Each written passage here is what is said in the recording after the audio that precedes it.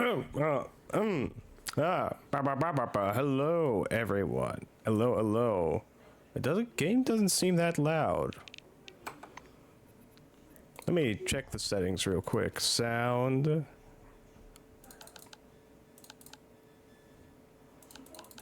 Oh, right, the ambient volume is down.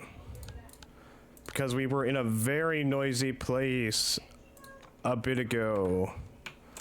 You should be able to hear the game much better now. Hello, everybody.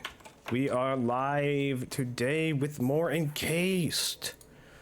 Yesterday, we entered Act 2 of the game, and we helped, get the diner lady elected as mayor. We, forced the big maelstrom anomaly to the center of the dome. We got a decommissioned suit of power armor, or, as they call it in this game, a servo cell. We had a heart-to-heart conversation with Yoko. Am I missing anything else? We leveled up at least once. Yes, that is true. But I think that's mostly everything that happened last stream. We're gonna go, let's see, we got a mission. We got at least 2 missions. Signals of the Dead. We got a message from scientist Ryan Bidstrap to return to the Maelstrom Research Camp. We're gonna go do that instead of the more pressing main quest. Let's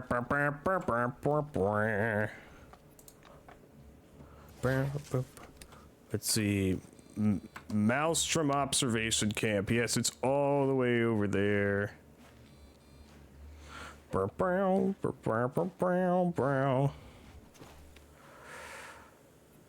Scan the area through your binoculars. You look around and spot a small ravine on the other side of a sand split. Climbing a hillock, you see a small, badly damaged robot stuck among the stones in the ravine. Inspect the robot. The machine's body is badly damaged. The crumpled panels show signs of numerous blows, bullet holes, and even spots of paint as if someone had shot the robot with a paintball gun. We tried to repair the robot using our skills. The device is in terrible shape, but you're such an expert you can repair even this level of damage. During the repairs, you find out who the bot belongs to. With your Kairos connected to its system, you learn that the drone was heading for Carmine Heights. You leave a message for the robot's owners. Hopefully they will appreciate your kindness. +5 reputation with Carmine Heights. Nice.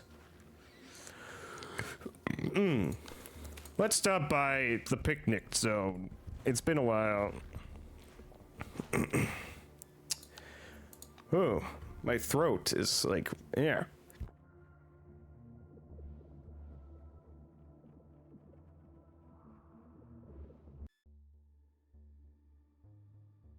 Ah, that's better. Boom, boom, boom, boom, boom, boom, boom. Hello, Audrey Melville.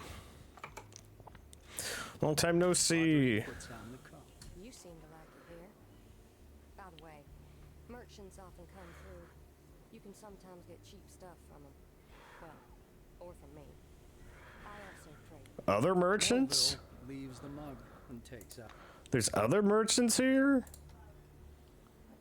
I wasn't aware of this. Let's see, researcher gloves. You got work gloves, which raise fortitude and hand-to-hand. We already got the best work gloves imaginable, though. Let's see, you sell some bullets. Let's see, nope, no.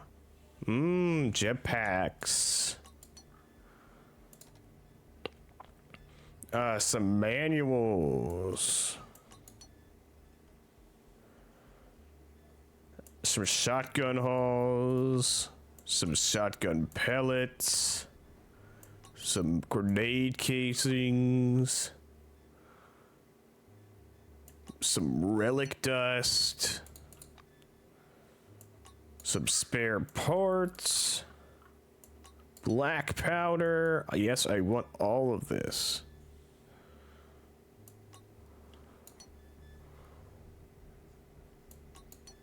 Some relic shards. Oh yeah, I think I sold you these. Man, I'm buying a lot. Is there anything I can sell?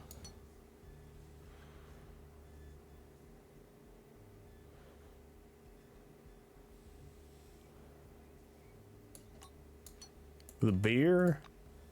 Vote for Bethany beer. I can sell you a cup of coffee. Can I sell you some drugs? You know, those aren't worth much to you. I can see that. A file. Some assault rifle casings. I don't need those. Damn, I don't got much to sell. Okay. Where's my money? Where do I keep my money? Okay, all of this. We gotta give you all of that. We gotta give you more. I can give you a robo charger. Are there any magazines I have a lot of? Techno Woman. Yeah, I don't really need Techno Woman. I'll just sell you all of Techno Woman.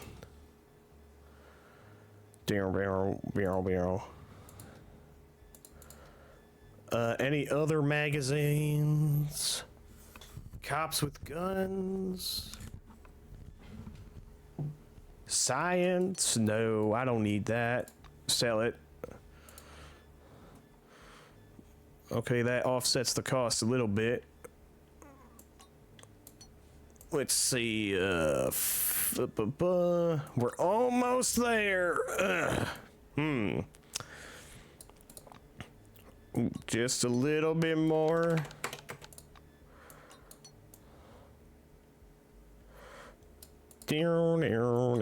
Just 50 more buckaroonies.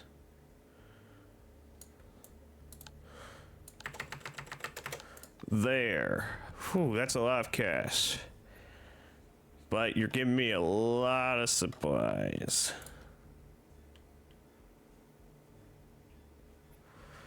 Except. Whew. Let's go to the table, the crafting tables. Ah, you're blocking the science workbench.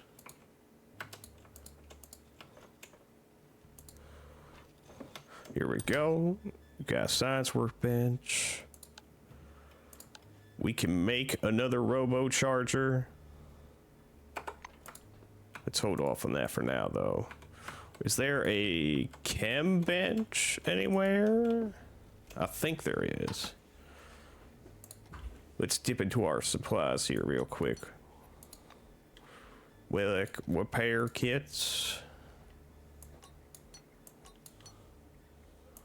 The grenade casings. The spare parts. Electrical equipment. CPS dead. Shotgun pellets. Bow, bow, bow, bow. Okay, now, let's see. Can I upgrade? Yes, I can.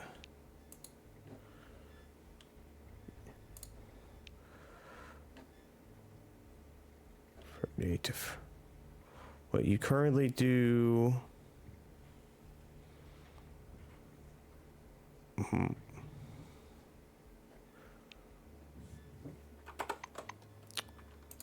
My primary weapon currently does 27 to 31. If I upgrade it, it will do 30 to 35. Your weapon.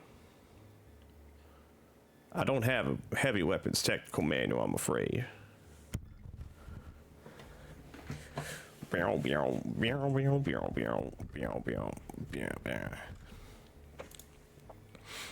Let's see. Anything else? Anyone else?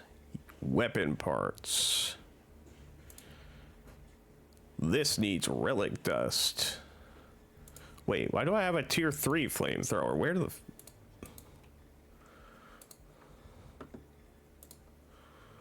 Let's see what else. This needs heavy weapons.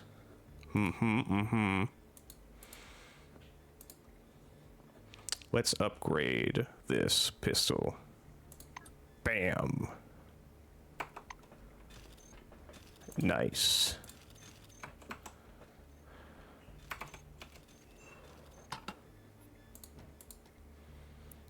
Okay, and now we just need to get out some polymetallic ore.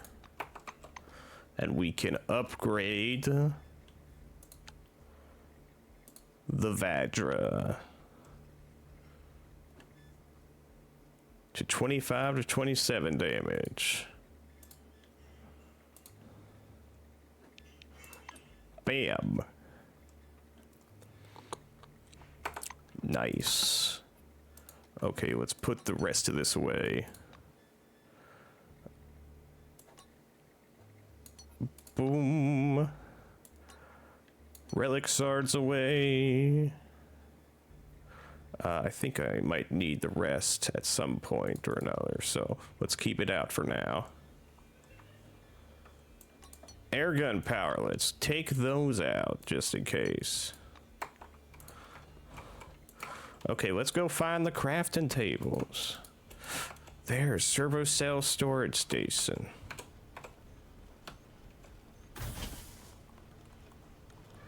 Before it was a docking station for charging servo cells, made according to the technology of the forefathers. 2 power elements with relic dust hanging over the armor mounted on the rack. They charge the armor's built-in CPS, a compact battery that powers the servos.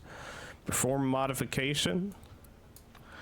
Your Kairos is connected to the system. It informs you that your damaged server cell can be restored to the Mark I model. The screen shows a list of requirements.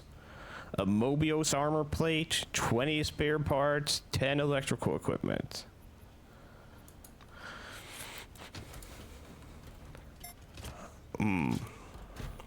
Well, I believe we do got an armor plate of the Mobius variety. Gunsmith and workbench, here I come. Gonna make a bunch of 40mm grenades and shotgun cells. Yikes. Nice. So let me look at our inventory real quick. We got 4 spare parts, 5 electrical equipment.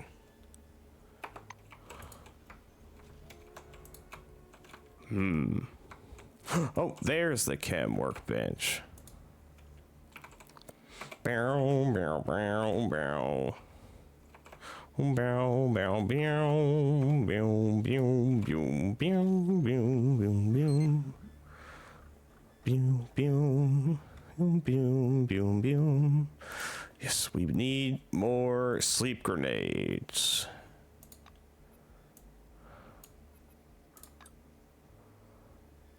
Eight is fine. Let's see, what else? Molotovs, Devil Core.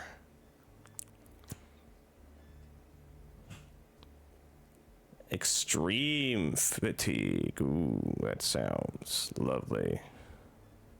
But you need this passive to use it.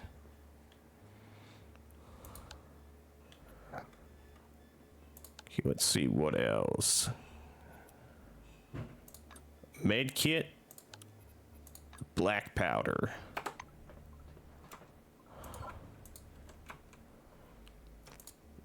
Anything we need to cook while we're here? Yeah, there's some things we can cook.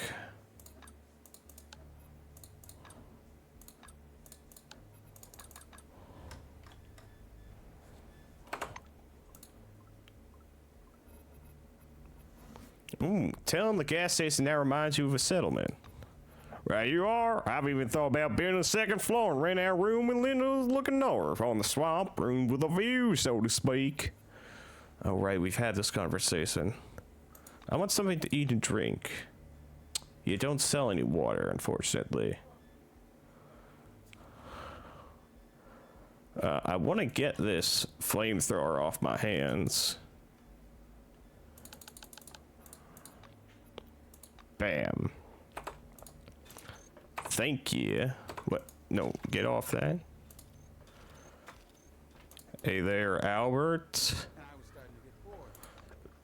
I hope to see you again soon. The feeling is not mutual.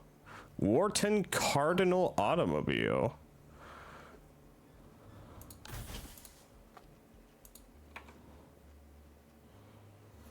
This patch car looks derelict, though still working. You easily open the door and press on the steering wheel. The klaxon makes a distinctive sound. The trunk lid opens with a slight creak.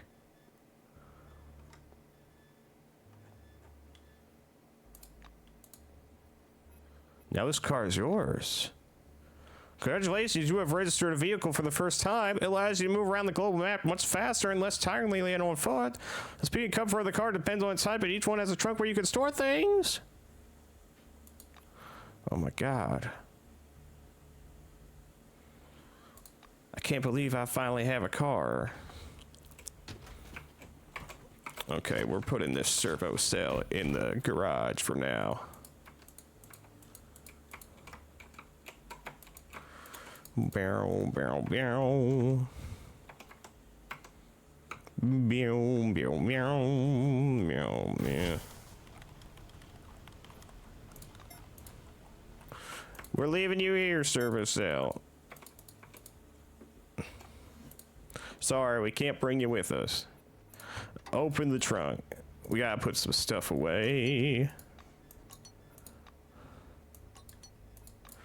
Barrel, barrel, barrel, barrel, barrel, barrel, barrel.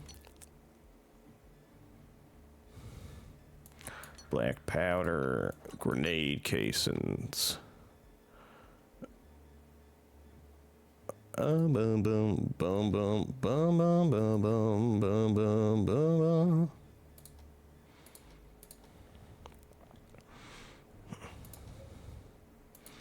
I guess I could sell those air gun. No, I should store the air gun powerlets. There we go. We almost have not weighted down inventory. What's weighing us down? I guess we could put the auto hacker away. Boom, boom, boom. We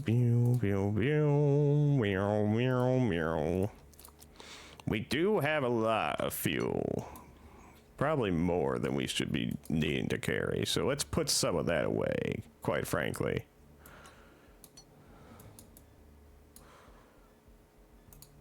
Yeah, I think that's enough fuel for the flamethrower. Okay. Let's get a move on. This car is ours now. What?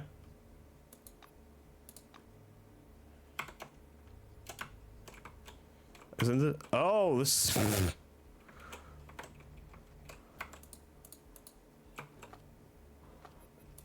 It was a completely different car. Good thing they share the same inventory. Okay, get in the car and drive away. We're going to Maelstrom Observation Camp.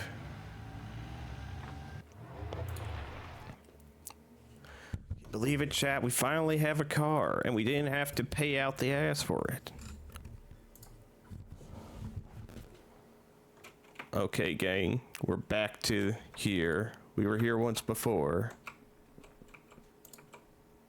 I know. Drake, we got an automobile, and I didn't have to pay anything for it.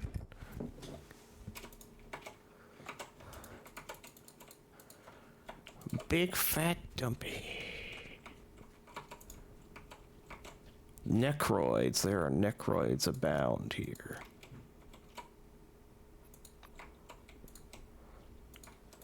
Yoko, you take the lead. Oh. Okay, I'm taking the lead. Let's see.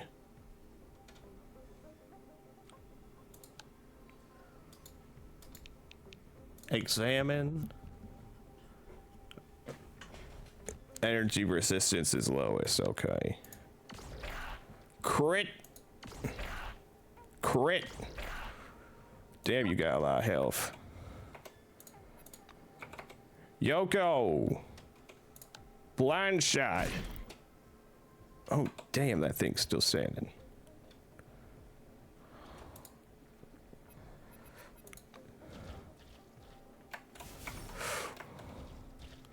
Oh, okay. Bam. Bam. Wham. They switched positions with me. I'll take this opportunity to shoot the guy way over there.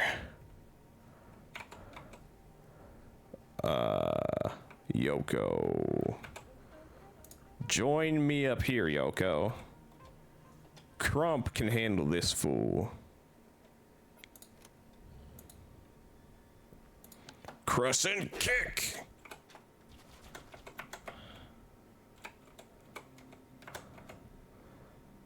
I'm burning, I'm burning. I'm burning sermon. Wham. Leg shot. Man, I hate ants. Yes, thank you, Drake.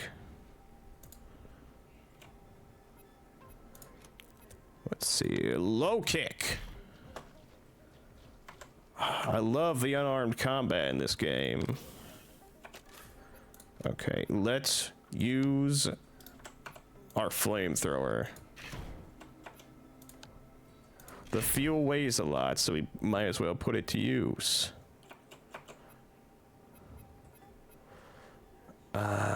Kneeling position. Precise shot.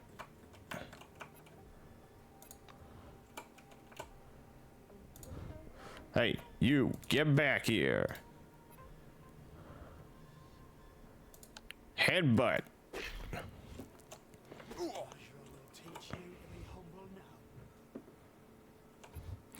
Okay, it's time for a spray. Bam! Wham! Yoko needs to reload. Precise shot.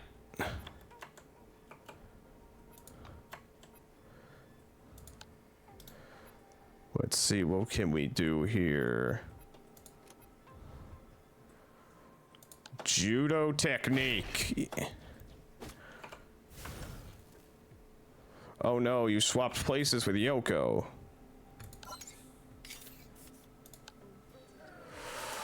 Encased! Nura, look! Wait, not there. Actually, you can't see it right now, so, I'll just show you after this battle if you're still there. Yoko, what are you gonna do? Wait, are you... Can you not move right now? You can't move at the moment for some reason. Oh, it's because you're in a kneeling position.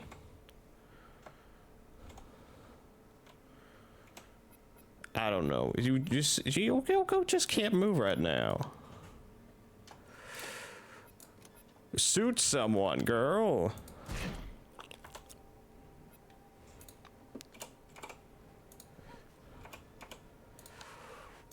Jab.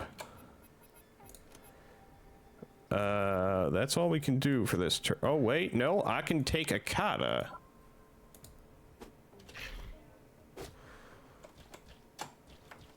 It gives them scared. I will teach you to be humble now.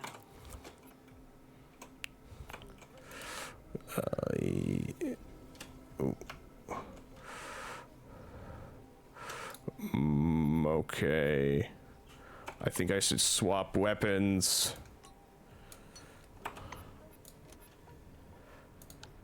Kinetic shot. Napalm.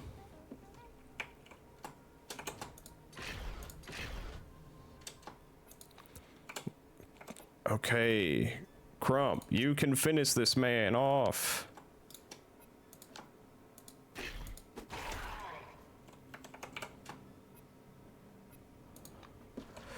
Whew. I need to administer myself some first aid. Med kit. Okay, good. Kinetic shot. Asking for repairs.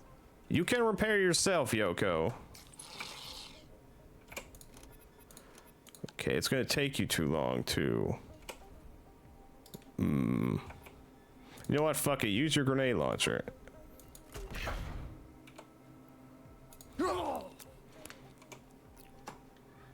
Give them the crushing kick. Oh, wait, actually. Give them a kata.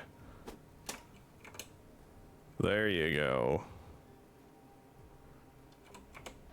Okay, and now give them a low... No, what's does actually more damage? This does more damage. Okay, crushing kick.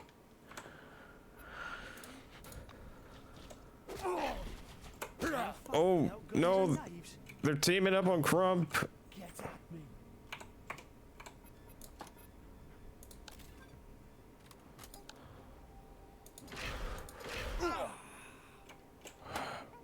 Okay. Crump, switch to the Vadra. Bam. Crescent kick.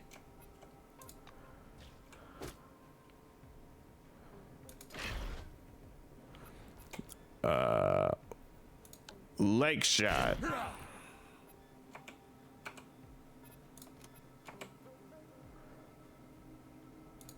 Low kick. Come on, you two, he's almost down. Ah, you whip. Wait, what? Not enough action points. Well, damn. Bam. Crump. What the fuck? Okay. Let me heal you up. Whoa, whoa, what? Where are we being attacked from? Oh, god damn it. Right now, of all the times.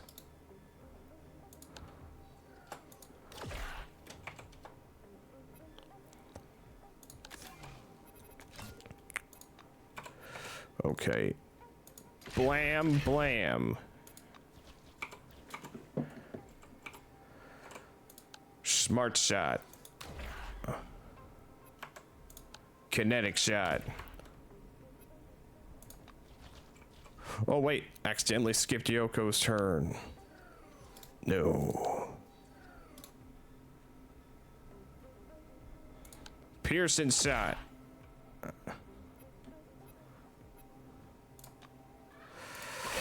Whew.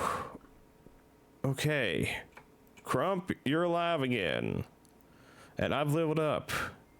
We should all fall back.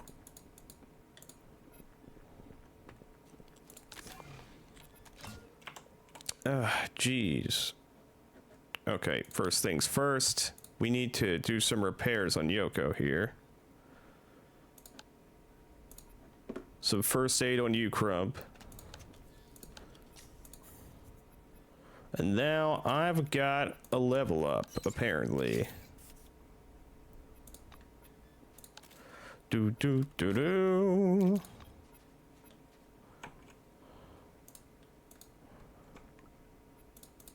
Unidentified orb. Some cash, an unidentified orb. A toxic necroid carrying a pack of smokes. Unidentified orb. Anyway. Nura, are you there still? Look, Nura, I got a car. I got an automobile.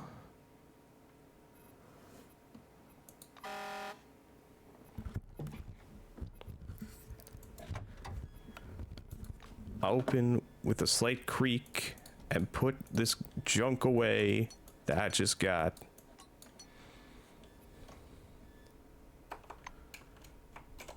I got an automobile.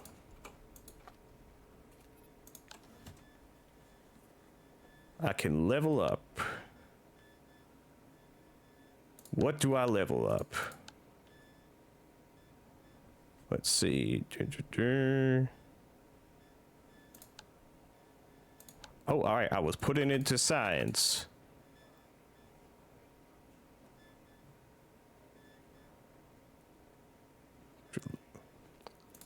What else? Criminal? Criminal. Influence.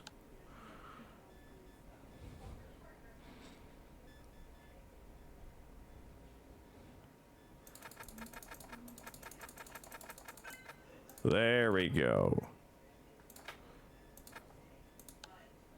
Tier 3 of criminal.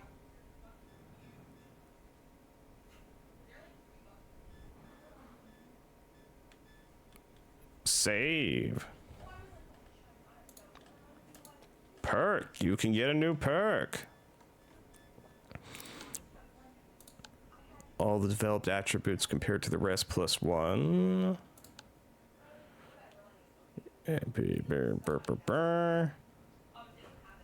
+2 fortune. I have a fortune of 8. I don't know if a +2 fortune would really make much of a difference.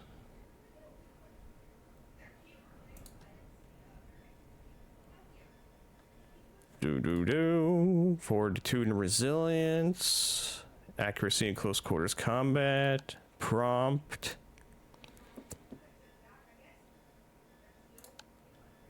Defense of all types -15 for enemies within a radius of 1.5 meters. Against targets with any damage over time effects. Conscious Fury. Ghost. Chef. A leg up.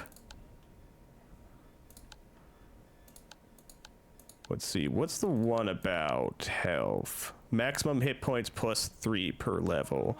Both when leveling up and per those you already have. I think that's the one.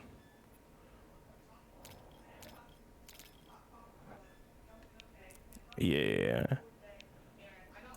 Take.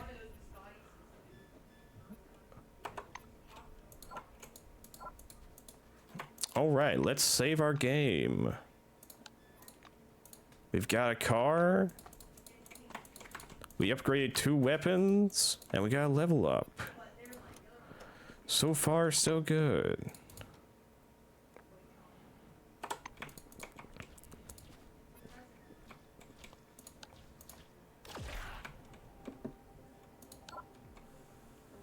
Bow, bow, bow.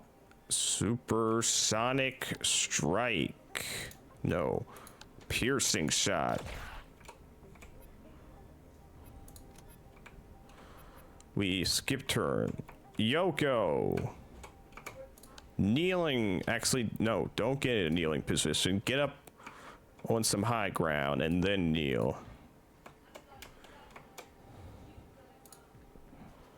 Crump, get into position. I sure will teach you to be humble now. Oh, god damn it, I don't want to hit Crump. Napalm. Napalm. Napalm.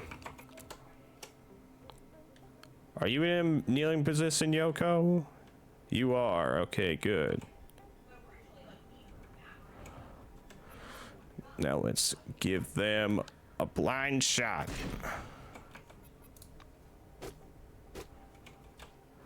Oh no, Crump's down. I will go use...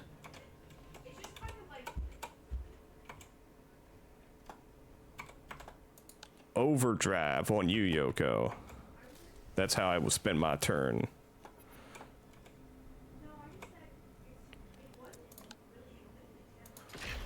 Bam, bam, bam. Oh, you're up, Crump. Give him the punch. Oh, that did hardly anything.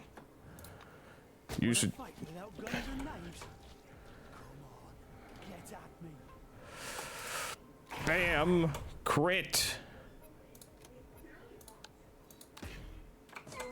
Get the fuck away. Okay, reload.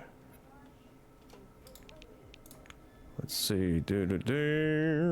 Energy resistance is way down. Okay then. Blind shot.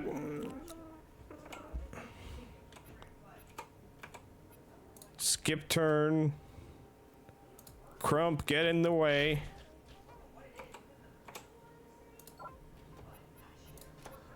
I'm gonna napalm his ass. No, wait. No, I need to reload. Okay, napalm his ass.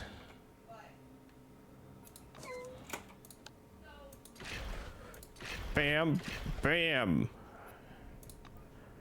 Finish him off. Nice job, everyone. Senpai, your attack priorities are damaged. What do you mean?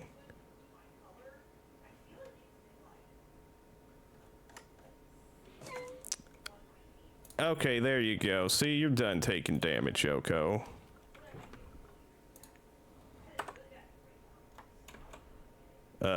We got...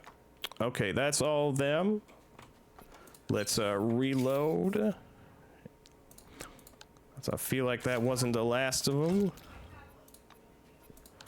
Boom, boom, boom, boom, boom. Hello.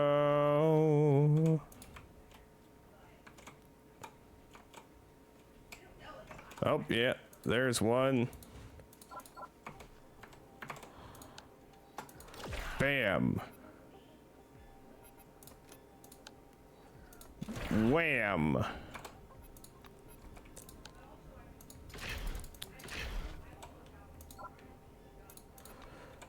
Okay, Crump.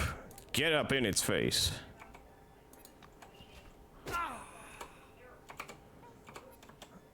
Spit shot. Ooh. Okay, quest completed. Signals of the dead. You've cleared the camp. Necroids will no longer interfere with science. Nice.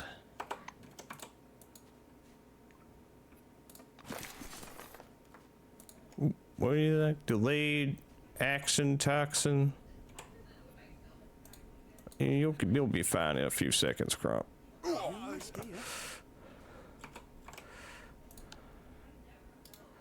Let me see. I know I got a resuscitation action. I don't need this tool anymore. Here we go. There you go. It's the second time you've fallen over today, Crump.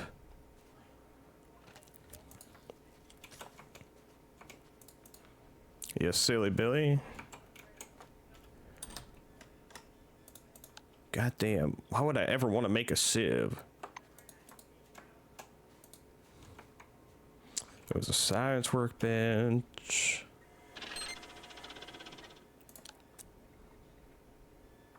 Is that all scissors are good for? No, I think there's something else scissors can be used for.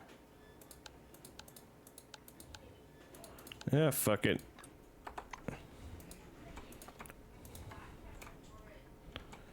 Whew, our character is pretty fatigued. They could use a nap. Where are we going next, gang? We've dealt with this. I guess we're gonna be forced to go speak with that Nakamura lady. On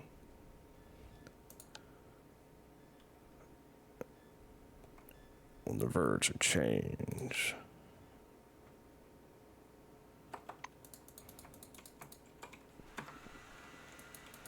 Well, I'm playing the scientist, so I'm gonna be siding with whoever lets me do the most science. Whoever enables me to do the most science. The science. Oh, this is a high-tech. Wait, yeah, that's high-tech equipment. Okay, well, why was I reacting?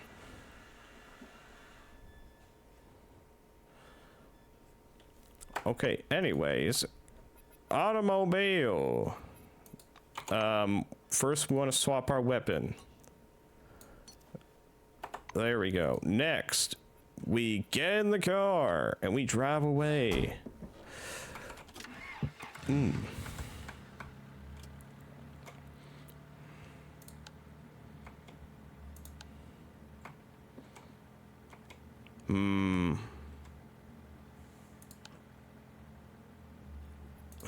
They're expecting us back at town. I guess we'll go see what they want.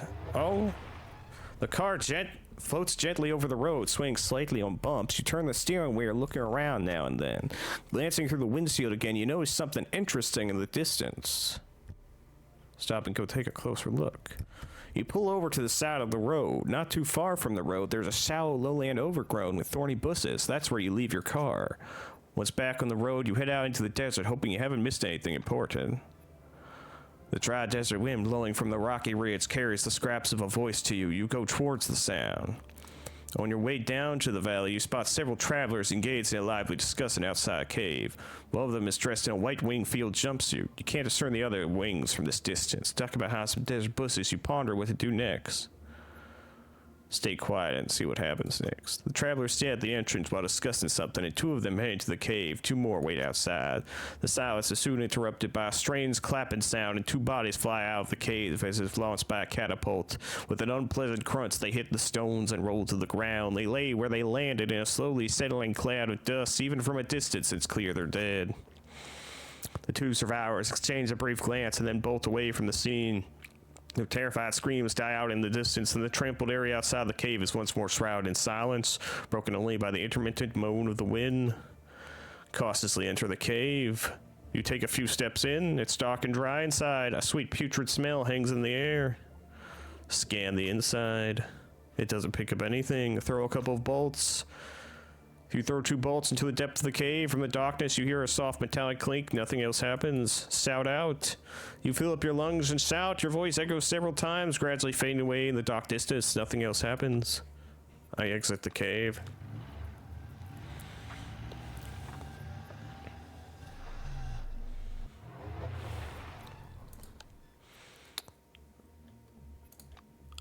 We set up camp before we enter the junk town. We need a nap. There's the fucking sleeping bag. Okay, yeah, we're gonna need a good long rest.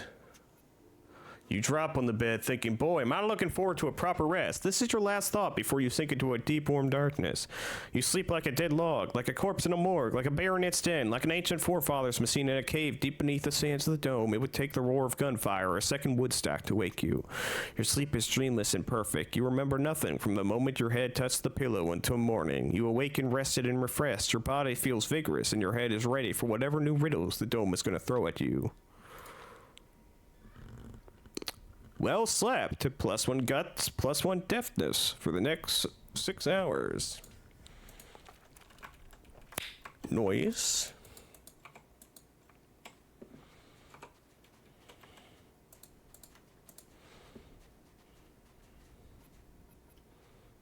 Get in the car and drive away. Junktown slums, here we are. Meow, meow, meow, meow, meow. Gonna stop by the market, see if there's anything going on there. Bow, bow, bow, bow.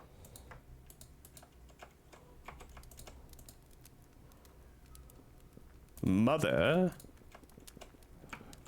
Hi there. An elderly woman sits before you, her eyes are hidden under a thick layer of bandages. Nevertheless, you get a strange feeling as if she gazes directly at you. Her clothes are worn and stained here and there. She stretches a hand towards you, then nods to herself contented.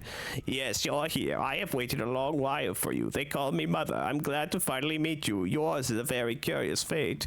You made it out of Nashville in one piece. Commendable, but that place put its imprint on your fate. It's also filled your being with energy. Even though I'm blind, I can see its aura around you. Nakamura is proud of her emulator, but it is in fact your achievement. The engineers and scientists did their part, but you are the key element. Mother reaches for Crump's shoulder. There is a soul hidden in this sack of muscles, a bright flame which must inevitably burst out into conflict.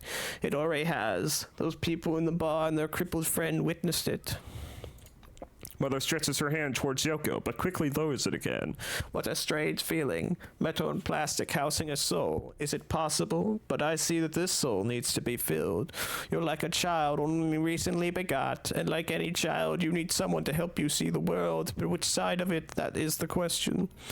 She draws a cigar from her pocket and lights it.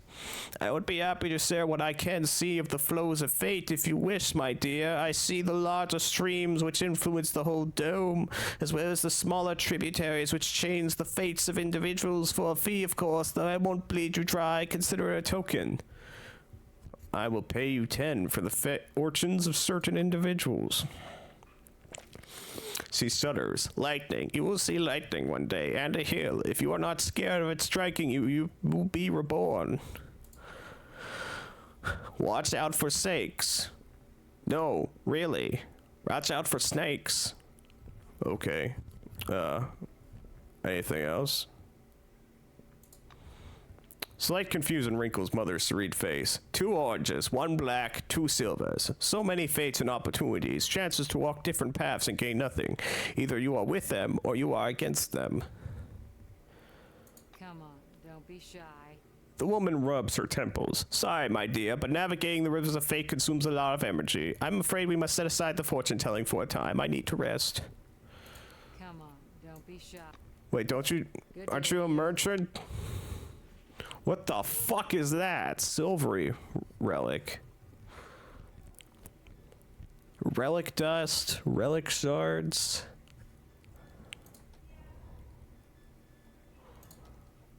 I got some fried food here.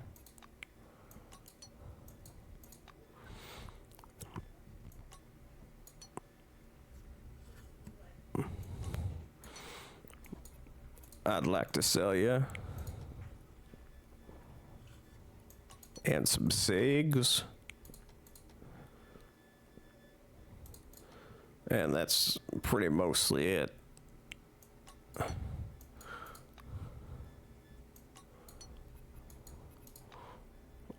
I'll take all your cash and a med kit. Fine, I'll just take the med kit. And I guess I'll give you some cash. No, actually, fuck that. I'll give you some beer. And some fortune cookies.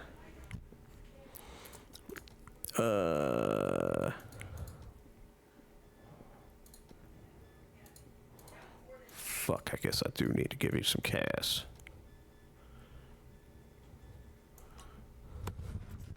You know what? Fuck this.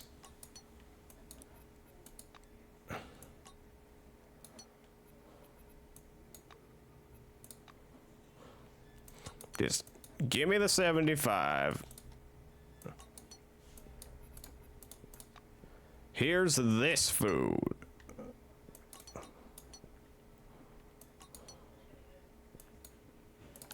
Oh, what? Now you want to come see me?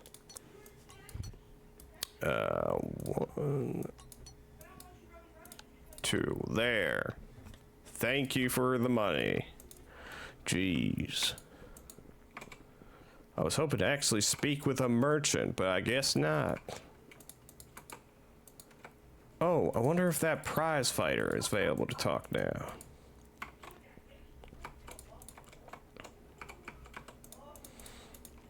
Ventilation shaft, here we come.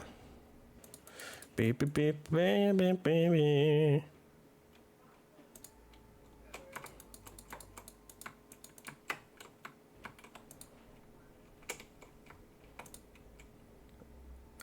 Can't use now. Disabled.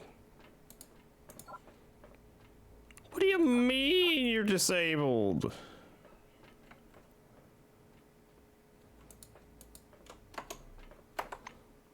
What the fuck, game? We're hungry and thirsty.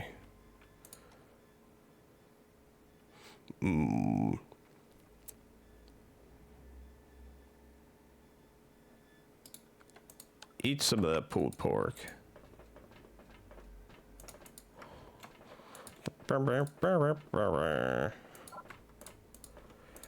Hey, back upstairs we go. I guess we're gonna go inside now. We don't got much other choice.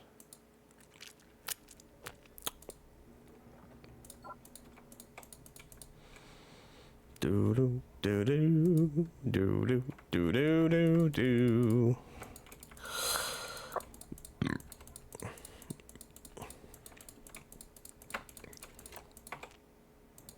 Hello, Caitlin. Hello again. Quarantine's lifted. You're free to go. So he gives a brief shrug when you ask about points of interest. It's a big settlement. There's a gas station, the church's main cathedral, a couple shops, there's a council. You can go for a stroll along the embankment. Just keep out of the sewers. It's dangerous down there. I'm being let into the city. The city is but an image project. Under the dome, there is need for compact ergonomic settlements and fortified bunkers, but stone buildings, squares, and avenues in the middle of the desert are not a necessity by all means. It's all just an expensive picture for postcards, a picture paid for by the blood spilled on the construction sites of this vain mega project. Anonymous Silverwinger. Location explored. Quest updated. Your story. Both the Magellan base and the city are under new control of the new committee. The remnants of Cronus Corporation turned totalitarian dictatorship. The quasi-state is led by Kimiko Nakamura. Ooh, that's some nice water. What's in there?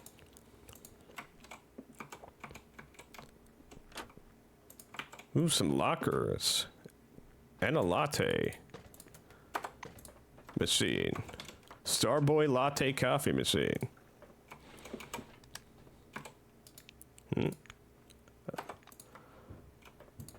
Oh, okay, a terminal? Terminal screen says system lockdown. Boo. Okay, nothing of value in there. Nothing all the way over there. Oh, hello there. The odd white holds out her reagent-stained hand. Hey there, tramp. Sylvia Halen, White Swan Expeditionary Force. I trade in relics at all kinds of chemistry. Need anything? What is the relic? Halen presses the artifact to her chest with delight. We call it the Cursed Seed, Class 1 according to the basic classification. It is of necrogenic origin, that is, it can be found on the dead life forms. Dead life form. Never mind.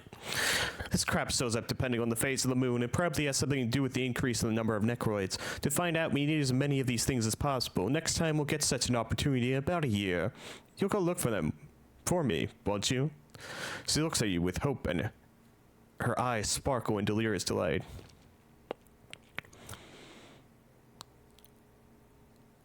For an employee of the intellectual front, you have rather peculiar speech habits.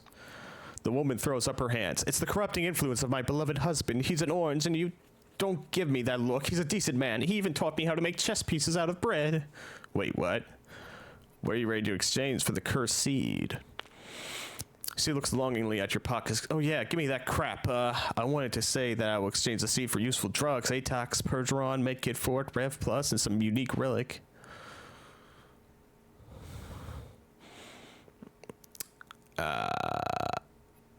Answers not available. An expression of universal longing appears on the white's face. Oh, okay, just remember that cursed seed will soon cease to appear, and I will take all the collected seeds to the White Swan, the bunker's secrets. There's no way in. Hell, you're gonna find it. I don't mind buying a couple of relics. Let's see. Some pretty... Oh, this is something I haven't seen before. Raises resistances. Ooh, CPSs. Those.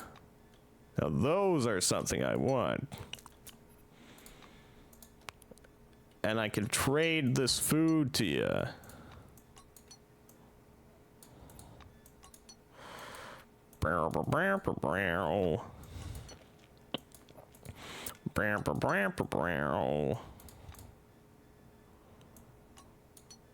Four beers.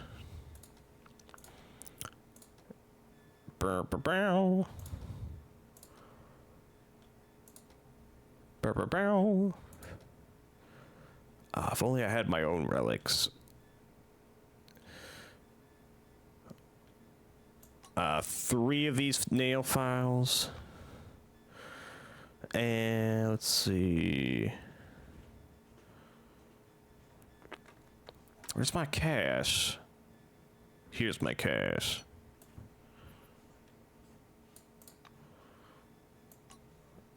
We need how much more money exactly? Oh, I'm giving you a little too much. Let me take back $8. Thank you. Good doing business. You got a Crumb's relic. Crumb, why does he have your relic? I thought it was your relic. That's why it's called the Crumb's relic.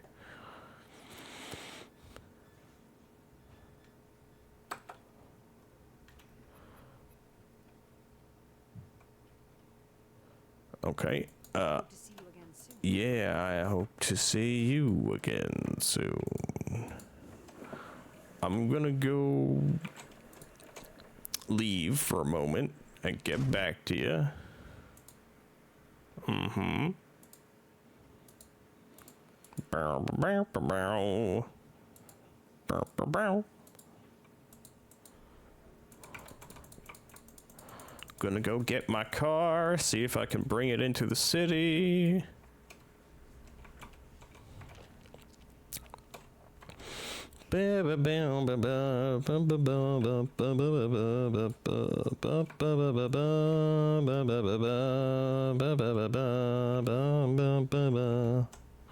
Bethany wins. Congratulations to the new mayor.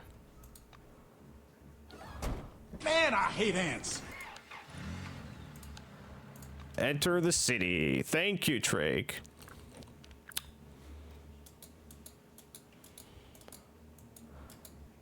No worry, I've been looking into possible new redeems. Is my car nearby? Where's my car? I came in here with my car. Damn it, I don't see the car.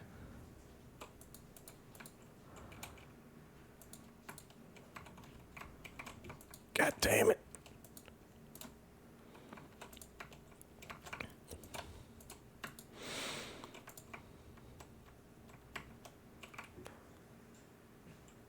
Hello? Anyone here?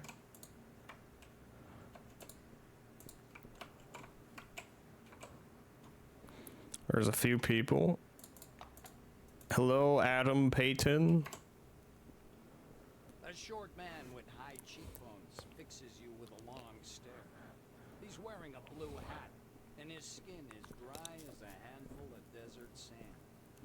A badge with the name Adam Payton shines on his chest. Why are you staring at me like that? Payton produces a cigarette, but instead of smoking it, just pinches it in his fingers. There's a mission. Hard, complicated mission, but a good one. Don't expect a big reward.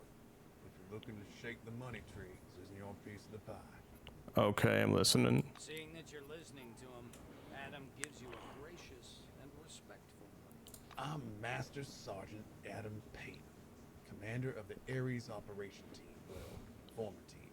Ares is no more. I'm the platoon's only survivor. None of my guys have been in touch. If I'm right, regulations stipulate that their dog tags have to be removed.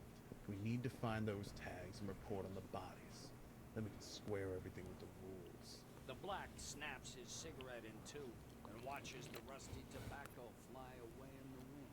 Peyton gives your shoulder a squeeze. His hand is surprisingly heavy for such a small man. I know who you are. You're an employee. You can handle it. You'll find my guys and bring back their dog tags. Will you do it? They were good people. They deserve this much, at least. 18 of them, okay. Adam looks at you with both respect and gratitude. Come back with their dog tags and tell me where their bodies are. We need to give those soldiers a decent burial. Okay, I have 8 so far out of 18. Here's Newman Waffle. Adam stares down at the fragile disc. Newman's been found then. He was evacuating people from Nashville. After his second run, he stopped replying. Peyton touches his hat with 2 fingers. Thank you for your service, employee. However, there's still more dog tags unaccounted for. My soldiers are lying somewhere out there in the sand, waiting for rescue. Here's Joshua Stones. The black studies the corroded tag for a long while. Everybody loved Joshua. The guy knew how to motivate people. He was one of the good ones. I always cherish his memory. Peyton touches his hat. Here's Marco Ruiz. Adam carefully pockets the metal disc. Marco used to say that everyone's life included a moment they'd been born for. I always remembered that. I believe this was his moment.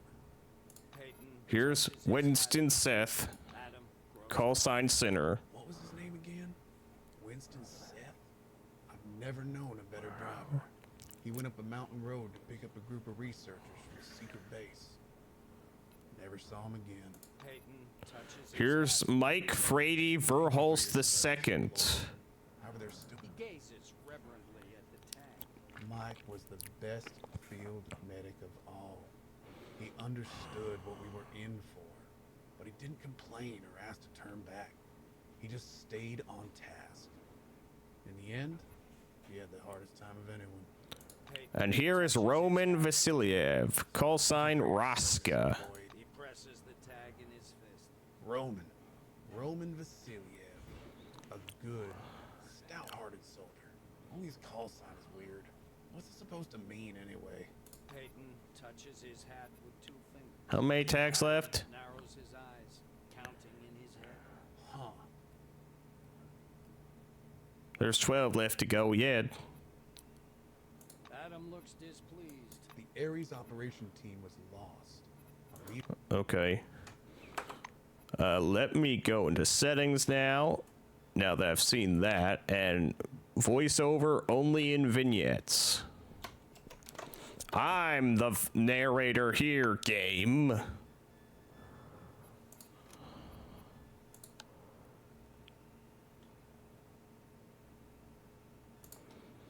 Okay, what's this in the codex?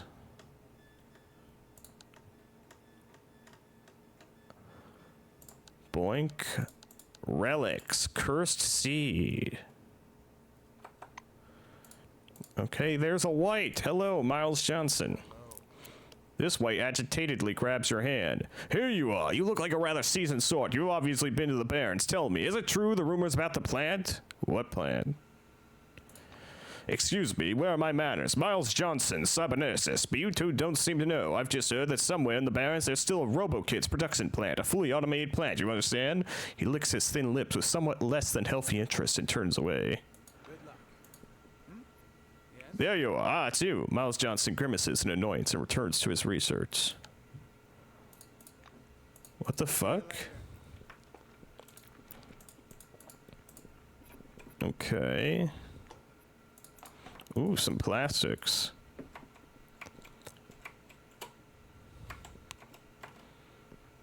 How many people had to die to make that statue? Press the start button. Where will this car deposit me? Over here.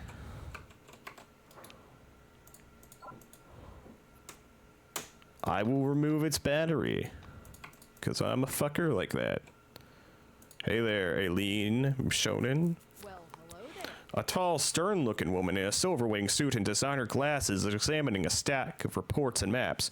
Okay, yeah, that works. Heard the news? Maelstrom's retreating and the roads to the south have been reopened. Music to a logistian's ears. The last part was clearly addressed to you, and it seems that Alan Mishonen, as it says on her badge, really is a logistician. Product can't sit in inventory. It must be purchased, sold, and distributed. Even under the dome, even after the incident, a thin finger with a perfect manicure stabs you in the chest. Quickly agree and leave. What are you doing? Stop.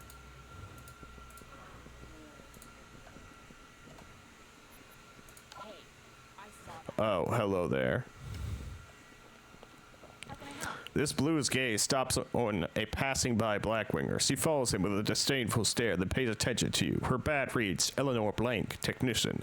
Now, did you see that? Honestly, one could think we're at war, or that Nakamura wants to control everyone and everything. I suppose the latter is more true. She sniffs discontentedly. The new Kamei is just infested with blacks. The wing, not the skin color. They're wall to wall, even on the waterfront. Carmine Heights are much better in this regard. At least you feel more free there, so to say. Nod in understanding and leave.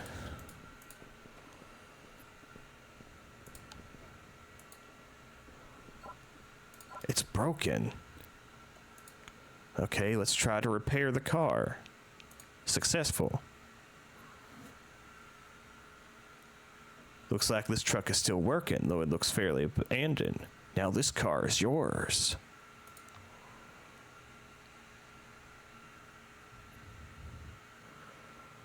This car is mine. I get in the car and drive away. Wah, ha, ha, ha. This car is mine. Ha, ha.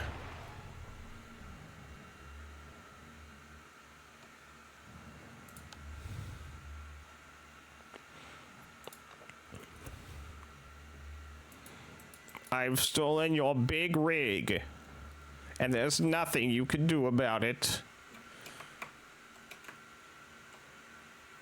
Wait, where is it?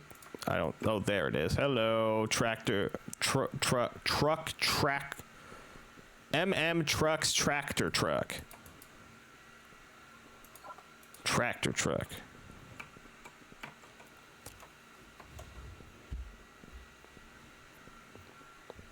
The blue is staring meditatively at the concrete wall. He scratches his head as he thinks out loud. Well, the old cables can't handle all these cameras, so replacements do. Here and here. Yeah, Pulling a pencil from behind his ear, he scratches something down in his notebook. I move away.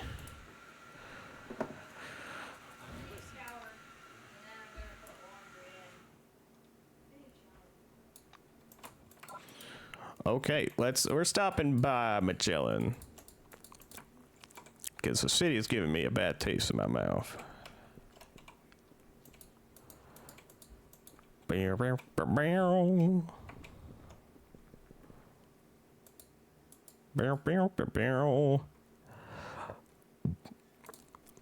level minus. Floor level -1. There's the elevator. Hello, Jeanette Whitney. You don't want to acknowledge my existence, so be it. I'm going to stop by the lab and medical aid station. Do. Floor level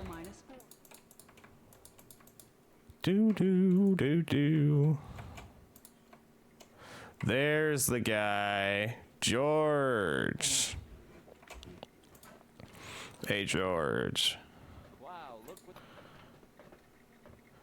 Oh, wait. The white is wearing a lab coat colored with chemical stains. He examines the robo girl with a squint. Ah, little Yoko, come to pick up your old man's pills? Alas, my dear, I have nothing to give you. In these stressful times, all we have to do is hope for deliveries from Phalang. The professor abruptly stops speaking when you see that Yoko's not alone. He jerks his head up and squints at you nearsightedly. Do I know you? Excuse my curiosity. Didn't we meet at Concord? I'm sure we had a lovely conversation, although I can't recall the details. Anyway, are you here for reagents or are you looking for a scientific curator? Either way, you've come to the right place. Yes, I've come to trade points.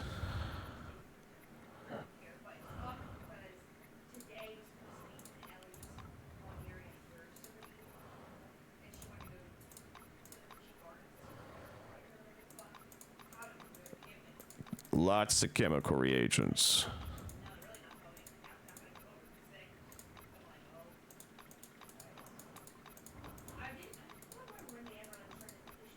Okay, I think that's enough. I'm going to be able to use this stuff to make things. Hello there, Akira. Hello again. He's glowing with happiness. I have serviced Yoko systems. He's totally fine, as he's charging nicely. Thank you. Thank you with all my heart. The research mode is paused. Yes, Senpai. Any conversation means collecting data by asking me personal questions. The research mode. Reuven Levy. Hello again. Reuven pats Yoko on the head. Ah, hello. Does Akira know that you're friends with the celebrity of our floor? This employee is my hero. He gestures at you. Yoko nods like a toy come to life. Of course. And now we will explore the wastelands together.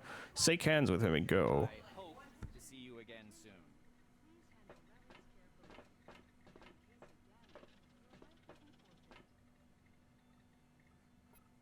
It's you again. I mean, I wanted to say I'm glad to see you, despite the fact that I had to leave your team. Okay, just don't ask me about what happened at Magellan, okay? You won't, right? Well, I can tell you about all of them. I'm a scientist. I know all sorts of complex topics. Ask. I'm Stop grinning. being quiet for a bit because someone's being noisy. I'm just going to ask her what she thinks about the factions. I didn't really like Kronos, but the new committee became even worse. Their laws are too strict, and there are too many of them. You can inadvertently violate several at once and immediately become an outcast. I have no idea what Nakamura is thinking. What's your opinion on the picnic neutral zone? Well, the fact that they don't judge people by their characteristics from the Cronus database is already good enough. In fact, the less they look like the committee, the better. I Phalanx? think about them sometimes. Oh. They come off as creepy. There is some sense in what they're doing. Okay. It's better to be happy So with she's telling me about the than to suffer church. all your life in reality. For the Phalanx, he said, what, you want to go there? Thanks, but I'll pass. They're kind of, you know, warlike. I'm scared of those. Carmine Heights? How do I say this? They're kinda cool, but they can't agree on anything. Can't say if I could live there or not. And the Fops. They're filthy, gross psychos who live in a trash heap. They don't even have toilets. What am I even supposed to say about them? Okay. Okay, just don't ask Just me. other squad members? Don't tell anyone, alright? Crump. He's creepy. Oh. And the look is as if he hates you for some unknown reason. He also called me a liar once. She lowers her eyes. Yoko? Yes, I often saw her in our laboratory. I thought she was just a robo-girl, but Akira gave her a lot of improvements. Sometimes she's just like a living one, and this makes me uncomfortable. Sparrow? Well, I mean he's protecting me. And he doesn't condemn me for anything either. Cheerful Jack? I used to think how cool it is to make friends with a celebrity, but it seems to me that our friendship with him will not work out. Apparently he doesn't like me. Think it's true? Okay. Hey, just don't Personal put me on questions?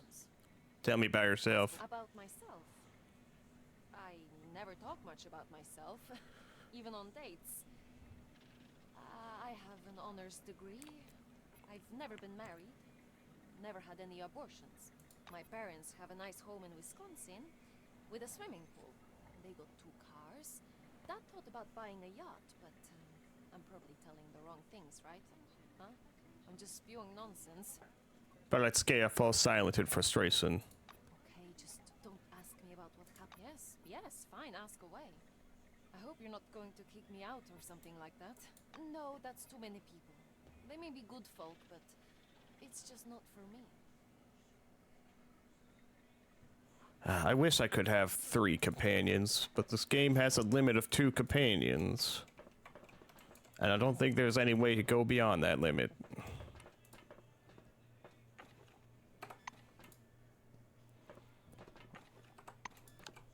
God, I miss looting flower pots. Hey, Theodore.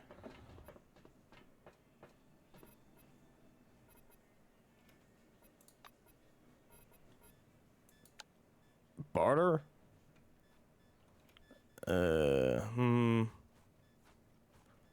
Pergeron. See you later. See you later. What's this? Oh, a bunch of dirt I left on the floor.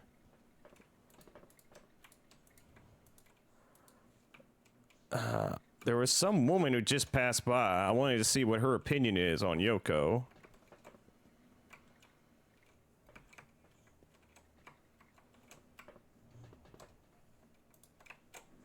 We're gonna hunt that woman down. Man, I hate ants. Yes, Drake. You probably can't even hear me and you're just redeeming that to mess with me.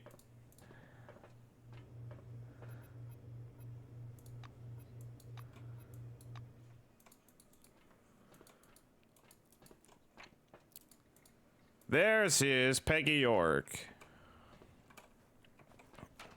What? Where the? Get the fuck back here.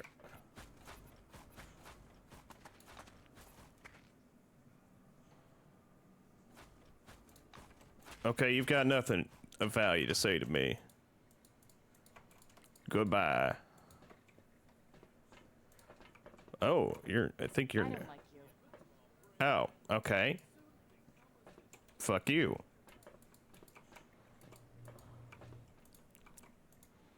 Anatoly? And I was starting to get bored. Diagnosis? Surprisingly healthy patient. What a shame. Well, if anything happens, get in touch. Nice chat. Okay, well, I think that's everything.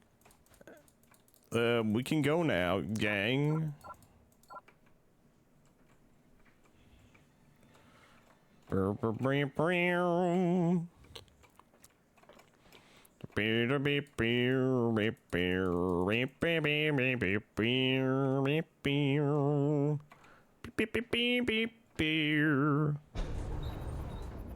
Warehouse and parking lot. Gonna see if we can craft some things. Craft some things. Floor level -2.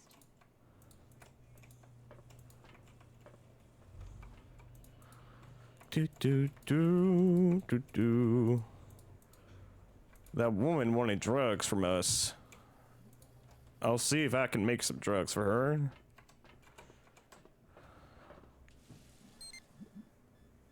What drugs did she want?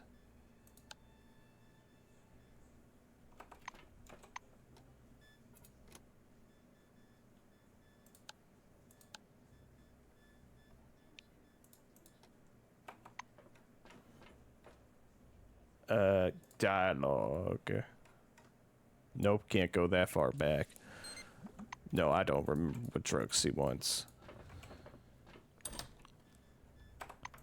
Okay. Oh, okay.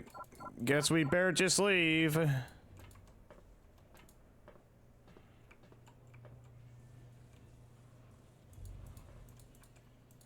Bam, bam, bam.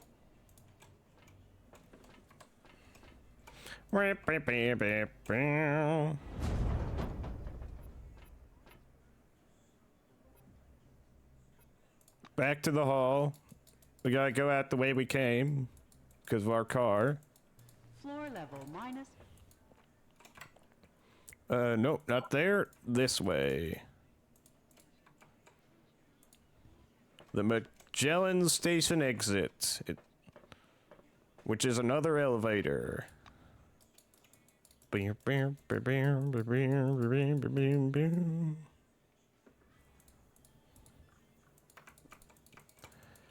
Beep, beep, beep, beep, beep, beep. Wappa, wappa, woo, wampa, wampa, woo, wow, wow. Whoopity-doopity, doopity, doopity, doopity, doo. Wah, wah, wah, wah. Truck! Get in the car and drive away. We're going to the city. Enter the location.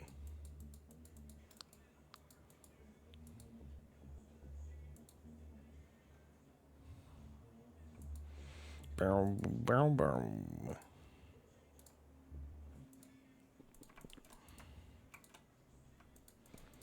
Oh, there you are, woman. So, tell me again, what drugs was it you wanted? And I was starting to get bored.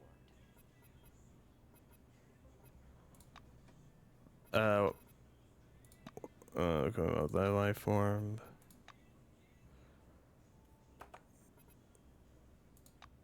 Wait.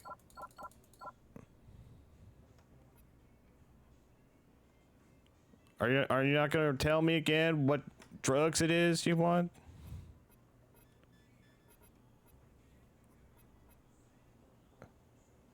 Oh, you want me? Okay, right.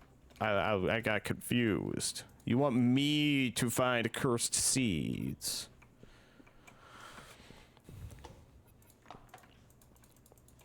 Right. I'm just gonna go around talking to people then.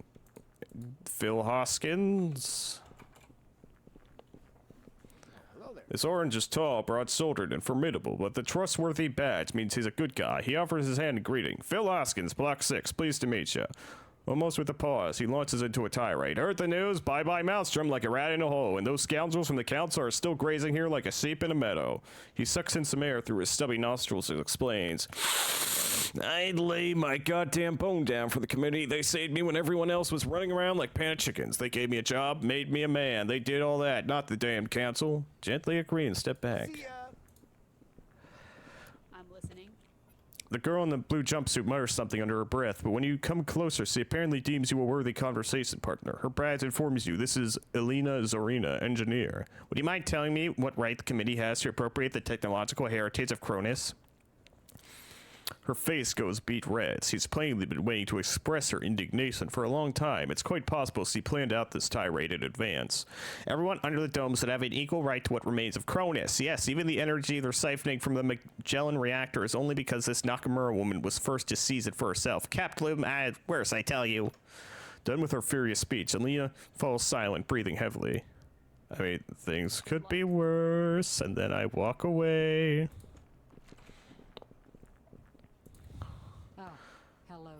Ha, are you from Junktown? Get this, they're having a mayoral election out that way. In Junktown, that's one hell of a good joke right there. Do they think they're living in like a civil society?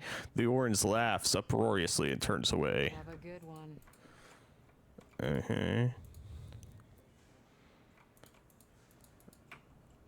Jeez, everyone's an asshole.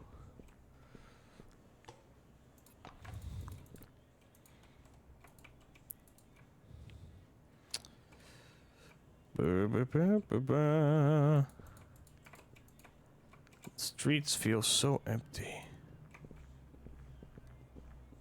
Let me look through this broken vending machine. I'm listening. The disheveled white adjusts his glasses and stares first at your face, then at your clothes. Are you from Junktown? Everyone's gone nuts out that way. Did you hear about that pimp? He's an actual schizo, and his services are unusual, to put it mildly. A friend told me about it. Yes, a friend, but please don't think badly of him. You won't, right? Nod. Yes, of course, a friend told him. It happens. Move away.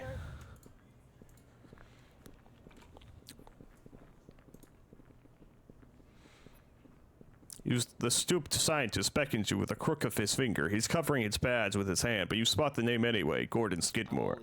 Have you noticed there are more and more castrias on the streets? Just a piece of advice from an anonymous well-wisher. If freedom is dear to you, then by God, you've got no place in the new committee. But I didn't tell you that. We didn't talk at all. Gordon looks around warily.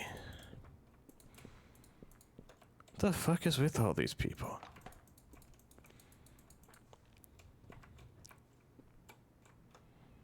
Oh, right, there's a map. Kitchen, pharmacy, door to temple, council building door. Exit to dome, ventilation hatch, door to Junktown. I think we've talked. Hello again. When your eyes meet, the orange starts laughing again. No offense, but having an election in Junktown is a joke. Their streets are littered with shit, yet they're playing democracy. Hello again. See ya. How about you just go fuck yourself, woman? Hello again. He raises a finger to his lips. Nakamura would love to live in a world where everyone's under constant surveillance. Ernest Philly. Oh, good day. A thin red-haired guy opens his arms in a greeting as if intending to hug you. Join the church! Step into a world of a better future. You'd make a good preacher.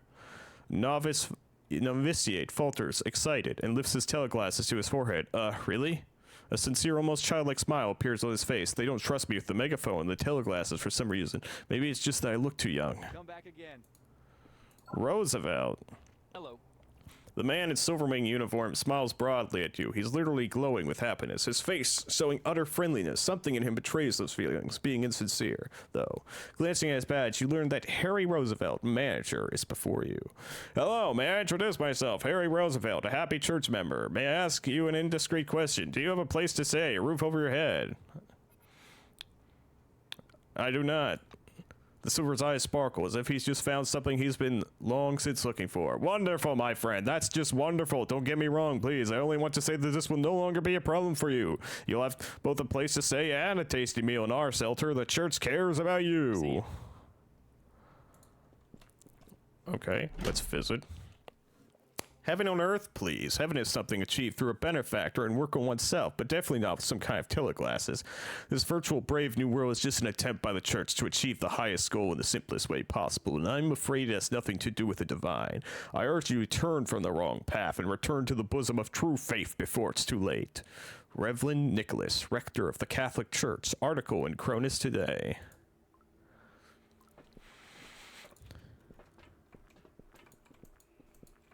Ooh, ominous music. But flower pots. Do. Ooh, some drugs and money. Another flower pot. Pavel. A stern, bronze-shouldered man is carefully examining you through the lens of his teleglasses. Lenses. Are you here to meet the Reverend? He has a day off. If you want to leave a message, you can send it through the secretary. She's in place.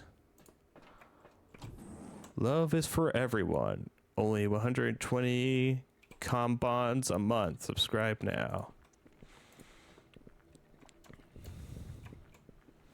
A pleasant-looking young woman in a scarlet robe freezes in the middle of the office, looking at you in bewilderment. She smells of coffee and a sweetest perfume.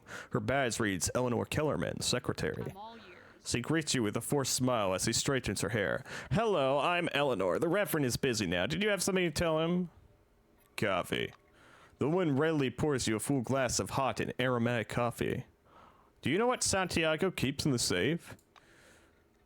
The secretary smiles again, but her eyes show disapproval. The Reverend does not inform me about this, and please don't touch the safe, alright? Or I'll call security. What are you doing here? I keep order, register requests, make coffee, feed... She pauses in horror as if realizing she has told too much. You are careful enough to notice the strange look that Eleanor is throwing towards Santiago's desk. What's the hat in the corner of the office for? She smiles awkwardly. I'm afraid I cannot talk about it. Okay, we're gonna save and then go in that hatch.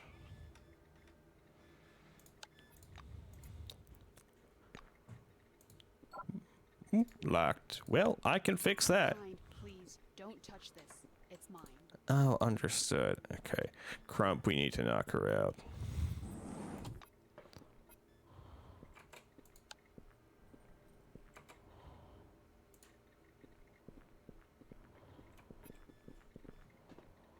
make it quick. You'll have time to leave to catch you at the crime scene. Shakes her head in disapproval. We fight. Let's see. Hypno. Do I not have any hypno spray? I not have any hypno spray. Damn.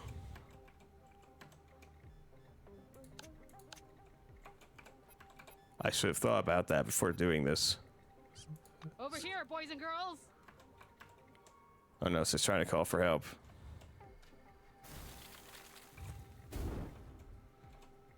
This quickly gone tits up. Karate chop her, Crump.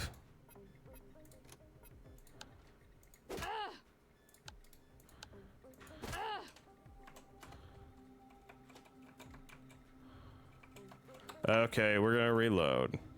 I'll be back here with stuff to knock you out.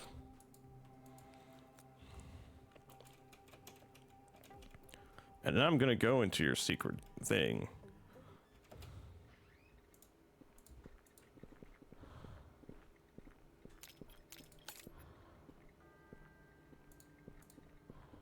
I'm gonna call security now. Goddamn. What are you sneaking around here for? Me. I'm going in here. Oh, what do you want? A puffy-faced young guard casually pushes you away. Hey, where do you think you're going, dummy? Aren't you aware this is the Reverend's office? Right now there's only the secretary there. She looks at you with dislike. You can come in, but I'm watching you. If you try to steal something, I'll rip your arms off. Peace. These what assholes. Are these all empty? They are all empty.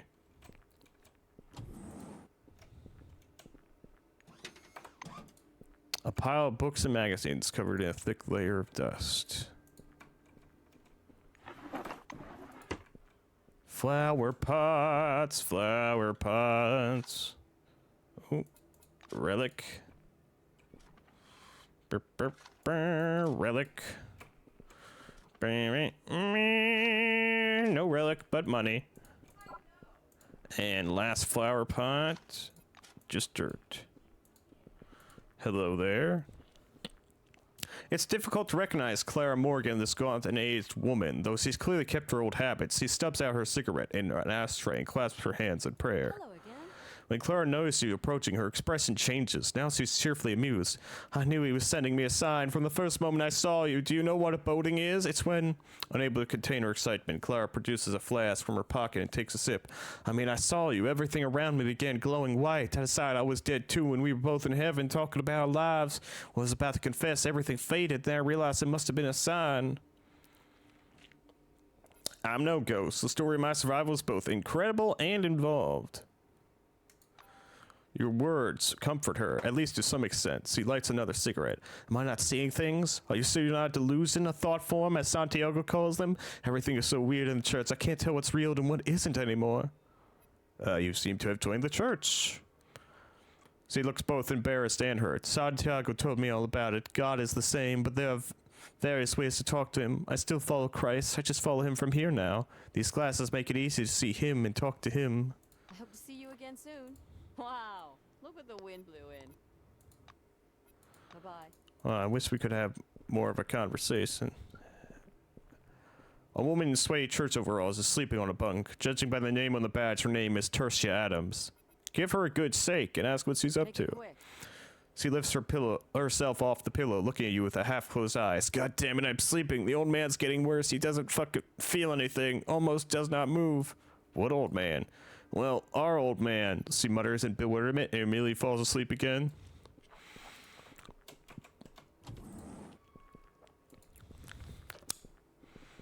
A man in faded robe smelling of laundry detergent idly mops the floor.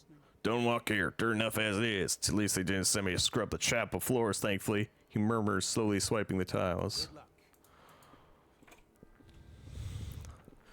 Oh, soap and a piece of cloth.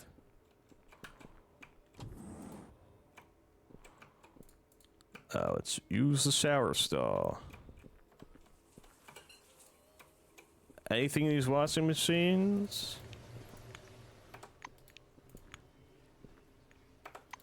I'm gonna guess a no to all of them.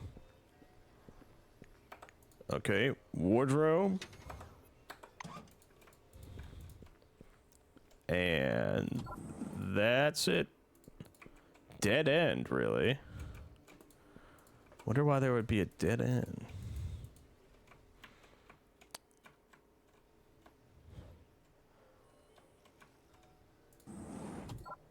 Oop. Do do. Ooh, do do do do do. I wouldn't stay here. Such a life is not for me. Hello, Gerald.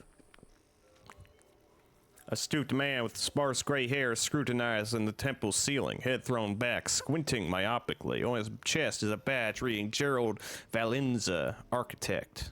I'm listening. He gives you a quick, completely detached look. Just a sec, don't distract me, okay? I have calculations to make. What are you doing? He points to his PDA. The chief architect sent me here to help with the calculations. The churchmen are asking him to rebuild the upper tier of the temple. They will set up some very powerful computer in this hall, just so there's enough space for everyone. They want to make 2 floors of open galleries. He's constantly on the phone with Santiago. I hope they will agree on a less radical reconstruction. He shakes his head. What do you think about the temple? Hold on, what were you asking? The temple, typical brutalism, though the decor inside is quite peculiar, very spacious. I'm afraid this spatial transparency will be lost if there are additional balconies here. Or did you ask me about the, organization? The blue slyly squints, stroking his gray strands. Shuffling, he comes closer.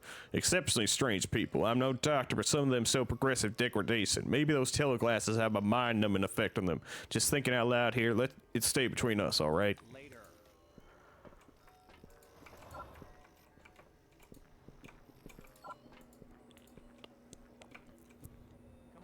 The guy takes the teleglasses off and gives you a happy smile. His red hair is disheveled a bit, which makes him look like a boy from a typical American family advert.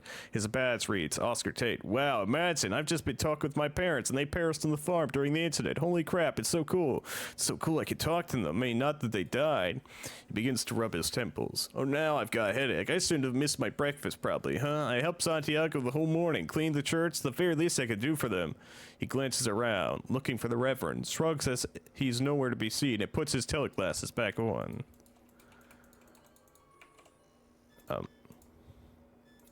Like. Okay, good. We were glitched there for a little bit.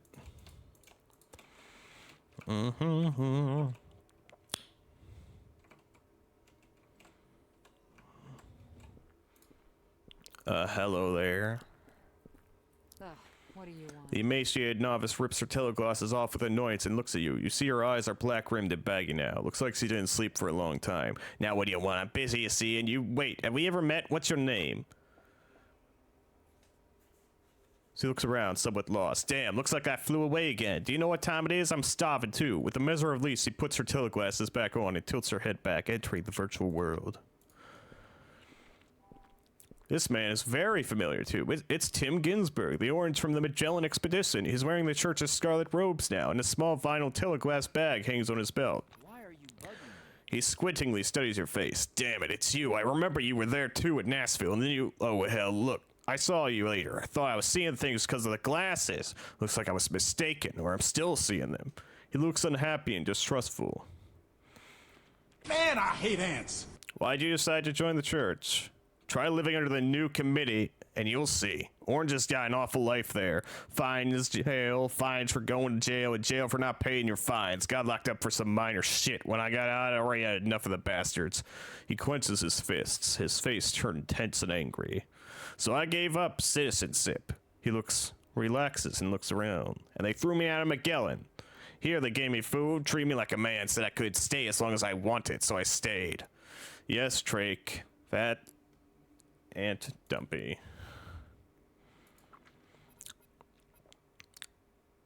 How you make your living? You ain't gonna believe it, but it's fortune telling. Got that from Maelstrom. I can look at someone and see their future. Small things, though. Can gyp you while playing cards and shit like that. He spreads his hands. What's your opinion of the church? He considers before answering. That's clear as it is. They got their goals aiming for the big politics, making money whatever way they could. I personally see only good coming from the church, and I don't give a damn what others think. He looks down at his teleglasses back. But this thing I ought to quit. Worse than drugs. Damn it, losing control. I'd like to talk about what happened at Nashville.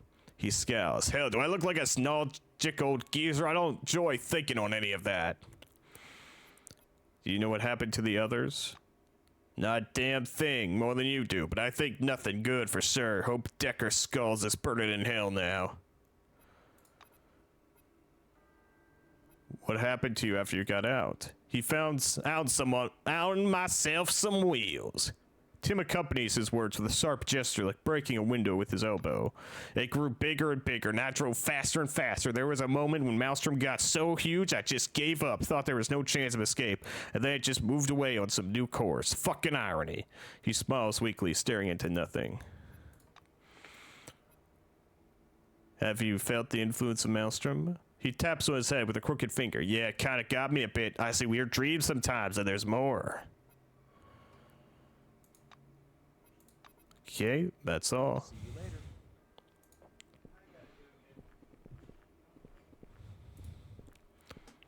Coffee. I'm listening. A short, tan, black-haired woman with broad shoulders stand behind the cafeteria counter. Her badge reads Evelina Tomalina, cook. Open lunchboxes filled with nasty-looking food stand in a row behind the glass. Golden brown chicken legs, peas, corn, red sauce with neatly cubed vegetables. There's one caveat, however. All this delicious food is made of wax. Why is the case full of wax props? The cook exhales tiredly. It's for the visuals. That's what the food looks like in the teleglasses. You want something? One of the lunch boxes. So he reaches beneath the counter, produces a lunch box filled with a thick bluish sludge resembling tofu and antifreeze.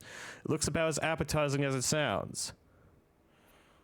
Examine it through the teleglasses. You pull the device on your head and it just suddenly looks delicious. You see a plate of fluffy white rice with sauce, thinly sliced fish, and roasted shrimp. The lunchbox smells awesome. What is the local food really made of? The cook sneers awkwardly. Honestly, anything at all. Expired canned food, wild apples, cactus flesh, hyena meat, and so on. We blend it together, boil all the goodness out of it, then add gluten and vitamin C, D, and E. It's not that bad, by the way. Rich in starch. Come on, try it. She taps the glass case with one finger. See you later. The man is still standing, head thrown back, mouth half open, talking to someone in his teleglasses. Apparently the real world doesn't interest him at all. Okay, I'm going into your kitchen. You can't stop me. I'm gonna take this disinfectant. Ooh, a soda. That doesn't seem regulation. Ooh, some canned food.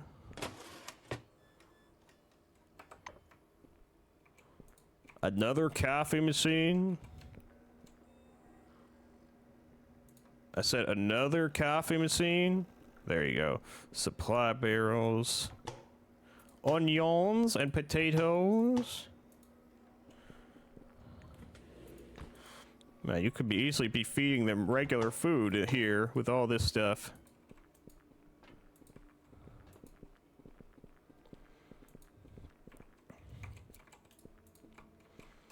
Oh, wait, trash bin.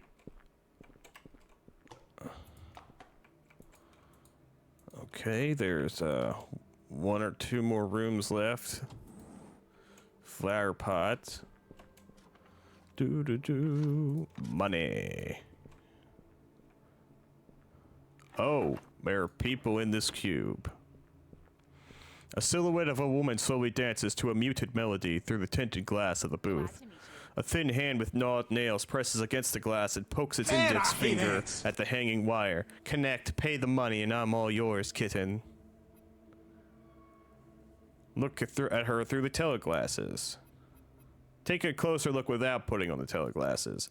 Trying not to touch the dirty glass covered with handprints, lip prints, and suspicious wet stains, you look at the dancing woman. She looks tired and unhealthy. Besides, she is objectively ugly. Her face, half hidden by the teleglasses, has a sleepy and indifferent expression. You put on the teleglasses. The booth is filled with dim light, the reflections of which softly outline the figure of a girl with lush, slightly curly hair scattered over her shoulders and a gentle but at the same time depraved smile. Her neat breast with protruding nipples sway slowly to the It beat. was nice chatting. Howdy.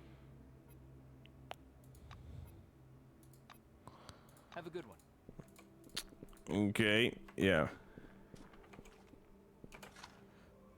Dirt! Empty cabinet! And a room with slot machines.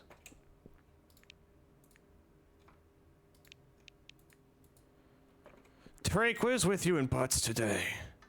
Standing by the screen, you put on the connected teleglasses.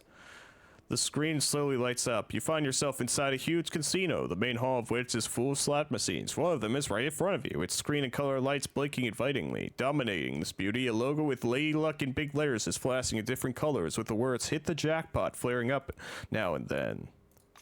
The machine produces a melodic ring, and the lever returns to its original position. The reels on screen begin to spin and gradually come to a stop. The reels stop, judging by the icons. Your reward is 3 combines. Remove the glasses and move away. A round-headed novitiate with thin, blonde hair and sunken eyes is slouching beside a slot machine. A cable from his handheld is connected to a port in the machine's plywood side. Columns of numbers are showing on the screen. They mean nothing to you. The guy jumps and adjusts his robes. A blue engineer's jacket peeks out from beneath. The glittering badge on his robes reads Gordon Settler. Your butt produces a melodic ring. And your lever, yes. What is you doing? This is a commercial confidentiality, mate. He turns the handheld so you can't see the screen. I'm just making the game a bit more complex. You know, more tokens, fewer payouts. The church needs money, see? Settler explains in a constrained whisper. He cheers up. Cool games. You should try them. Nothing special, but with the glasses, you're a real spaceship pilot, and this one is a real casino. You might earn money this way, but you'll lose it more often. Folks lose thousands of combines here every day. Good income for the church, it is. He pats the top of the machine, hot machine, proudly. Have a good one. A terminal screen says, System Lockdown.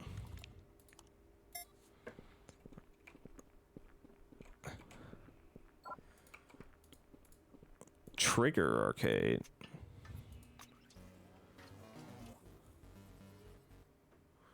Judging by the softly buzzing coils, the device immediately comes to life, but at first you don't see anything. Then the black screen slowly begins to fill with flickering pixel stars streaming towards you. The name of the game, Trigger, appears from the depths of space, followed by the main menu.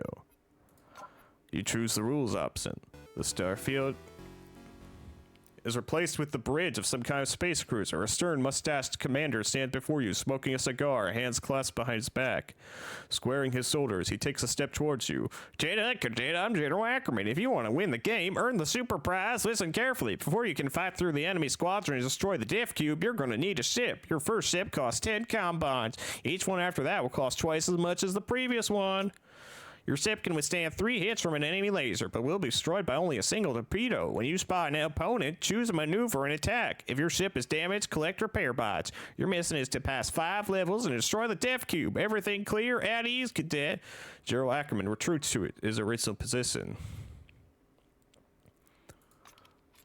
The screen goes dark briefly, then lights up again. You find yourself in a huge hangar full of starfighters. Fly out.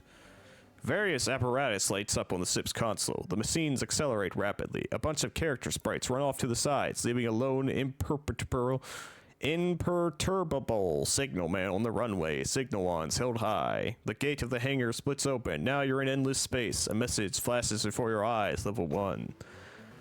Within the teleglasses, outer space appears to be a surprisingly cozy and romantic place. White dots of stars twinkle invitingly, and clouds of purple and pink nebulae stretch out in the distance. Use your survival skills to search for repair bots.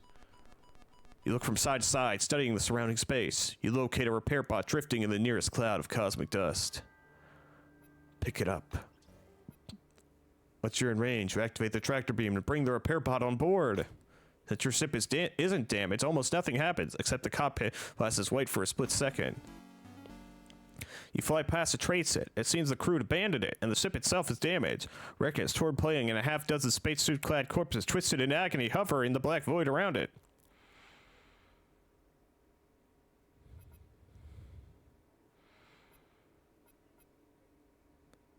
Try to recall your piloting drills and perform several steep curves. Your maneuver was too sharp. The ship flips to one side and hits the asteroid, then collides with the cargo container. The fighter shudders from the blow. The backlights of the devices in the cockpit changes to red. It seems your ship cannot withstand even a single collision. You fly past a train ship. It's the same thing from before. Repair bots.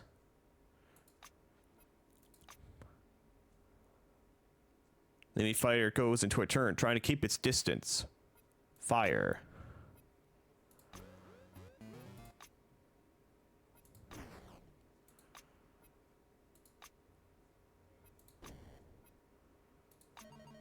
The space around you changes slightly. The distant simmering stars are now accompanied by slowly approaching asteroids. In addition to dealing with enemy ships, you obviously have to avoid these asteroids rushing towards you. An inscription appears, level 2. Another destroyed repair ship. You get a repair bot. The cockpit flashes white, and as if by magic, the traces of numerous hits disappear from the canopy around you. The red highlighting on the control console is replaced by a soothing green. An enemy interceptor appears in the center of the screen. It hangs at a short distance, leisurely taking aim. Maneuver. You make a sharp turn. For a split second, the other ship vanishes from your field of view, then reappears. Your guns are locked on the defenseless enemy fighter. You blow them to pieces with a few well-placed shots. Maneuver. Fire. Fly on. Maneuver. Fire. Fire. Space changes. An image of a huge planet looms in the distance, against which you can make out the black silhouettes of several cruisers. You assume these gigantic ships will soon begin firing in your distance. A message appears, level 3. A neutron torpedo is rapidly approaching your position. Maneuver. With a sharp maneuver, you deftly dodge the incoming torpedo. Having lost its target, the neutron warhead soars off into the depths of space. An interceptor appears out of nowhere. It's leisurely taking aim. Maneuver. Fire upon it. We do the same thing again. You blow the enemy to pieces. A starfighter appears out of nowhere, nearly catching you off guard. We fire upon it. You locate a repair bot. So, behind a slowly passing planetoid. In order to retrieve it, you'll have to perform a rather sharp maneuver. Pull sharply on the yoke and tip to pick up the bot. In an incredible display of skill, you dive beneath the planetoid to pick up the repair bot. I don't know why, but it's amusing to me that my actual survival skills and piloting skills for, like, cars and power armor are being applied to this random game. The cockpit flashes white for a split second, then the scratches and chips disappear from the canopy around you. You spy an enemy interceptor rushing right at you. Maneuver. Fire. The image in the teleglasses becomes lighter, but not from some new illumination effect. Your ship has entered a gas nebula with several floating navigation beacons. A message appears, level 4. An interceptor. Maneuver. Fire. The torpedo is only meters away when you spy. Dodging the attack is no longer possible. The ship shivers with impact. The damage is critical. Multiple devices in the cockpit begin to link rhythmically, and a nasty siren starts up. Trick the machine and continue playing. The arcade's developers foresaw this problem and designed a shielded slot to accept money. Fortunately for you, they didn't put as much effort into the game's code. Once you've accessed the command prompt, you hunt down the file to restart a session and change the relevant variable. Unfortunately, the system has a failsafe. This trick won't work a second time. You return to the game. The cockpit flashes a couple times, signaling repair mode. The vast blackness extends before your eyes once more, and you grip the joystick tightly. Easily taking a maneuver. Fire. race through this luminous sector of space. Destroyed warp gates sweep by, though you ignore them. They're most likely non-interactive anyway. Repair bot. No luck. A fighter insidiously emerges from behind an asteroid. We fire upon it. Maneuver out of the way of the torpedo. Maneuver. Fire. The giant black and blue structure emerges from the nebulous depths, closing with terrible speed. Judging by the shape of this juggernaut, it must be the Death Cube you've been sent to destroy. A pilot appears on your cockpit's comm screen. There's no time to explain, cadets, so I'll keep it brief. Blow up the Death Cube from the inside. This is the only way. Remember, once you're inside, turn left, then up, twice right, then down, and left. This will take you into the reactor sector. Destroy the reactor and get out. Am I clear? Yes.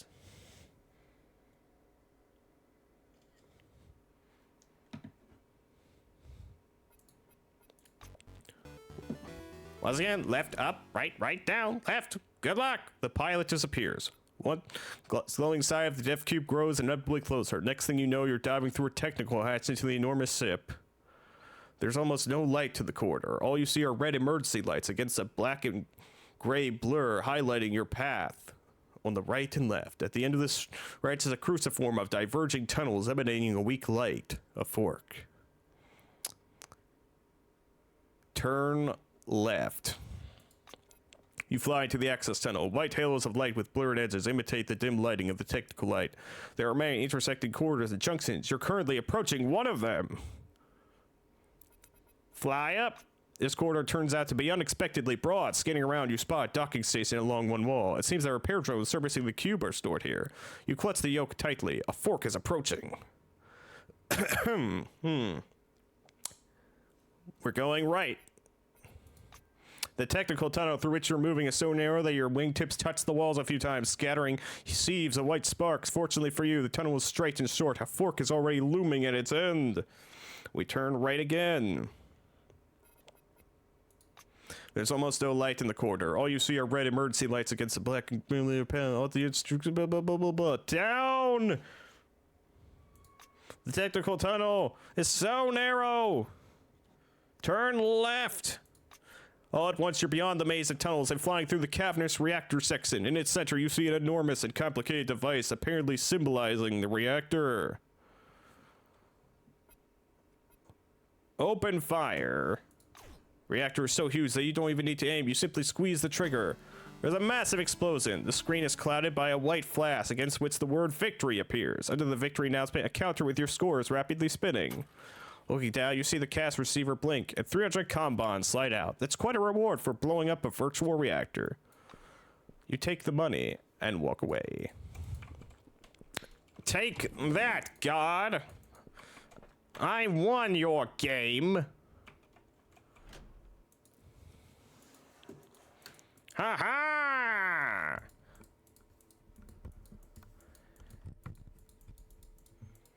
Now we can get back to the actual game.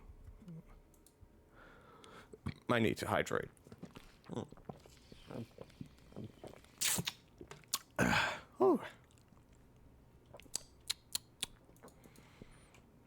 We are here currently. I believe we need to go down to there.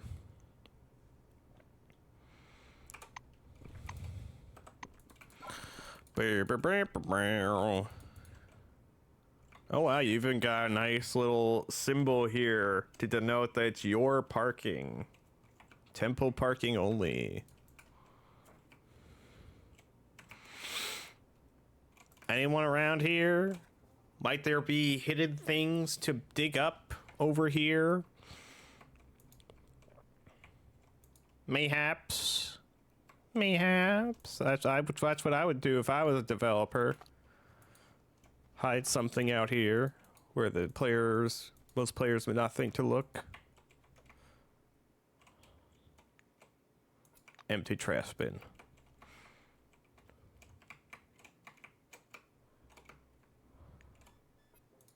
Empty trash bin.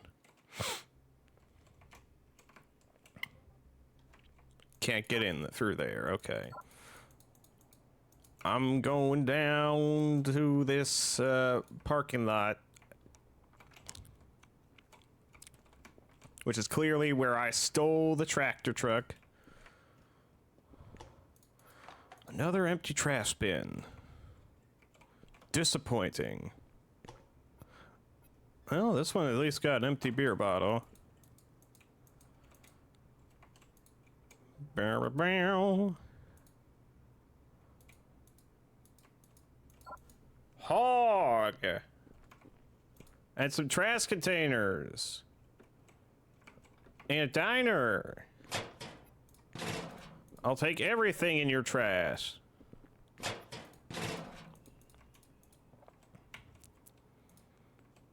Why are you just standing outside, boy?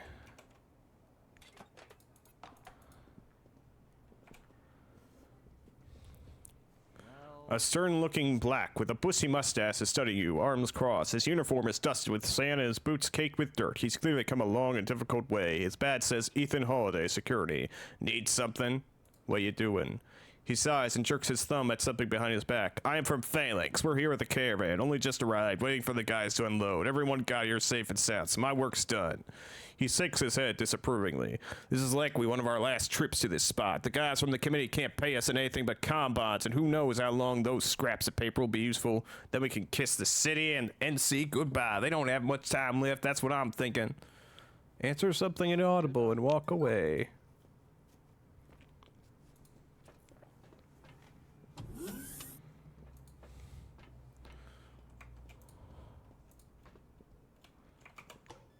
They can't pay you in much but currency. What a shame. Okay, I thought this was a diner, but no. System lockdown. System lockdown. And this is a clearly broken terminal. What do you mean, way blocked? Are you in my way, Yoko?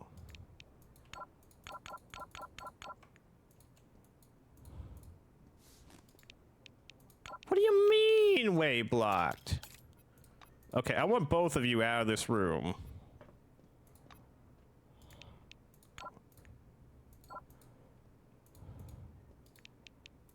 God damn it, game.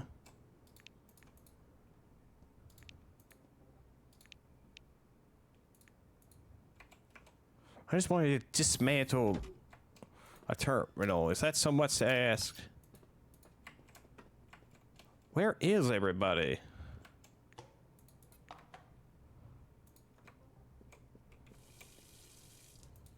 Shouldn't there be someone at the diner?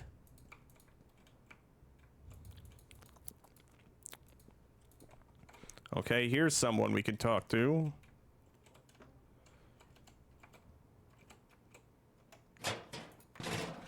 Edward. A man in a blue wing uniform is diligently reading through a stack of documents. After a while, he spits in frustration. His badge reads, Edward Foley, technician. Nuts to them all. Just imagine what it cost me to buy a CPS for the car and come here from Carmine Heights. And in return, I get this heap of papers. Damn bureaucrats. Goodbye. Never talk to me again.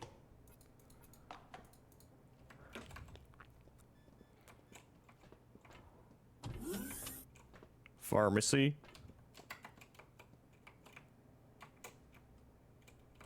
I don't... Okay, why are you... oh, no, wait, there's one person here. Good day. The young Silver, Margaret Thompson, per badge, looks distracted and exhausted. Good day to you. If you have science points to exchange, I'd gladly. She can't resist a yawn. I'm sorry, I'll gladly exchange them at the rate specified by the research incentive program. She blinks blearily. You look tired. She waves her hand. Oi, tell me about it. You wander around the city all day with a heavy bag looking for all this data. There's not that many working Kyruses left now either, so most of the day is a waste. As an intern, the salary is of course chicken feed. The girl belatedly decides to rein in her loose tongue. Sorry, I'm at your service. Goodbye. Goodbye. Well, I'm gonna look through your boxes here. Oh my god. Do. Reagent, free reagent. Empty. Please let there be one in this box. Yes, 2 reagents. and an empty room. Okay. Well, we'll just be going check out that third building real quick. And who else is over here to talk with? A young blue wing woman examines a chart on the screen of her Kairos. It looks like the results of some medical tests. The name of the table is heading. In the table heading is Ghislaine de Cosa. Oh, excuse me. Lost in her thoughts, the girl's whisper is barely audible, and I was so hopeful. I was so hopeful the maelstrom would go away and a miracle would happen. We would have a little, this girl's cursed dome. I hate it. Twin tear cracks trickle down her dark cheeks. We leave her to her own problems. A young guy in mundane, a bit worn off clothing is staring into... Wait, what? A guy in mundane, a bit worn off clothing, is staring into the water, deep in thoughts. He looks up when you approach and smiles slightly. Oh no, I'm Theodore Carter. Is it your first time here?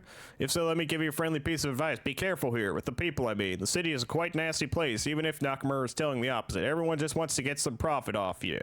If you might have been a victim to someone's greed himself one day. People are corrupted here. I tell you, the church, the new committee, they only want to gobble up everything to themselves. He turns thoughtful again. See ya. Okay.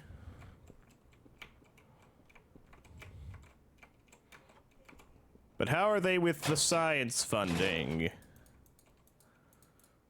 That's what we really want to know.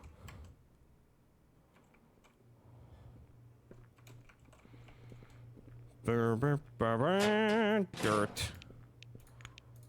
Okay, let's lockpick this. No one's watching. It's broken. Bam, 150 combines. Okay, last building to check out.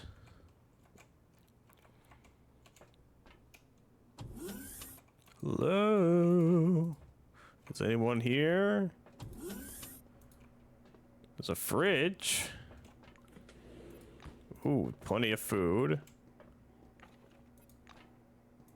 Kitchen stove. Can I make anything? I can make some pulled pork. At least one thing of it. I need more boiled eggs. Don't cook your ham. Then you can't use it for pulled pork. Hello? No one in here?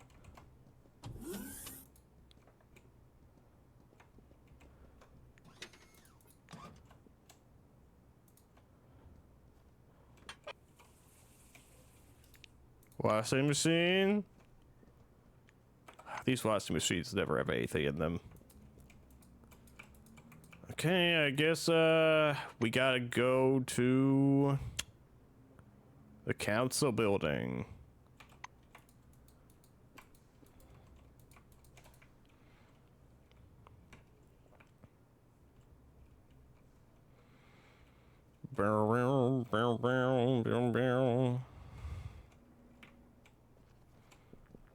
Mouse.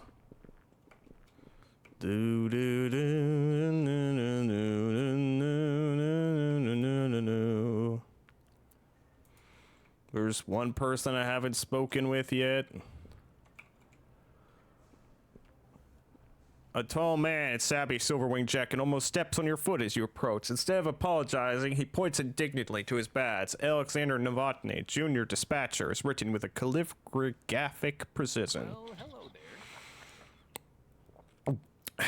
Do you see this, Junior? Damn his ass dispatcher. I could have been head of the base by now or even deputy chairman. He snorts indignantly. I'm so glad I got the hell out from under the USSR to once again plunge into a stagnant, totalitarian system of distribution.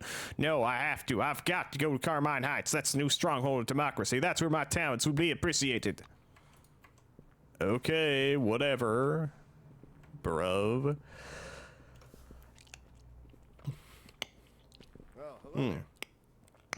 The police badge on this black's chest reads, Richard Swarsmeyer. The man nods distractedly. Don't drink, don't fight, keep order. This is the new committee, now Oklahoma. Want some advice? Stay away from dubious stuff like the emulator. He lowers his voice. Word is they're breeding a race of intelligent monkeys, and they eavesdrop on our conversation through street cameras. Although maybe it's the new committee eavesdropping on us, I'm not 100% sure. You sound absolutely bonkers. Bye. I'm walking away. Goodbye.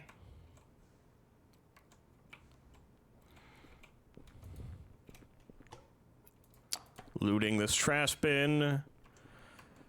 Okay, we're going inside. The council building was never intended as a demonstration of the Coronus demo. 1 second. 1 second.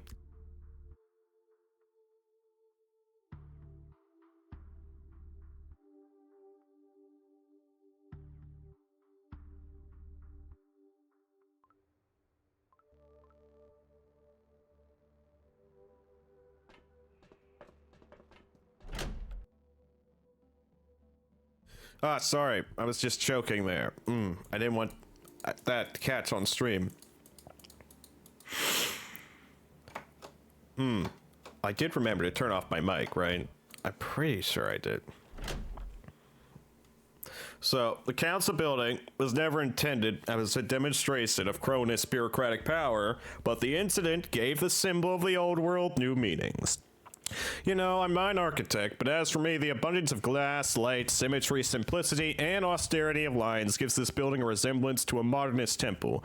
The restrained, calmed beauty of the council building gives hope for order and for a better future for all who live under the dome. Tristan Langlois, Silverwing. I'm gonna wipe my glasses real quick.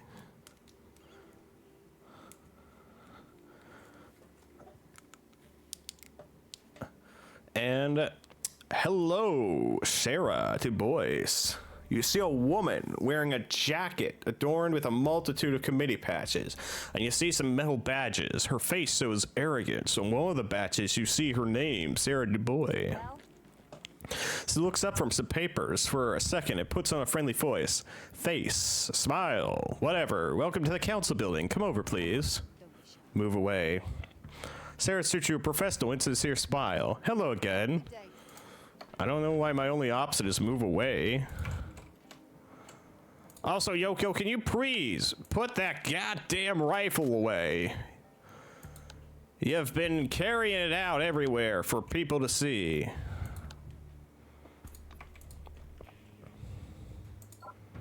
You want people to think you're a psychopathic robot child? Because that's how you get people to think you're a psychopathic robot child. What do you mean locked? I've been asked to come here. Data. After wandering a bit through the streets of the city, you found the council building. In Junktown Slums, you occasionally came across some people in scarlet robe, and on the outskirts of the city, a huge cathedral was discovered. The heart of Maelstrom Church, a sect, followers of which live in the virtual world. At the head of this religion is a certain abbot and his right-hand man, Reverend Santiago.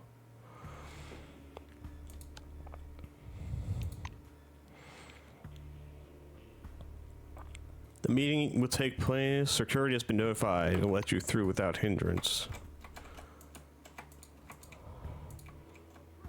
Security! Without his servo cell, Charles Holiday appears emaciated and he's wearing a morose expression. They decommissioned me. Now I'm on Nakamura guard duty. It may seem like a promotion, but there's nothing fun about it. Okay, bye. A young blonde man wearing a perfectly ironed suit jacket gives you an ultra-white smile. He smells strongly of cologne. Ah, new face, Kaiser Washington. Guess even such people, the barons as yourself, can remember easily enough, eh? I'd be happy to chat, but I've got much to do, so much to do. He slaps a thick pile of papers beside him. It might be difficult for you to understand, but paperwork is a nuanced area requiring so much time. We leave. Empty trash bin. Another trash bin. And well, I guess if Kimiko is not in her office, we might as well break into it.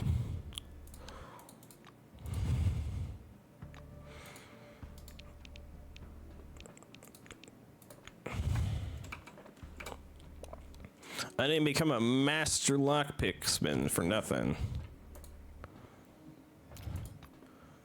Crump, lock the door. I meant close the door.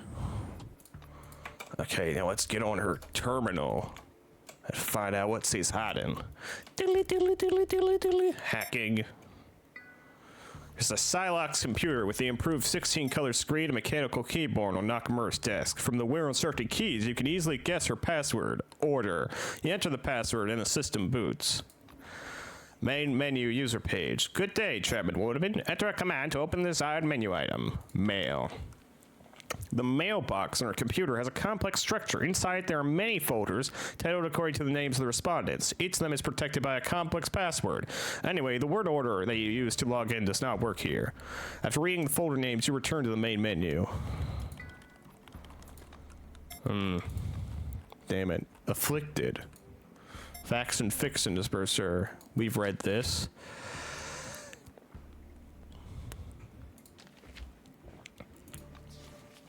The Disperser is suggesting not to kill the afflicted. Is there anything else of note in here? Oh, a locked locker. I can use our lock picker here. Ooh, Panisha relic. That gives a -1 to everything. Why would I want that? Rev Plus cures radiation sickness of the 1, 2, and 3 stages. Created during the Cold War, Rev Plus was intended for the medical kits of infantry operating in radioactive zones. Its accident is similar to Radforce, but much more effective and capable of treating radiation sickness of all 3 degrees. Well, we can certainly sell that relic. Cabinet. Office cabinet. Oh, she's not here. We can break into her weapon display. Oh, damn, I'm not skilled enough with lock picking.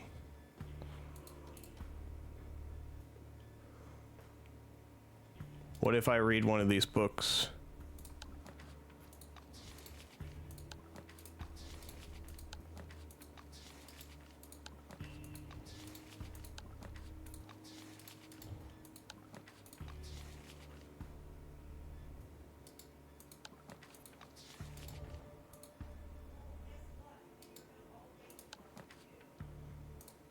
Oh, wait, this is... Oh, wait, yeah, this. Okay, they're all the same thing. Okay, consume. No, still not enough lock-picking skill. Damn.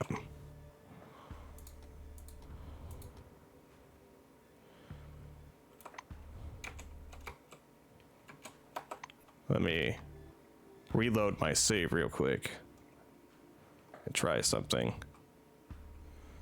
Do.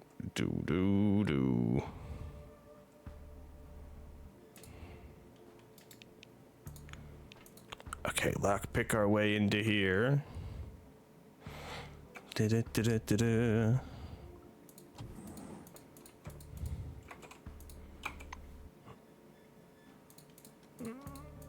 I'm gonna go through and read all these magazines without consuming them. Because the game has some kind of little sound that is happening whenever I do that. Okay, so consume the magazine. Ah, even with the electric lockpick, I can't break through. Damn.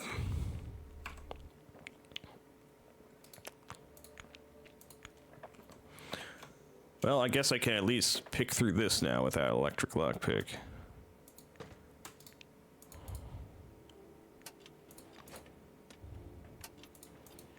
Empty.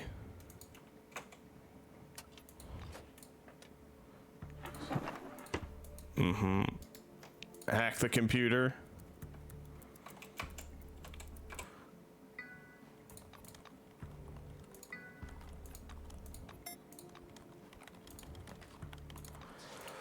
Research mode is sleep mode. Okay, I wanted to look at this office cabinet. Nice. Oh, briefcase. Hello. How to sell a pencil manual plus 15 influence. The Silverwing manual mainly containing examples of how to convince the potential buyer to buy a product they do not currently need. At the end, there is a section on psychological techniques for gaining trust of the converser and tips for managing a team. The information is submitted in text and comic format.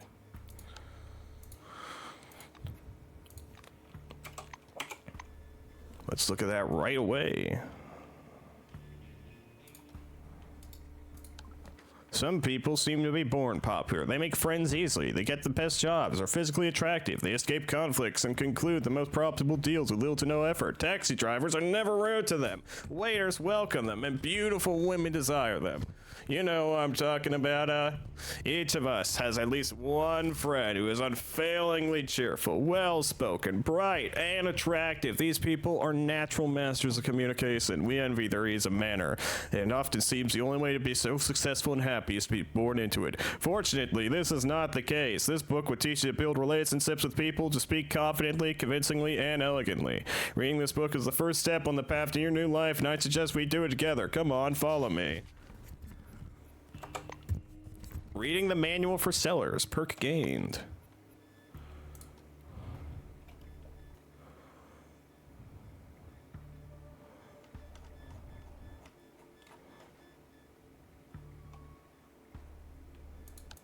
Plus 15 influence now. Oh, did I level up? I leveled up from that. Okay, well, I know what I'm putting things into.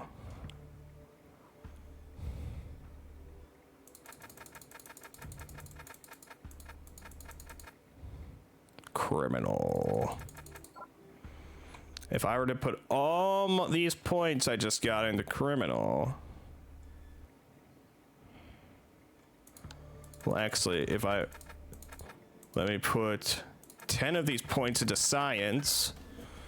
And the last passive ability for science is you gain an extra level instantly.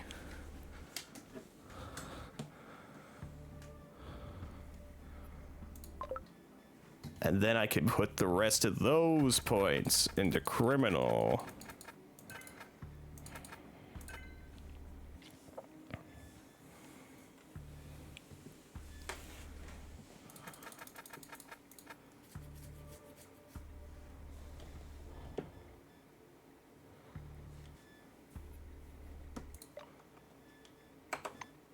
Now, can we... Yes. With the use of this electric lockpick, we can break into her weapon case. A melee weapon.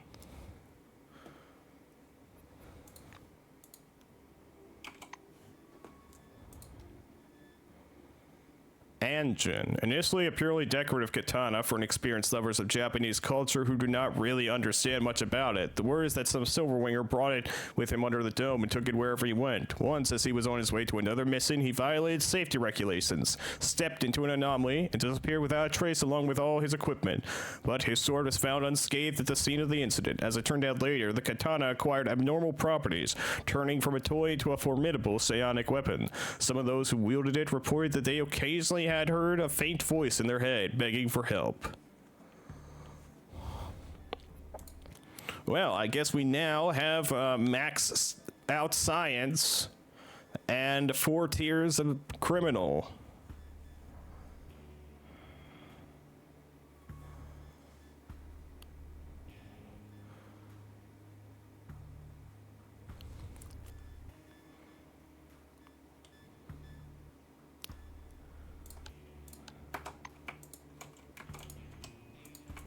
Let's get out of her office while we still can.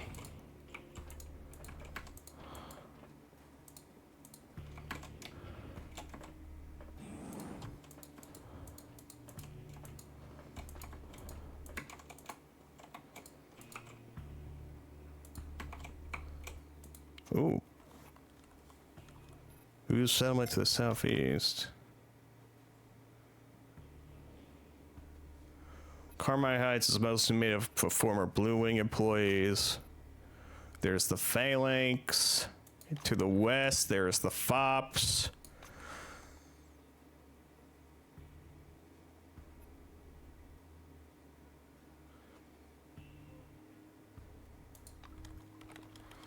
Fops Camp, Phalanx Bait, Carmine Heights. Locations discovered. The mega anomaly looks impressive. A circle of yellow dots in the center of the map is spinning like a huge slow whirlpool. Arrows spread in all directions from the edge of the maelstrom indicate the speed of its spreading in those directions. It appears that if nothing is done, the dome will become a burned-over desert inhabited by madmen in no more than a few years. Hello, Bongo. Welcome, welcome. Thank you for coming and saying something about not butts. We view a cluster of tents and trailers to the west. The western section of the dome ripples with regular rows of colorful hills. The landscape is obviously man-made and reminds me of a sprawling junkyard. Among the trash piles is a camp made up of chaotically scattered trailers. If the map markers are right, this is destination of all the madmen wishing to join the army of the Fops. Oh, I did not mean to click that. The fortifications among rocks to the south of the dome. The south of the dome is bare, but in the middle of the rust-colored plain, sparkling scarlet and red with fluorescer, is a giant rocky outcrop with a towering bastion set atop. To the fortress's yard is a chock-a-block with living units and heavy trucks. According to the inscription, this is the camp of the Phalanx. Very paramilitary. And to the southeast is the Carmine Heights, the biggest free community under the dome. It's mostly made up of former Blue Wing employees.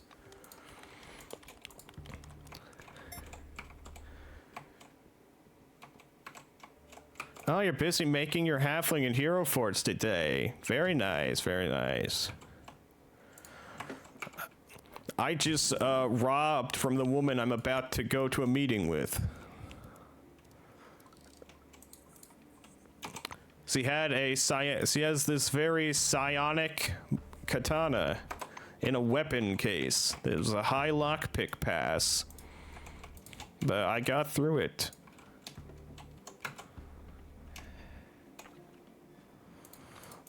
Okay, I'm done rummaging through her bathroom. Let's go talk with this woman. With my robot companion here, who looks like a Japanese schoolgirl, and my ex-con, Crump, who looks like he's wearing Fallout combat armor. The small, delicate woman turns to you from the picture window where she's standing. Kimiko Nakamura. She's barely changed from your last meeting in Maelstrom's psychic space. It is indeed you.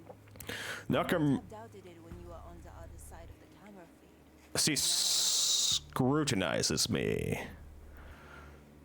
Introduce myself and briefly tell my story. No need. I reviewed your file. You arrived under the dome in September. Okay. 1970. Was sent to Nashville on an urgent mission and disappeared for 2 years. You claim you were in stasis. I think amnesia is a more likely explanation, but I can't know for sure. Okay. Sit down, please. Or introduce yourself to the others if there's anyone you don't know. Okay. I'd like to learn more about the new committee. The new committee is the legitimate successor of the Kronos Foundation. We control the major part of the dome, maintain order, and are making efforts to get life here back on track. Not everyone agrees with our method, thus we need stricter laws. She falls quiet and studies you, as if guessing at the effect of her words. Okay, I'm gonna talk with everyone here. Hey there, guard. No sudden moves! Florentine Lucknagoo, if you can believe his badge, looks over suspiciously. Look at you.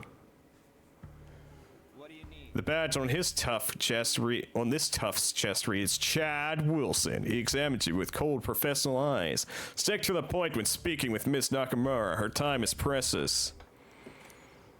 You see a man with an elegant mustache wearing a colorful turban. Despite his small stature, you find him impressive somehow. The man regards you with calm, intelligent eyes. You must be that employee with a capital E I've been hearing so much about lately. Well, let's get acquainted. My name is Saban Singh. I'm the head of the I'm going to say Castria. Tell me about them. He squares his shoulders as if standing to attention. Perhaps it's an old habit? We are an elite division of Blackwing. We're responsible for the security of objects and people of special importance, as well as for all special operations. Each Castria receives enhanced mental and physical training to increase their resistance to psionic attacks. Although we're named after a Hindu warrior caste, and I myself am a Sikh, we're not a religious order. A soldier is free to believe what he wants, as long as it doesn't interfere with their service. Our most important tenets are loyalty, tenacity, discipline, and competence.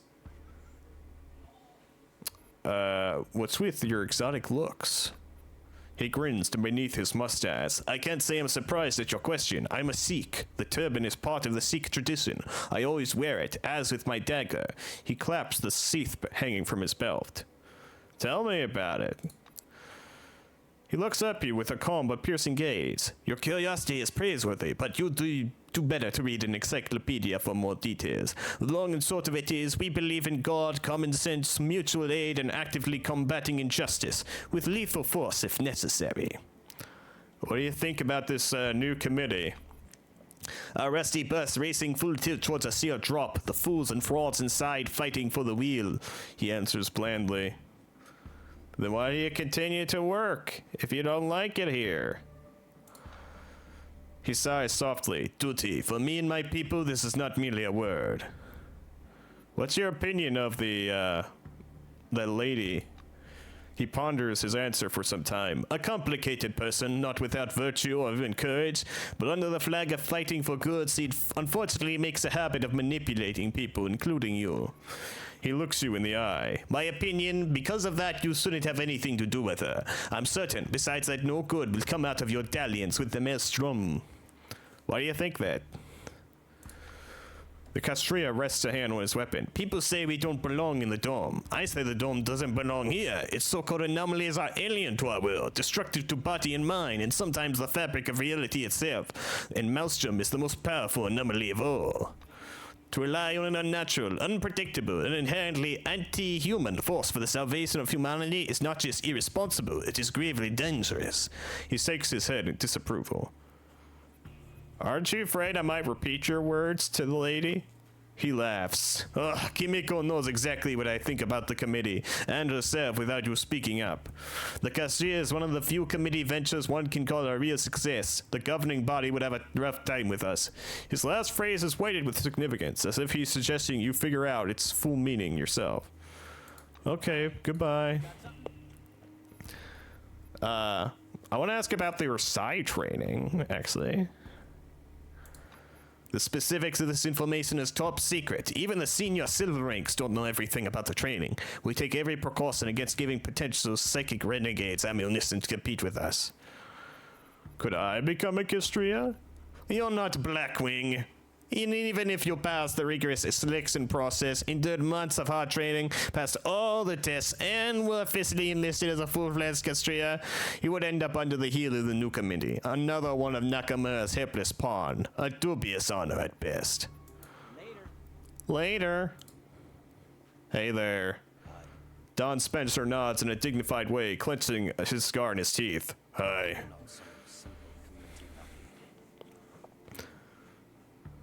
His expression remains indifferent, though his gaze reveals a glimpse of interest. Why do you have voice acting and he don't? Consistency game, it's all I ask for. We're soldiers, entrepreneurs. Our commanding officer is Mr. Hieronymus Zemeckis. If you happen to visit our base, see him, pay your respects. I'd like to know more about the Phalanx. He chews his cigar and gazes at you through the smoke. Yeah, if he acted any more snobbish, he'd be calling me an underling. Oh, that's all? You actually don't have anything to say to me. Okay, goodbye, cigar man. Hello, man in robes. We meet again. My favorite parishioner. I'm joking, of course. I love all of my flock equally. Glad to see you here. This is the guy in charge of the techno church with the VR glasses.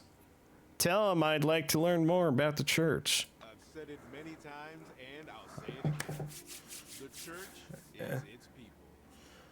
We're a big family, and the bigger the family, the stronger we are. See it as an invitation. I want you to join us. You won't be disappointed, I promise. Okay. Turn up volume a little bit. And you. You. I still don't understand why Henrietta trusts you. Am I the only one who finds it odd they've given you so much authority? I guess so. She looks lost, like she wants a computer to hide behind. Tell me more about Carmine Heights. A pointless question. Information about the Republic is publicly accessible. Are you saying you neglected to review said information before coming here? How are you supposed to participate in the meeting? That's just irresponsible. I know about them. I just wanted to hear it from you. Carmine Heights was founded by people who disagreed with the committee's policies. It's a democratic republic with a parliamentary government. In fact, it's a community of engineers, programmers, and scientists. We have our share of disagreements, but our form of government lets us settle them effectively. That sounds nice. Ooh, you have a free cabinet. Ooh, it's got glue and scissors. I know we're here for an important meeting, but I need to rummage through these things. Ooh, free backpack. I think it's better than my backpack, actually. Yes, actually, it is better than my backpack.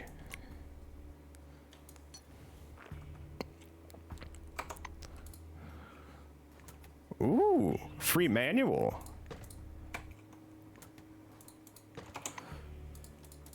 Manuals are what you need in order to upgrade upgrade anything in this game. So if I go to upgrade weapons menu, for if I wanted to upgrade my flamethrower here, I'd need a high-tech skill and high-tech. I need a high-tech weapons technical manual, a weapon repair kit, 7 weapon parts, 5 plastics, and 10 empty airgun powerlets.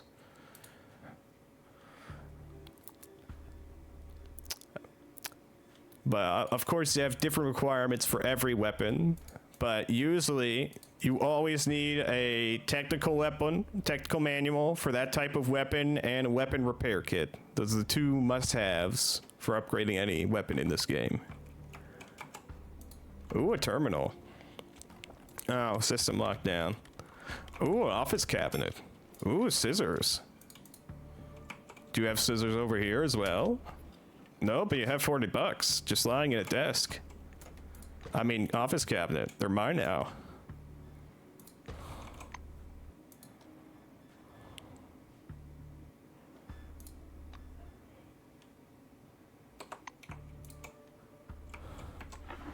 Ooh, $10 and some energon.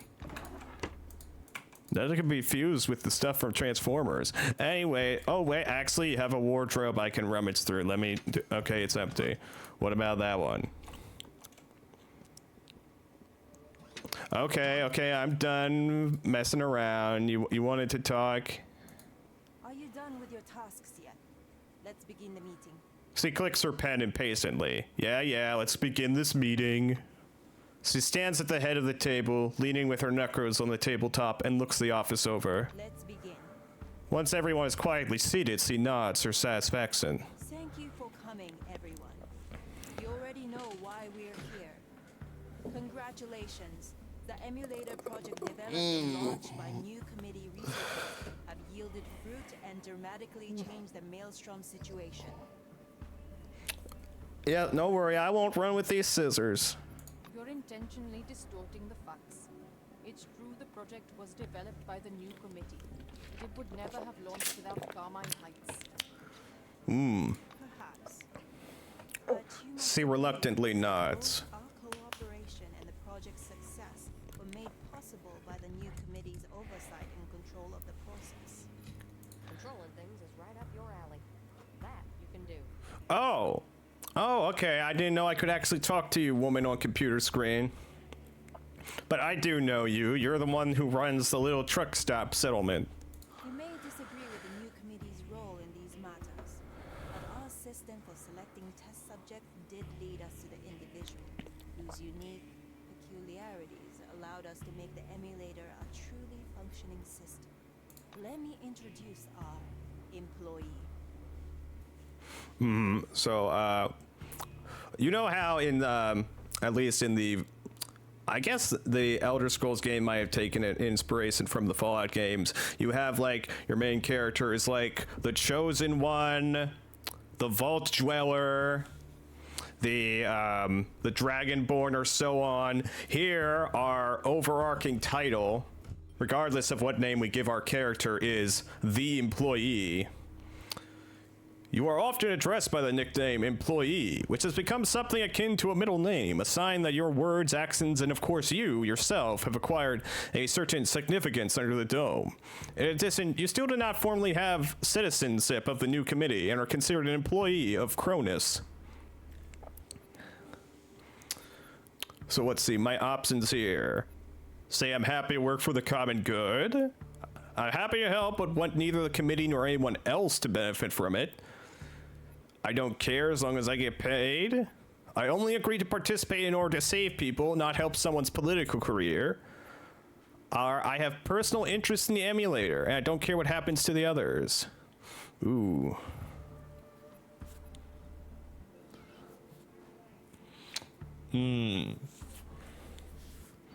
Emulator is the big science project we're part of.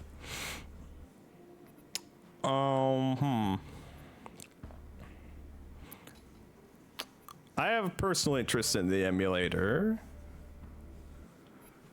Actually, can I save? Yes, I can save right now. Okay, I have a personal interest in the emulator. Oh, that gives me -2 reputation with everyone. The ears are grim, even threatening words. Maybe that's why none of the attendees take you seriously. Okay, I'm glad I saved that just so I could see what would happen. Let me introduce our I'm happy to work for the common good. Oh, that's +2 reputation with everyone. This most neutral and vague answer seems to satisfy everyone. Even Kimiko nods graciously. Let's proceed. Maelstrom has shrunk and retreated to the center of the dome. It is, however, too early to claim victory, so the emulator project will advance to phase 2. Its purpose is to obtain complete control over Maelstrom and understand whether the entity can either be switched off or somehow used to our advantage. Each and every one of you, including this employee, is here because you are still useful to this project. She looks around the room until her gaze rests on me. And the employee is useful to you personally. Don Spencer either states or suggests. Nakamura's bionic eye twitches, its diaphragm contracting with a soft rattle. A good point. I understand the importance of maintaining parity. I also understand that any of us could manipulate the project's needs in their party's favor. I cannot prevent this. Therefore, every party has a right to benefit from this employee's help. I'm sorry, but you'll have to agree. It's for the good of the project. She looks at me expectantly. Okay, sounds fair enough.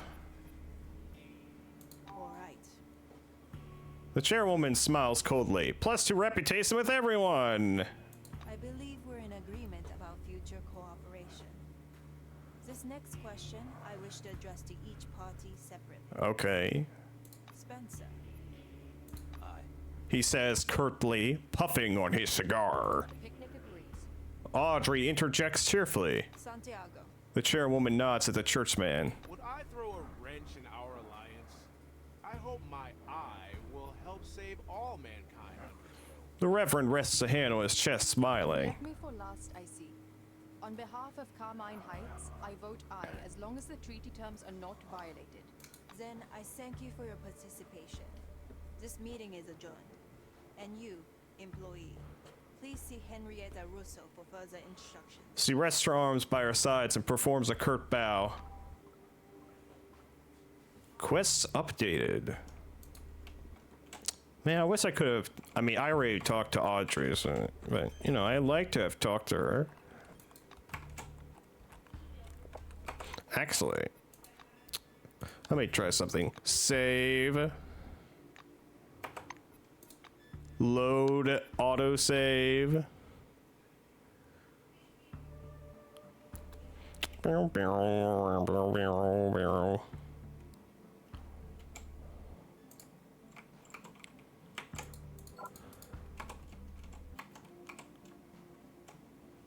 Oh, there were people standing out here. I didn't even notice them. Anyways, previous save. I walk in. Blah, blah, blah, blah. Audrey!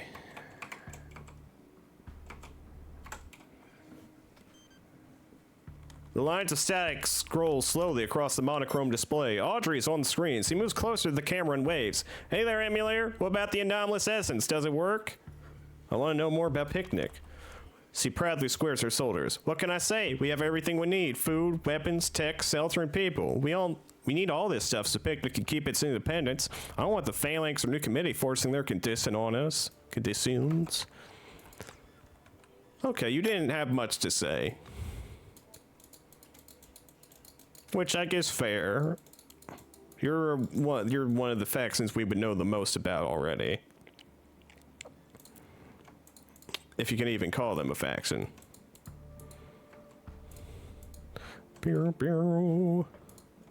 Hey, Sing. We've already talked about all this. Can I barter with you? Oh, you don't got anything worth? Okay, gotcha. I'll leave you be.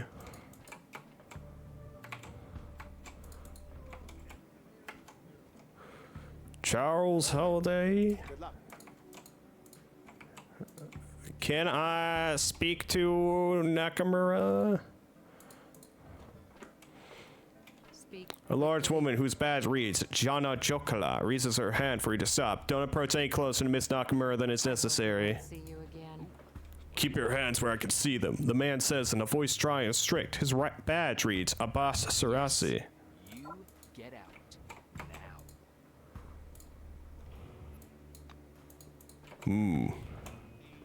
Why are you bugging me? Don't annoy me. I do hope you've come for a reason. I identified the cause of the Minerva slowdown. The new surveillance protocols were overloading the system. We've got to make sacrifices. Without improved surveillance and control over the population, Oh, okay. civilization will descend into anarchy. I guess you've solved the problem. How do you do it? Reset the mainframe. The system is now functioning as expected. Thank you, especially for skipping the lecture on privacy rights. What do I do next? Henrietta's your supervisor. Go ask her. She looks at you with Do your job. barely discernible displeasure.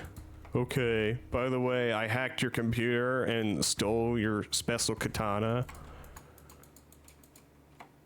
Bye.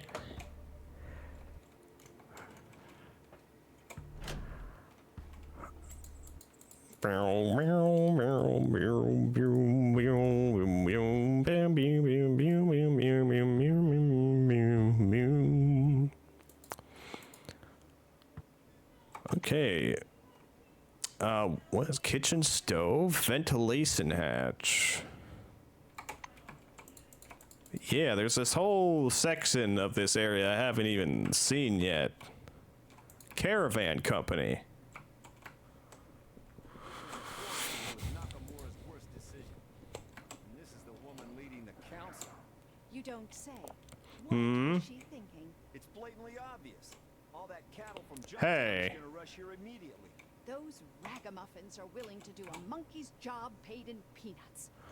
That'll be us fired. Excuse me, ma'am? I'm a Oh. qualified specialist. I can't be replaced by the dregs of Junktown. Yes, but they're ready to work for little more than food. And their perks end here. Hello there, asshole. Make it quick. He studies you suspiciously. Hope you're not another bum from Junktown. Lifting the quarantine won't lead to anything good, you know. He was enacted for a purpose. The city walls don't stretch when more people arrive. Have you seen how empty these streets are? Hello. A woman in an elegant silver jacket looks you over warily and takes a cautious step back. Realizing that you don't pose a threat, she feigns a smile. She smells strongly of perfume. Do I know you? I guess not. I'm Sailor DeVille, Amenities Committee. Are you from Junktown? I beg you, don't go down the drain. It's horrible down there. The stench, the filth, huge cockroaches, and those fools from the church. I have no idea what they're looking for down there. She theatrically throws her hands in the air. Back again. Oh, you're saying the church? Big, techno church is in the sewers? I'll have to go take a look at that.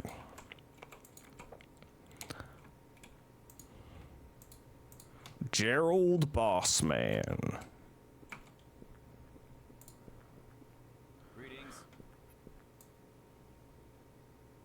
A middle-aged man in a blue jacket with Gerald Bossman refueler on the badge extends his hand. You from Junktown? Good. With this fucking quarantine finally lifted, people can return to civilization. Come on in.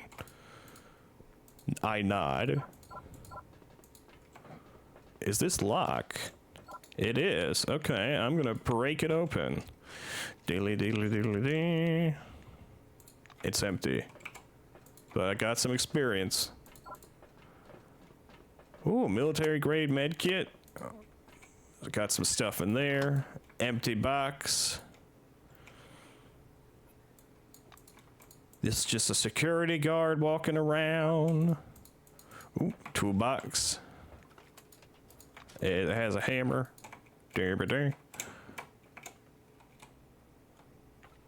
Ooh, I will take this stuff gladly. Nothing else out here. You got a flower pot I can rummage through. It's just dirt. Bartolomeu Trezzini. The guard takes a thoughtful drag on his cigarette, examining the pile of paper maps. Damn, they put me on the Western Highway again. Why don't they pay us extra for these trips? There are a bunch of fucking psychos out that way. Access denied. Well, it doesn't seem like you'll get angry if I hack this. It says system lockdown. Without warning, the cheerful hulk of a man hugs you and slaps you on the back so hard you forget for a moment how to breathe. Oh, good day. Don't you know me? You don't? I'm Hector Cortez, manager of the White Lions Caravan Company. He throws his hands in an alternating rhythm as if slapping big letters onto an invisible sign. He settles back in his chair. What can I do for you? Tell me about your company. What can I tell you? Caravans are kind of like the Dome's Angels. Even potatoes will be priceless without us. We manage trade, delivery, and security. We've even issued shares and paid dividends to our shareholders. See? He proudly knocks himself on the chest. My only option is to leave. Yoko, please move. Or just loot this yourself. Doo-doo. Okay, looted. Let's leave. It doesn't look like they are actually selling anything here, the bums. These absolute bums. Let's see, trash bin.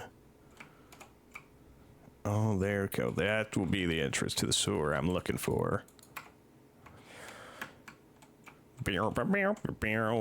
Some extra trash bins as well.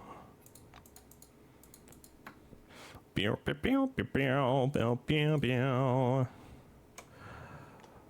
hope today's D&D match, D&D game, doesn't randomly get canceled for any reason. I really need a game today. The unusual layout of the city sewage system has created a bad reputation for it as a place where anything can happen, and moreover, it can happen in secret and without any permission from the authorities. All this directly affects the operation of sewer systems. The quality of repairs in such conditions is significantly reduced. There is, of course, the publicity aspect as well. What kind of respect for the new committee authorities can we talk about when a real gangster den thrives under the city? Heinrich Kohlreit, Blue Wing Analyst.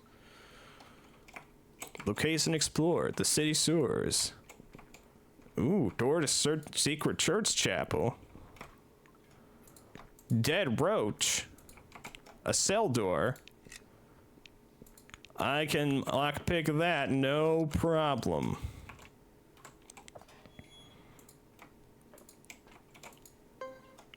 psych emitter mine. Well, I can disable that without problem. Worker roach. Another mine. Okay. Whoa, what the fuck was that? Another mine. Psionic mine. We can deal with these roaches, no problem. Fire! I'm a little out of distance. Okay, let me sneak. Fireball.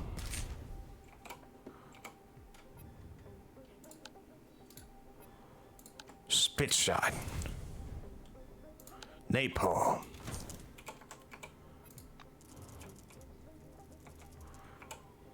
Kimiko, you hit the other one. Crump, you do your thing. Punching.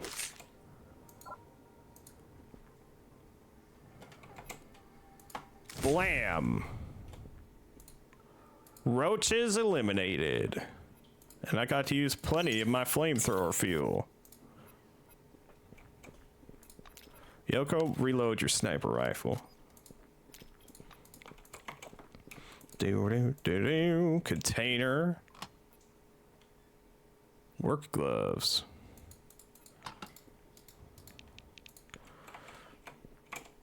Time to scan you. Vroom, vroom. William Tucker. Wait, so let me look at this. Blah, blah, blah. Does less damage. Minus to my initiative. Lower, more magazine size. More crit mod. Same amount of range. Slightly higher jamming chance.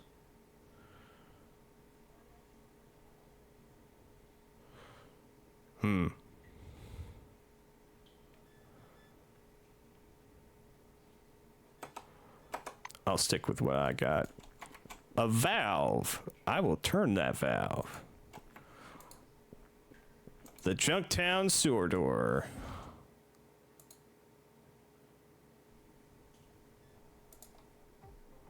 Oh. Sewer collector. What the fuck is going on out here?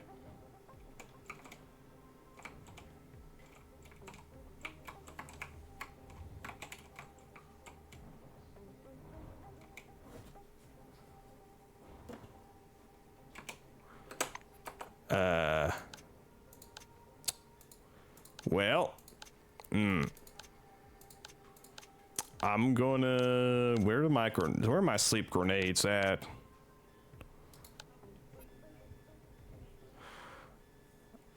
There's my sleep grenades. Bam. Harpoon him to be closer. Defend. Oh, shit!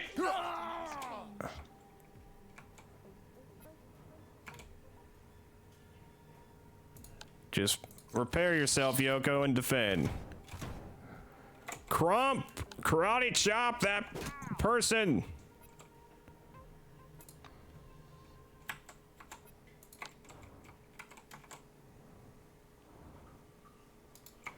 Okay, wait. Oh, goddamn, I have to wait on cooldown.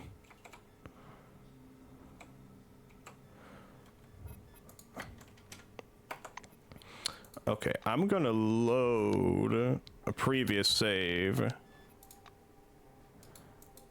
I don't know if I want to get into a fight with these people just yet. Although I'm confident I could beat them. Let's first go to the secret chapel. It's locked. Okay, we can lockpick that. I I call it New Dark Ages. The way is lost, and it's not very clear what to do next. We are in the middle of a dark swamp. Wandering lights attract us, and the church knows how to shine in this gloom brighter than all. The new committee, Phalanx, Carmine Heights, all they can offer is protection in exchange for hard labor, and only the abbot, without trifling, gives you the illusion of a biblical miracle. Let's be honest, if you were a desperate, tired person who does not believe in tomorrow, which of them would you go to? An hour with Mike Wolf radio broadcast.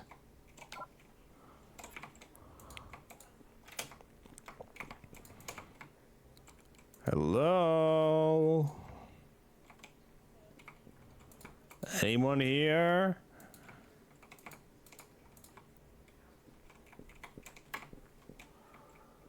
Let's see. Oh, there's an unidentified person. Let's go scan their body. Who are you? Who were you, rather? Michael Drayman.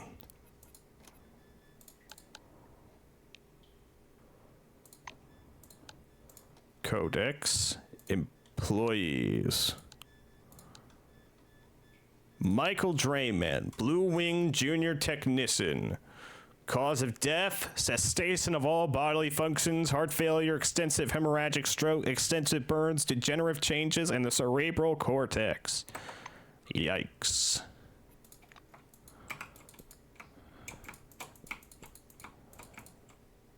You done got really fucked up, boy.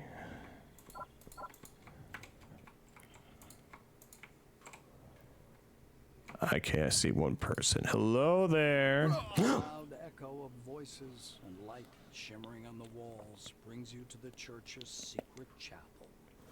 The dead end of the sewer system maze, decorated with flags. Mm-hmm. The lamps are dim, though candles in glass jars on the floor and in little nooks in the walls add some light. You see 3 figures in a corner, clad in the church robes. You move closer. One person is sporting a strange device on his head. It resembles a customized motorcycle helmet with a glass flask embedded in the crown. Bright scarlet light glows through the person's skin, and smoke is leaking from beneath the helmet. The stranger's mouth is stretched in a silent scream. Something flashes inside the helmet. A bright beam of light runs over optical cables emerging from the flask. The person in the helmet startles and sinks slowly to the ground, as if deflating. I approach them. You see a strange-looking young woman clad in the robes of the church. Drops of sweat are running down her pale face. She's staring somewhere past you.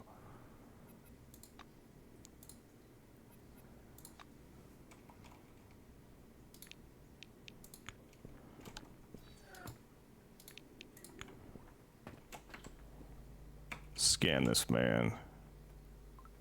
Miguel Riviera.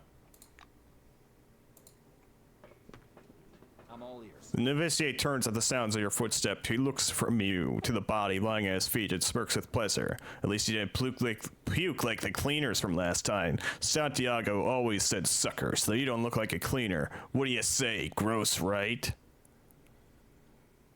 It's disgusting indeed. The Reverend says it's the cost of technology. I say it's like an electric chair. I'm Lambert. What do you want anyway? He spits noisily on the dead man's boots. What cleaning are you talking about? Well, cleaning, of course. What's wrong with you? There are too many damned bodies. We have to get rid of them. The guy usually carry them to the waste grades. The cockroaches do a good job. Strip the corpses to the bone. I'm here to kick your butt, asshole. That's what I'm here to do.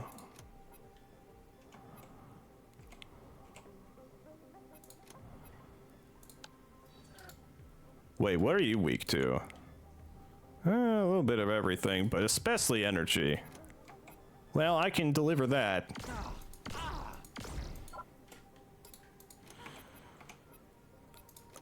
Look, I was somewhat intrigued by your church, but now that I know you're just fucking bodies around down here. Oh, you also have some other people. I didn't even notice them.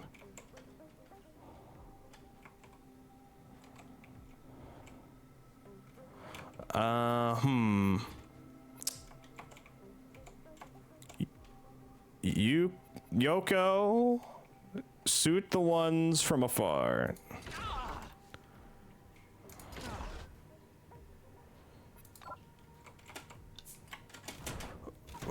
Oh, what the hell was that?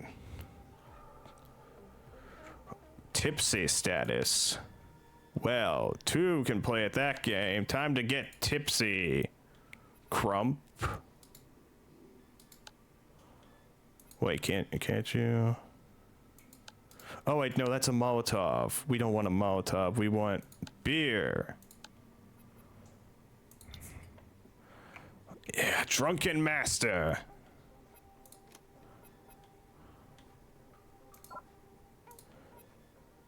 Jab this guy. Nice. Well, his reputation with the church. Oh no, how sad.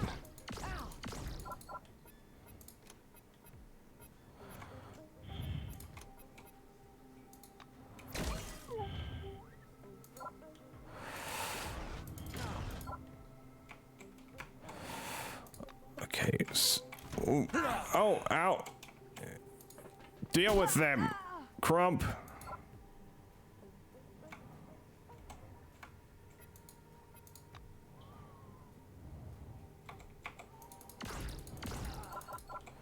Damn it. I need to reload.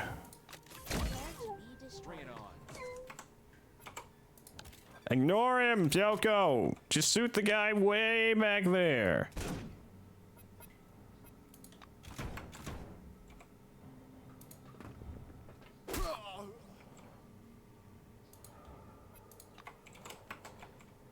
Bam, bam, wham.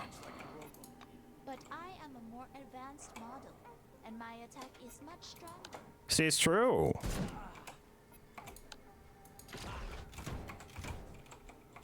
Technically, you are correct.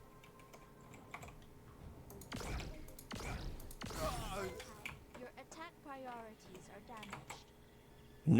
No, they're fine. Here, let me heal you. I mean, repair you. Give myself some first aid. Fucking Christ. A device made from a motorcycle helmet, but too complex and fragile to be protective.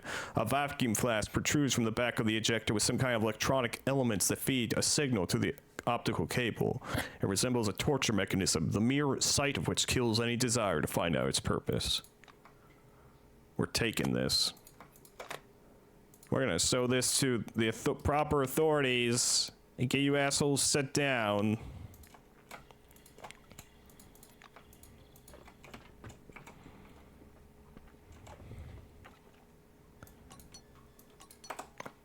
And I'm gonna loot your whole operation here. Terminal doesn't contain any useful data.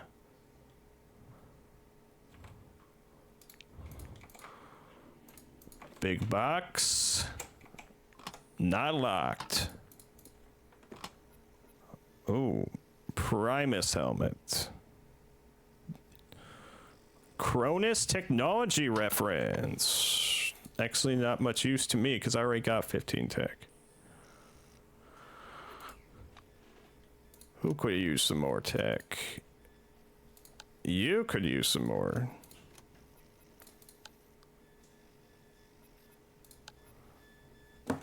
Sure, you can read it, Yoko.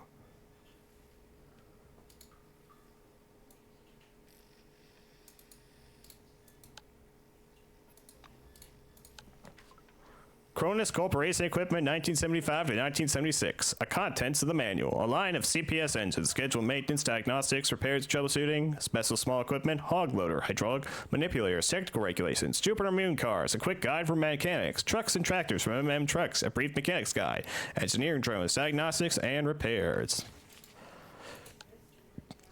This was a reference manual listing the range of machines and units used by the Cronus under the dome with their main characteristics, diagrams, and key design features. A handbook for every Blue Wing worker, containing the minimum knowledge required to repair complex machines.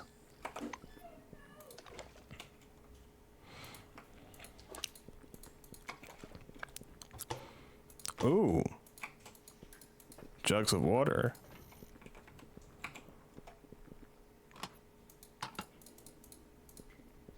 Loot your body.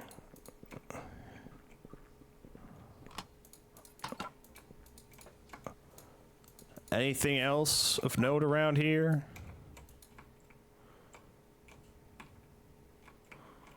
Well, I didn't mess with the other computer terminal.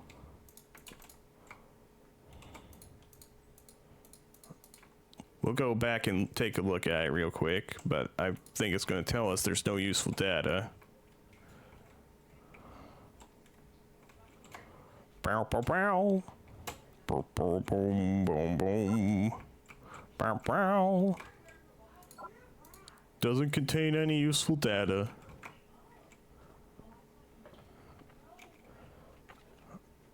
Boink. Okay, I'm gonna reload this gun. Yoko, you do the same. Crump, please carry your shotgun for a little bit. You haven't used it in a while.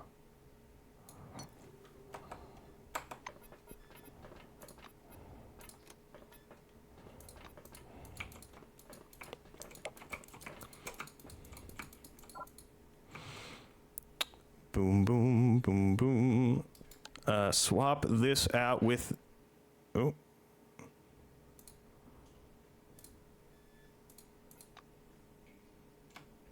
Minus 15 reputation with Maelstrom Church. Well, that's fine by me. There's a rumor among the prisoners that it was you who destroyed the underground chapel and killed the novices.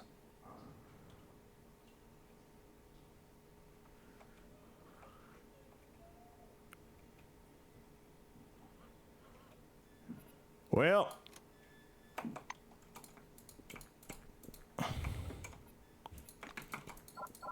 so what?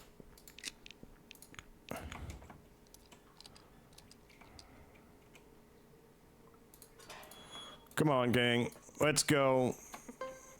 We got some more churchmen to eliminate from this world.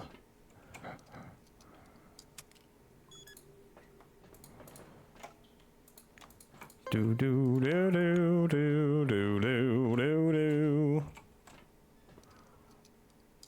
Where's that damn? There's the harpoon. Also, why is this even an option on here? Get rid of it. I want radiation, sickness.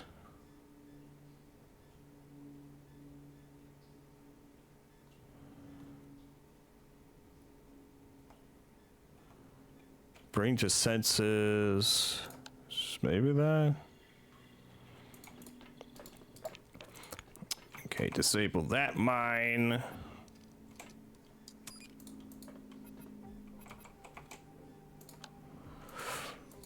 Bam!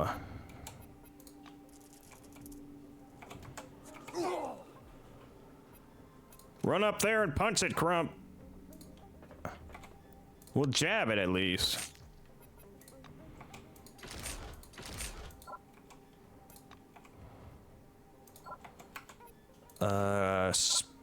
Out of range, apparently. Okay, what about now? Out of range. How about now? There we go. Finish him, Crump! There you go. I knew you could beat that cockroach with your bare hands, my boy.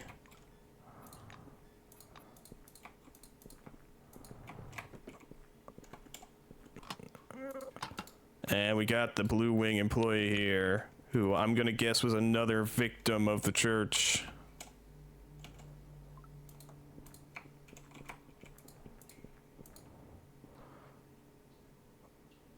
We're gonna make a second church save here.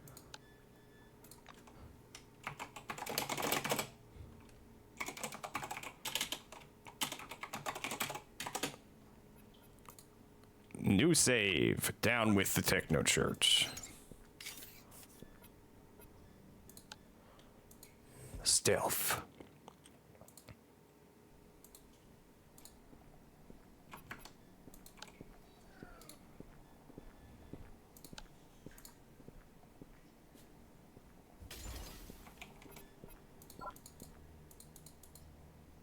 There are traces and fractals. Traces and fractals. Traces and fractals. There is outsider radiation. Someone touched us. Covered our places with their scent. Okay, Crump, punch that woman into orbit.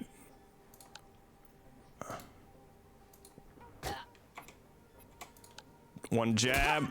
There you go. You're out of commission. Yoko! Grenade launcher time!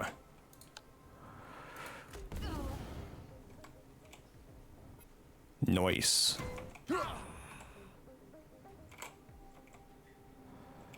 I'm gonna give you some overdrive, Yoko. Then shoot that guy.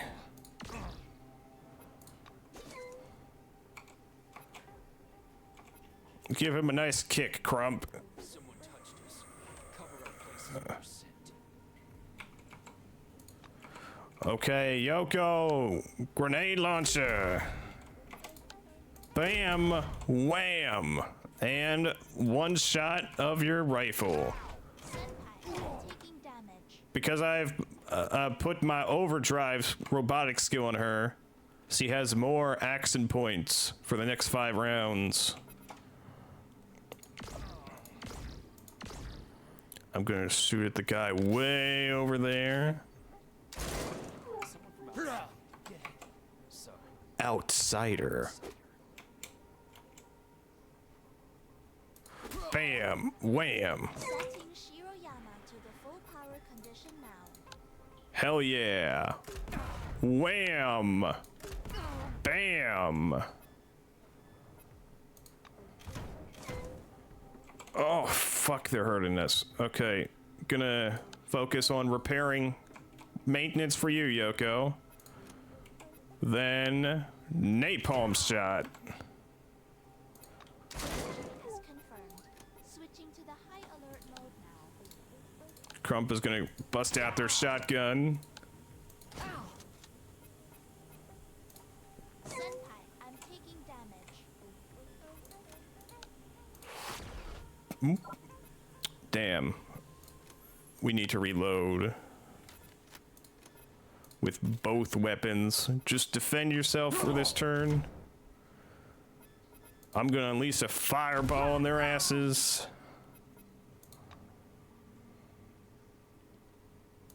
Get up nice and close, Crump. And then jab his ass.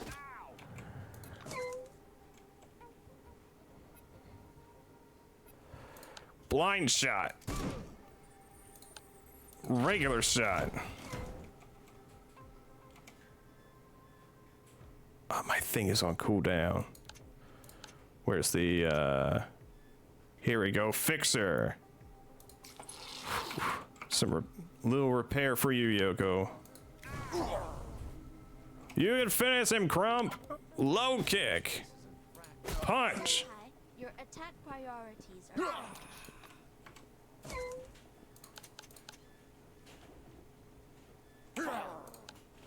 Okay, gonna... Here you go, there's your repair, Crump. Here's maintenance for you, Yoko. Phew. Mary O'Donnell, Jean Boulanger, Boleslava Novak, Edward Dixon.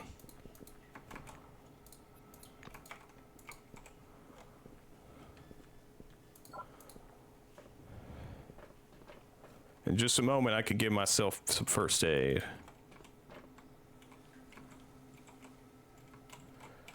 Okay, there we go. Phew. First aid. Reload weapons. You too, Yoko. And you, Crump. Do.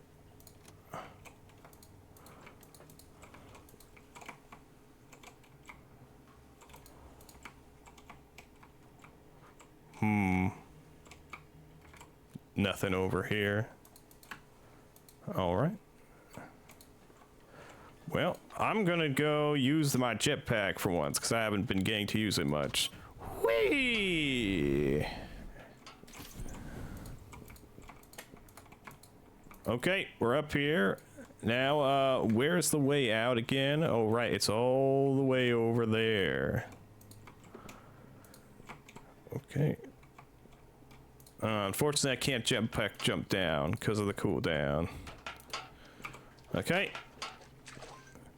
Going through the sewers, we get back to Junktown. We could have just gone through the gate like a normal person, but we wanted to say fuck the church.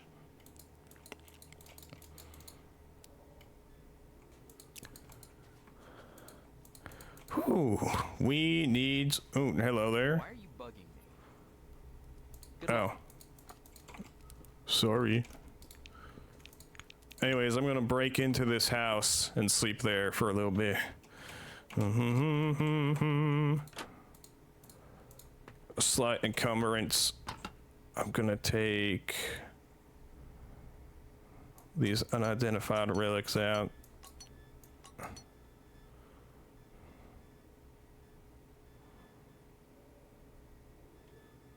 Do we have universal boots? Anyone wearing universal boots? No.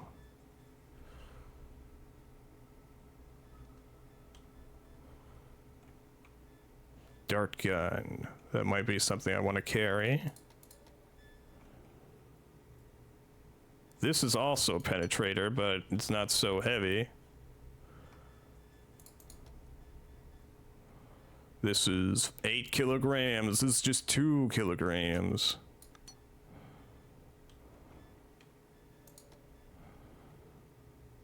Let's see, what else? Yeah, we can sell that.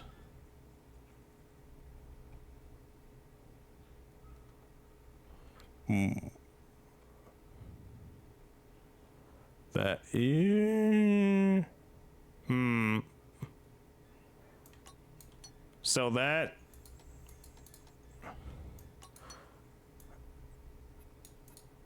Pick up some of this fuel. Candy, take all of it. Snacks, take all of it.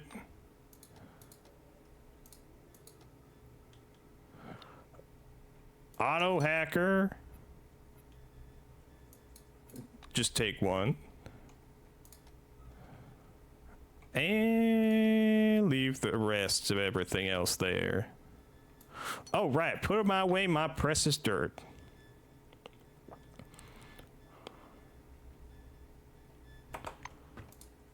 Okay, right. Rest. We're gonna rest. Big rest. Rest until noon. Whew. Message received from Karma 20. Hello, calibration. No, wait, thank you. Bitstrap said you cleared the camp of Necroids. I'm glad I was wrong in some of my assessments of your persona. Obviously, you're not entirely useless to Carmine Heights. K.I. Okay. William Tucker, cause of death, stroke, extensive thermal burns, brain boil. Let's go look for someone to sell stuff to, gang.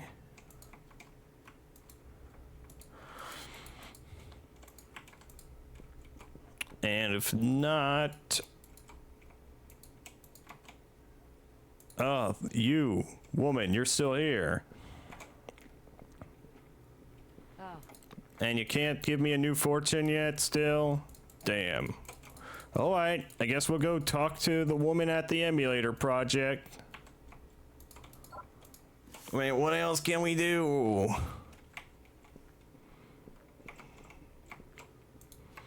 Do do do do do do do do do do.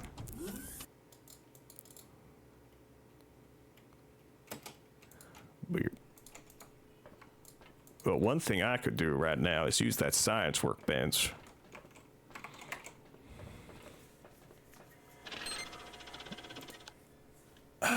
I don't have any airgun powerlets.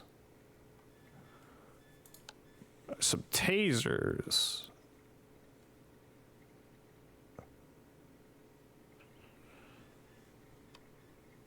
Nah. Sleeping spray. I need airgun powerlets for that.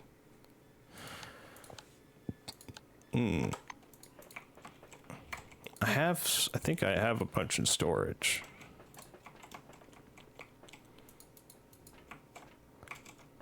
Yeah, I do. Well, chemistry workbench.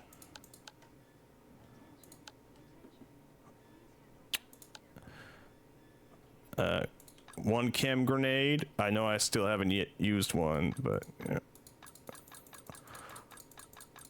God damn, so much black powder.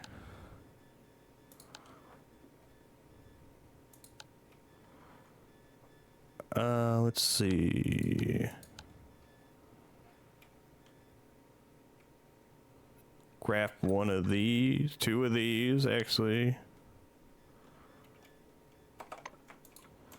Where's the chem bench? This is the science workbench. That is the chem bench, okay. That was stupid of me to ask then. Hello, Karma. I have an offer for you.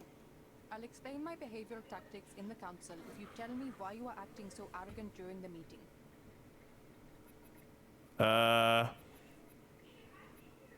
My behavior wasn't arrogant at all. Instead of building up trust, you're being evasive. That's a sign of deep psychological problems. But don't worry, we've got great specialists under the dome. There are 14 of them, according to my data. My behavior in the council was an attempt to balance the generally positive mood. I was adding some constructive criticism to make the discussion of your place in the project more productive. Ah. Thank you for your candor. I've got questions. You've got communication problems. You don't need to wait for my reaction. Just ask your question. The first step to gaining trust is to begin trusting yourself. Now, like, give Karma a list of her psychological problems that are undermining your teamwork. I see. Could you repeat that for me, please? Some of these diagnoses... The White looks interested. I'll update the data on my conditioned clinical progress.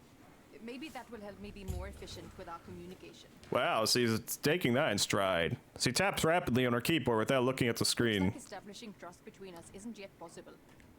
Leave the room, please. I got work to do, and your presence is distracting. So he returns to her computer. She gestures casually at the door. You again. Are you trying to establish communication or just being annoying? I'll accept either. She pokes her head out from behind the monitor.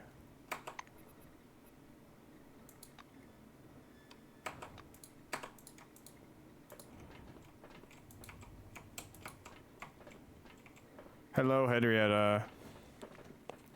Hi. How was the council meeting? Come on, tell me. I was uncomfortable with everyone studying me. I can imagine.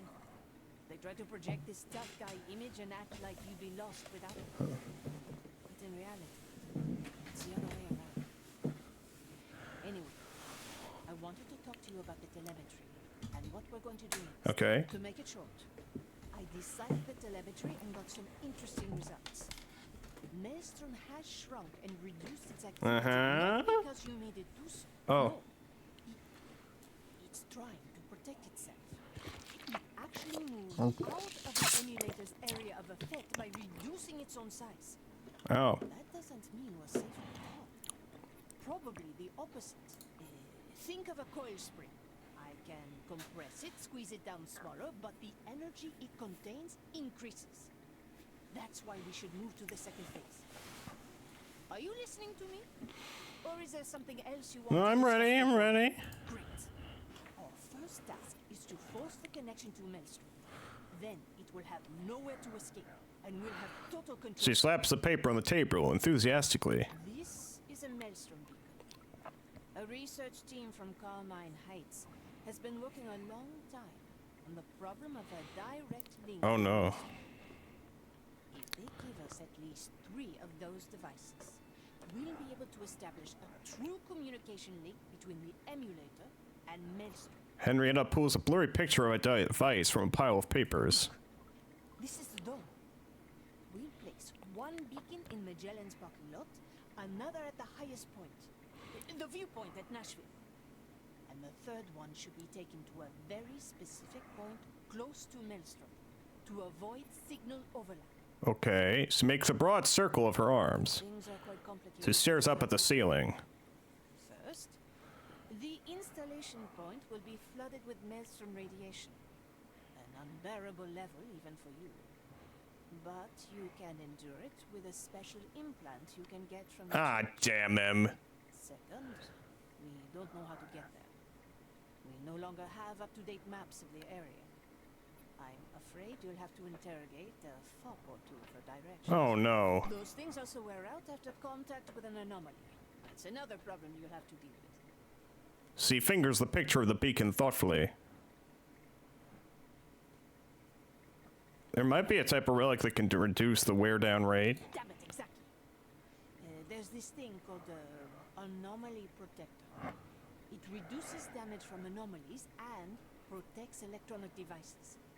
See what you can find in Picnic. They've got all kinds of stuff. Probably these thingies too. As soon as the third beacon is installed, you'll return to the emulator and eliminate Maelstrom's radiation in the zones covered by the beacons. I need some additional equipment delivered to the third beacon. So, would you please procure a heavy-duty truck from the Phalanx and get Nakamura to fund the expedition?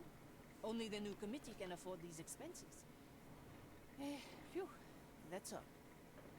I am exhausted again. You got cool socks. Russo sits down and stretches out her legs, displaying her bright orange socks. I'm planning an experiment. If you want my Remind me of my attention, tasks. get the Maelstrom beacons, Uh-huh. 3 anomaly protectors, and the implant from the church. Rest is my responsibility.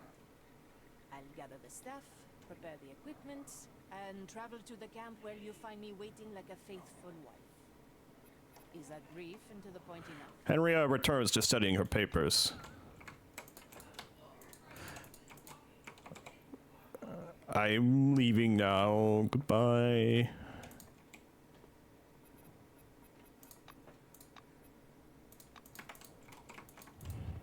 Wait, what is that?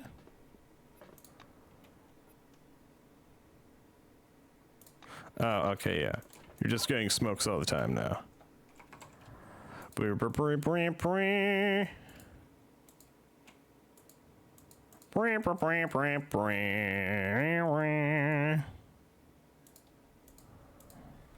Okay, well, let me look at my quest log.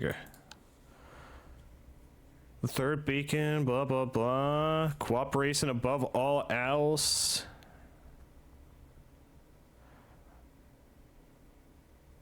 There's a lot to do.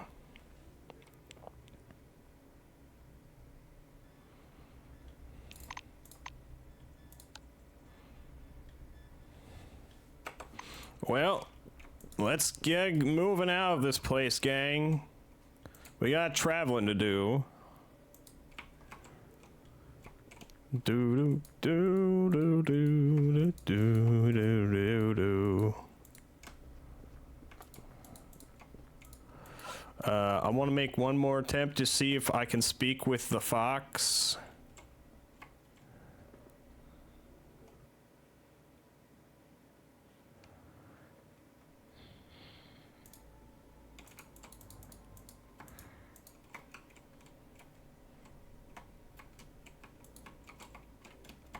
No, he's glitched permanently.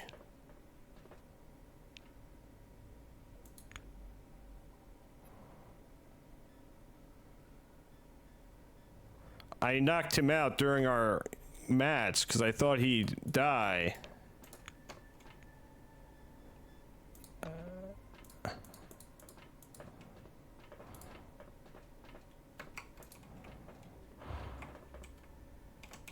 And instead, he's been glitched out.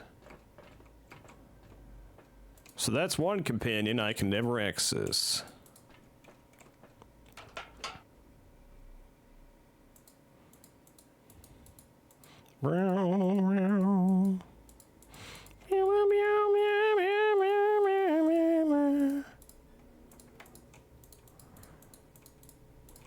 Crump, how are you with melee? You aren't that great at it. You don't even have one level in it.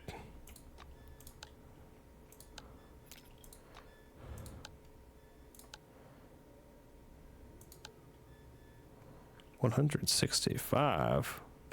Oh, even though I made Yoko read the tech magazine, I still got the perk. Okay.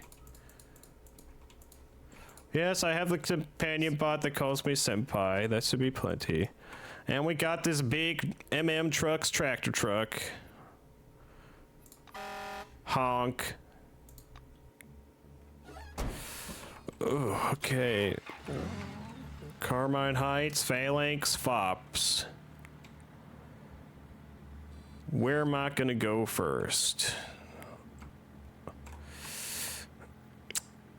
Let's go meet with the Fops. We should be able to get there faster now that we got this car. Oh. The song playing on your car radio ends after a brief jingle and ad starts. Bored with life? Had enough of inadequate leadership, dreaming of traveling all over the dome with friends and a badass gun in hand? Join the Phalanx! Our friendly soldiering brotherhood accepts all able-bodied men and women. Discipline without drill, order without bureaucracy, decent pay and career growth, and of course, adventure are all awaiting you. Please contact your nearest Phalanx office for details. Continue on my way. Oh wait, I'll stop it for a sec, because I want to say, I appreciate that they have special encounters for if you're in a car.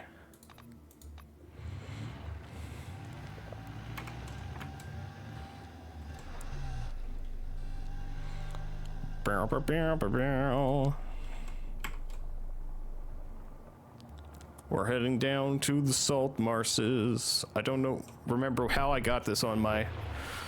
Car floats gently over the road, swaying slightly on bumps. You turn the steering wheel, looking around now and then. Glancing through the windshield again, you notice something interesting in the distance.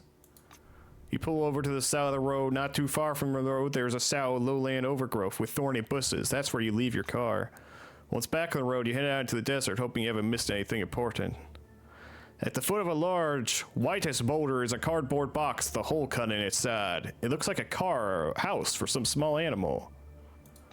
You're right, it's a small house. The bottom of the box is lined with hay and there's a small spotted rock in it. There's no traces of an animal living there though. Could it be that someone made a house for the rock? Examine the box. The box is made of thick cardboard, but there's no writing, logos, stickers, or other identifying marks. Sniffing it, the cardboard smells faintly of some chemical compound. Your survey of the area reveals nothing unusual, but not far from the box you find several well-preserved footprints in the clay. The fine articulation in this tread suggests they belong to someone from White Wing. Examine the rock. You toss the rock from hand to hand. It's a perfectly ordinary brownish-gray rock, covered with small dark spots. It's shaped somewhat like a clenched fist, but there's nothing else remarkable about it. I take the rock for myself and leave. Something about this rock bothers me. Careful examination doesn't reveal anything new, so I decide to take it for myself. Pocketing the stone, I leave. Where is this in my inventory? Here we go. Stone. Common stone. +1 fortune.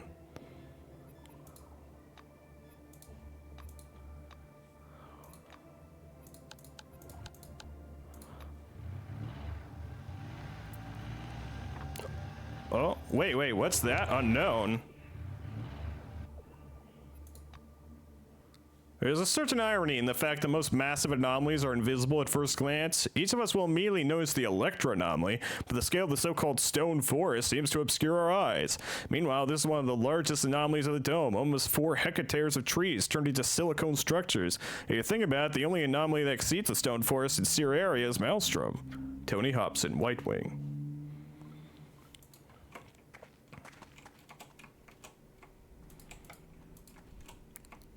Okay, guys, let's see what the hell's going on here. Hyenas. Stealth.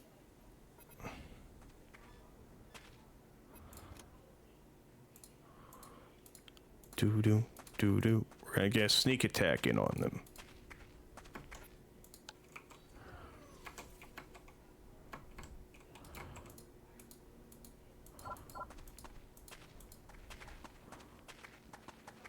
Get out of their line of sight, Yoko.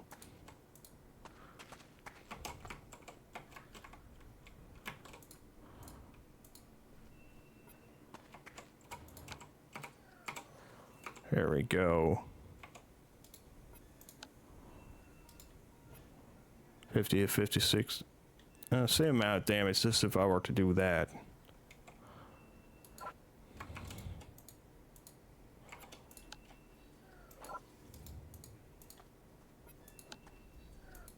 Bam!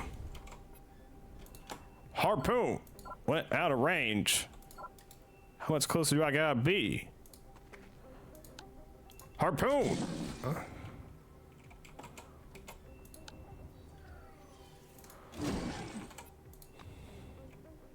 Okay, Crump, get up close and personal and punch this thing into oblivion.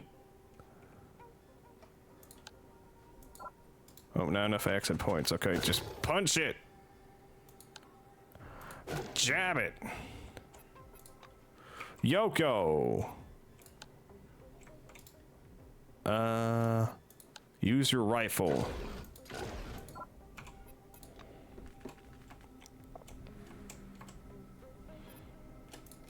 I will switch weapons momentarily.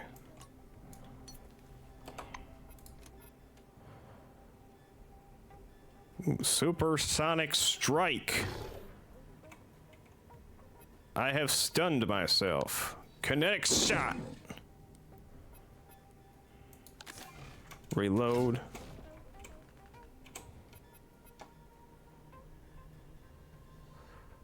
Sweep. No, you can't do that. Judo technique. Yeah, you killed the hyena queen.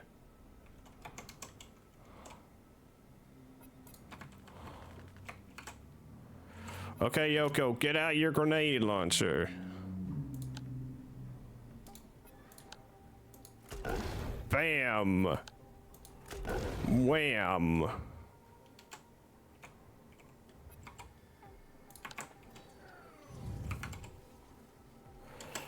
I will deal with the ones over there.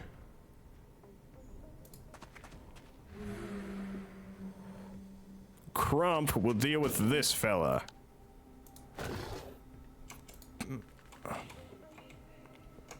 Yoko, do not even think about it.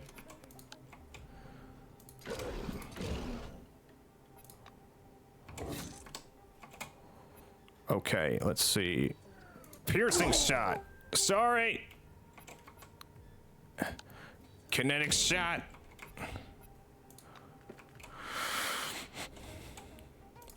Bam. Judo technique. Reload. Pew. Pew. Kinetic shot. Oh. Level up. Piercing shot. Pew. Punch it, Crump. Jab it. We're gonna let Crump have this. Wow. Nice job. Nice job, everyone. You took a bit of damage, Yoko, but it was fine. And because it was also my fault that you took damage. But again, we're fine. Let me fry this hyena meat. Roach legs.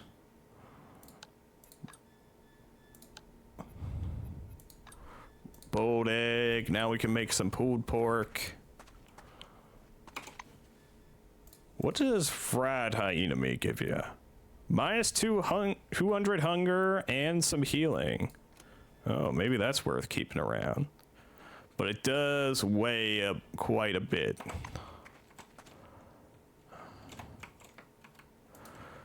Okay, but hyenas are not what we came here for. We came here for a bigger fish.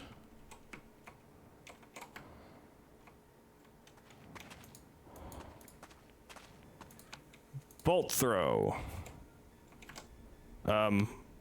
Bolt throw.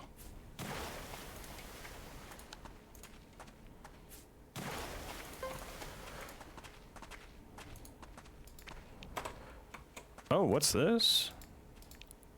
Oh, smoke bomb. I could just click on myself and do, huh? Mine. Oh, I don't have a high enough mine clearance skill for once. And it does seem like I can go. Ow! Yoko? You okay? No, you're not okay. Okay, let's reload. That was stupid.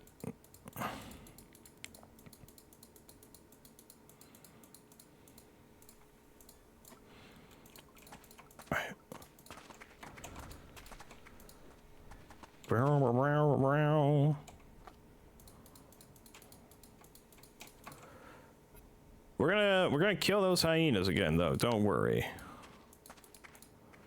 We're gonna sneak around.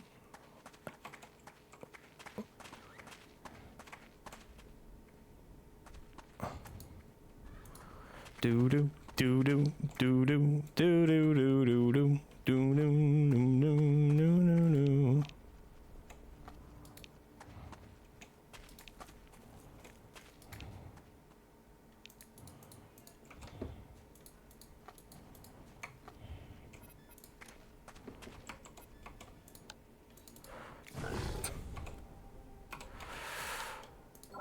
I need to move a little bit closer.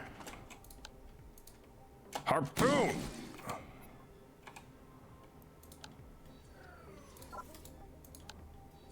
Spray!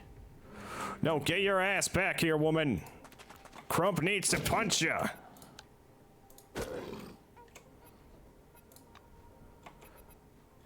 Yoko! Grenades! Launcher!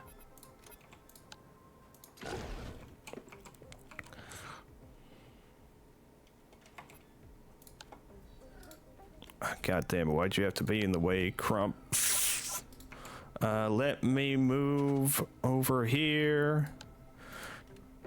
Jam! Weapon jam at a time like this. Bam! Judo technique. Shoot the one that's really far away, Yoko. Just a scratch.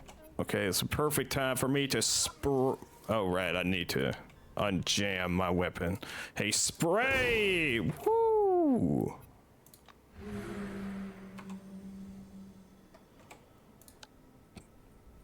Judo technique!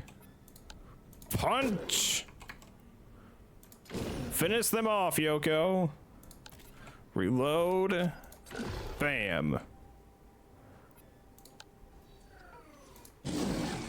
Spray and reload.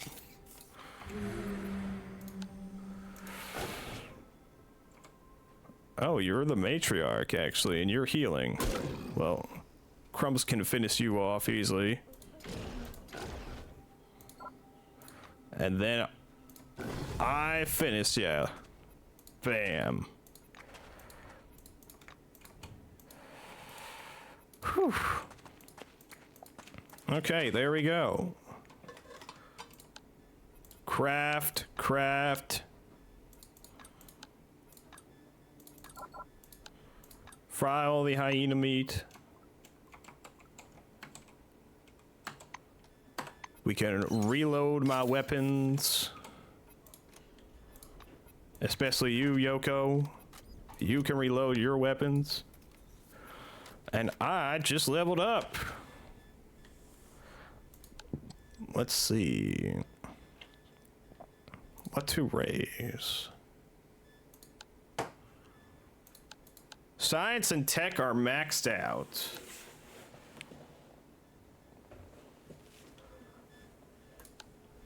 Some more influence would be nice. Charisma +2 while tipsy. Criminal +15, ability to talk your way out of every situation, allows you to get away with dubious enterprises. Nice. Oh, reputation with companions plus 25. Inspiration plus 15. You make your commands one to protect you as if you were a small child. Yes, I want that.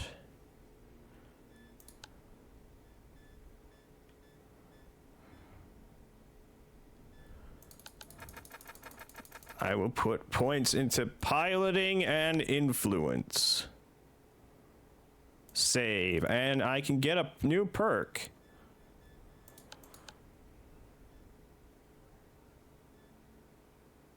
There's a 33% chance that immediately after using a cooldown ability, it can be reused.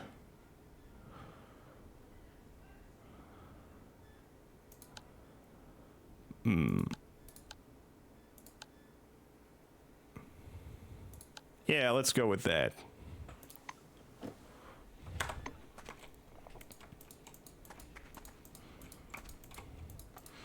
Okay, gang, let's save our game.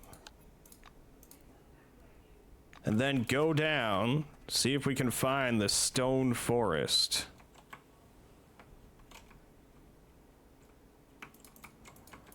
Do. And potentially any corpses that... Oh, a random safe, okay. Drugs, relic dust, mercury. Wowie zowie. And that is definitely a corpse over there.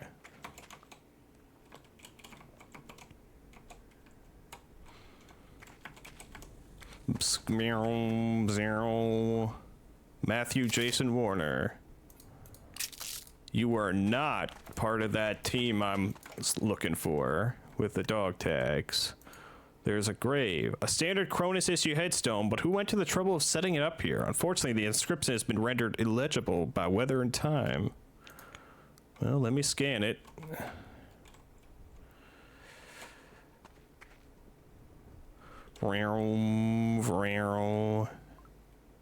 Cenotaph. Or cenotaph.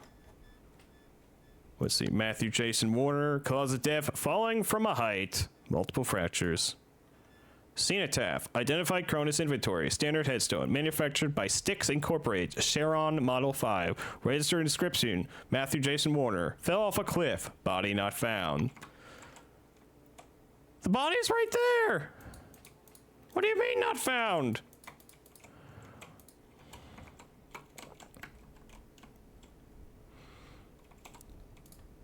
There's a tent. We can rest in there for a little bit.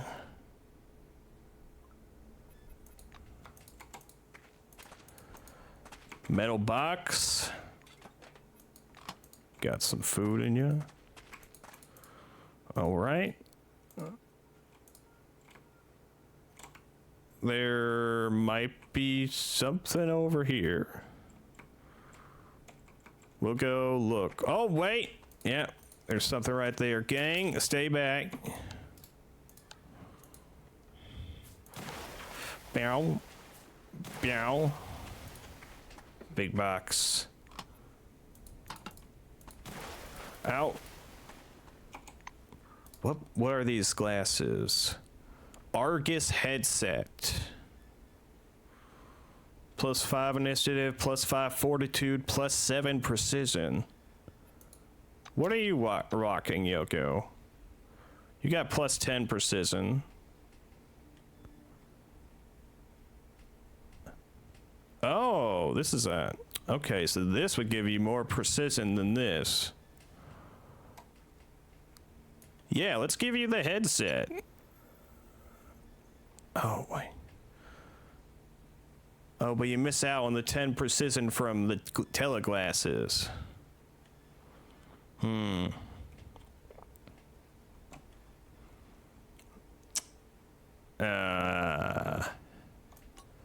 Let's stick with the teleglasses for now.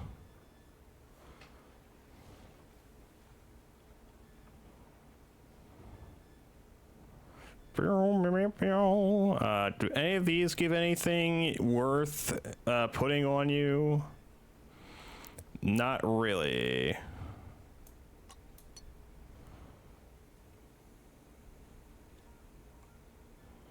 This actually gives the same amount of precision as the, no, actually, no, it gives biochem. I was reading the wrong thing.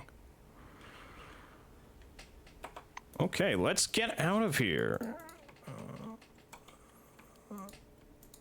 Let's get out of this weird place. Wait. There's still enemies. Okay, maybe we're not done here.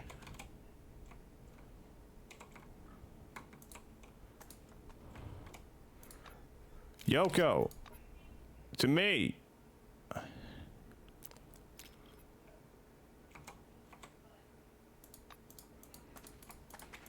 I want you to take the first shot here, Yoko.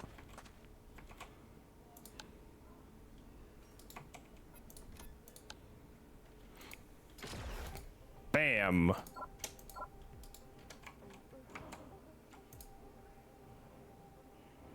Whoa, that thing can jump. Punch its lights out, Crump.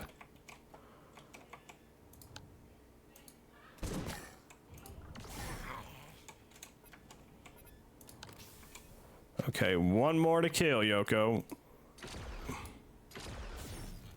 Nice. A saber-tooth wolper. Toothed wolper. Let's go loot them. Check out what's down here. Oh, what is that? Wolper eye.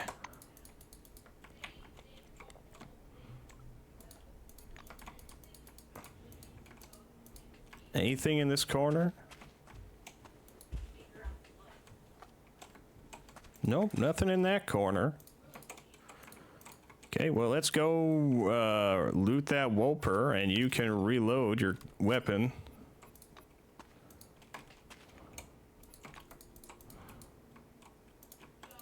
Let's go check out this bridge area. It looks like something's down there.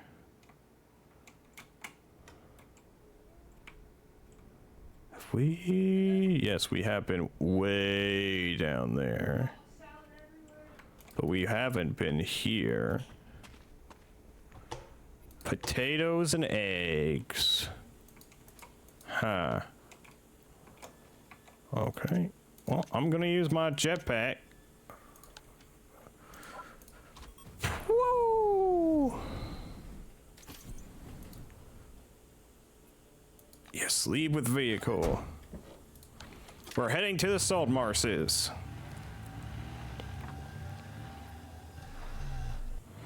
I don't know why. The road you are traveling leads through salt marshes. A majestic white field stretching to the sides and sparkling like a thin layer of snow makes you stop. You get out of the car. The wasteland, crunchy with salt, ends with a sharp border. The edge of salt crust, similar to cloudy glass, abuts the whitewashed ground. Below it and a little above it, there are still layers of heavy water through which the scarlet bottom is clearly visible. Gather a bit of salt. You sit on the shore and scoop some sparkling water into a cup. The process is harder than it first appears. Most of the effort is dedicated to dissolving the salt and removing impurities. Drink from the sea. It turns out to be devilishly salty. After a couple of gulps, it burns in your mouth. You spit it out, shaking your head, and realize your thirst has actually increased. Leave the salt marshes.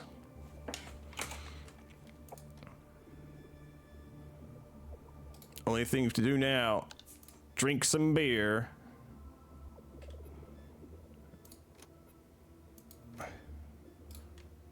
And some coffee. There we go. That deals with the hunger right quick.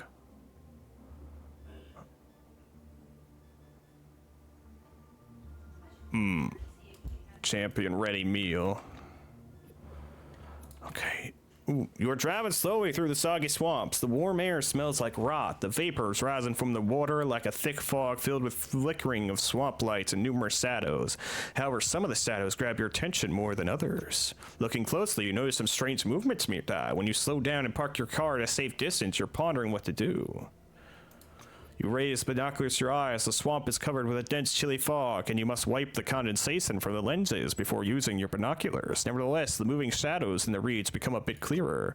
Cockroaches. A small flock of these large insects, stirring their antennae, rummage around among the stony soil and stunted bushes. back in the car and drive away.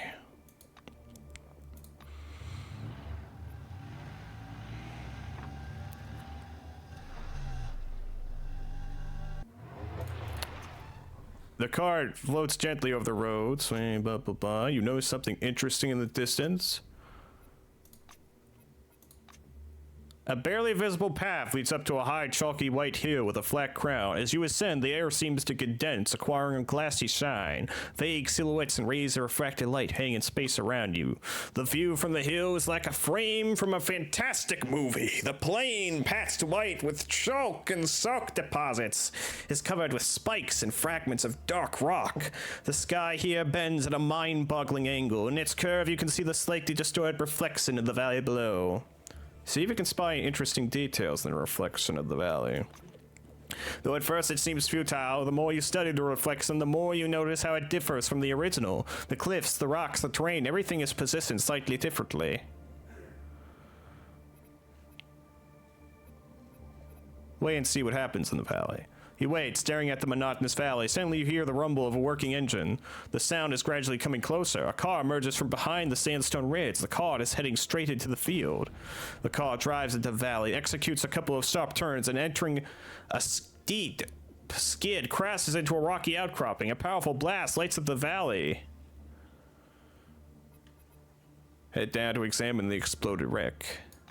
You go down the hill. The terrain resembles the ocean floor. At least all the black cliffs look like they were shaped by waves, and it may have been exactly that at some point. At first glance, you find nothing unusual, but a few steps later, you notice you're moving in the wrong direction. Close your eyes and make your way focusing only on sounds. The desert is never truly silent. Closing your eyes and concentrating, you hear the soft wind and the gentle rust of feathery stalks of grass. Hearkening to every minute noise, you carefully move forward, bumping your way around the black rocks. There is wind in your ears and a dry, subtle crackling. Probably the crusted salt under your feet. One more boulder. You stumble over it and nearly fall, but stop yourself by grabbing it with both hands. Ooh, that was the worst thing that could happen right now, is to lose your sense of direction. You listen closely. Wind and dry whisk of drifting sand still guide you. Another step and your outstretched fingers are touching a rocky surface. Opening your eyes, you see you've reached the hill after all. The terrifying valley is behind you. You leave and continue on your way.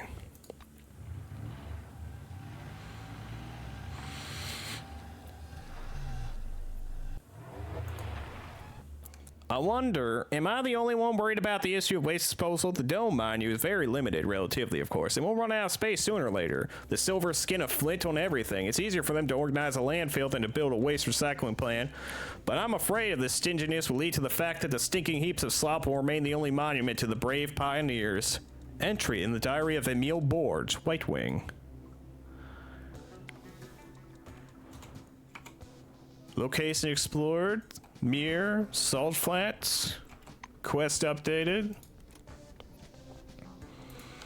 While traveling, you stumbled upon a filthy junkyard inhabited by desert bandits named Fops. They are led by Queen Victoria Legrand, who is just as mad as her subjects.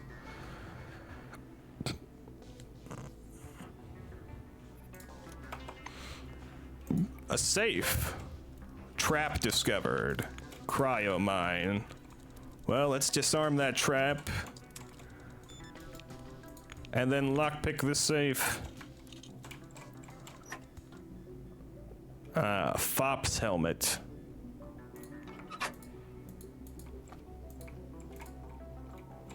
These people are the closest thing to raiders around here. Yeah. No again. Not to make the queen angry. Yes, no, not to make her angry. A gray-haired fop mumbles, shaking his head. He doesn't even notice you. Okay, hold on a second. Wait, is this music? Yeah, this is music. Okay, turn the music volume down a bit. I can barely hear myself. Yes, he once made the queen angry, so what? What happened to him? Poof, just like that. Button pierced him right through, just like that. Yes, it just went in one hole and out the other. He interrupts his own story with rippling laughter. Seeing you, he points to his index finger at his temple. A button flew in just like that and out again. What is that scream? A fop with an artlessly painted red and white striped traffic cone on his head looks at you admiringly. Something is making him very excited. Do you know about our queen? You do? Of course you do. You must. He claps his hands solemnly. Everyone knows about our queen, even the most uneducated dunce. They will tell legends about her in the future. Why, some of those legends are being told right now. The fop performs a strange dance, clapping his hands. Of Queen Victoria uniting us, of bringing us to Maelstrom, we, her humble followers, can only hold tournaments in her name and pledge our victories to her. The fop is dancing energetically, humming, Victoria, Victoria!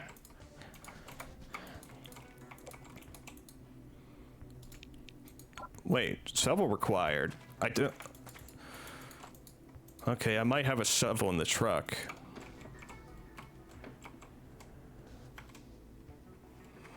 Please let there be a shovel in the trunk. There is not a shovel in the trunk, damn it.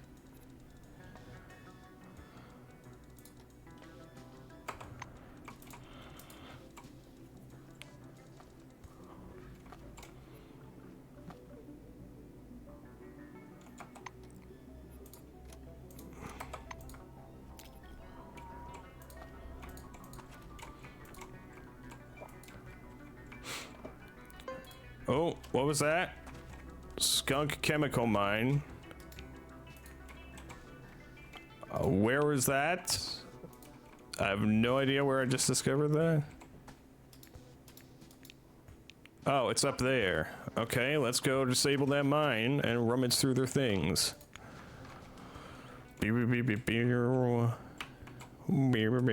there's that fucking Santa merchant. Oh, is this a better flamethrower than what I have? It's the same type, but it's more upgraded. Nice.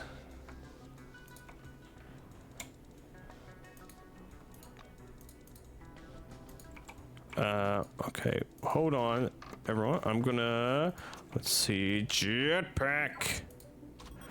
Whoo! Oh, that is a lot of ammo. What is this? Looney side up recipe.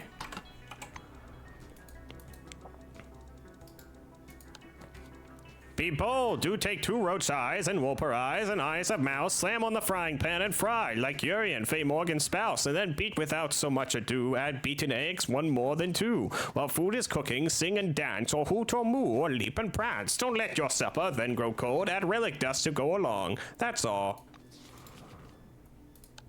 A very peculiar diss, like everything made by fops. They say that if you gaze long at this diss, the geese will gaze back at you.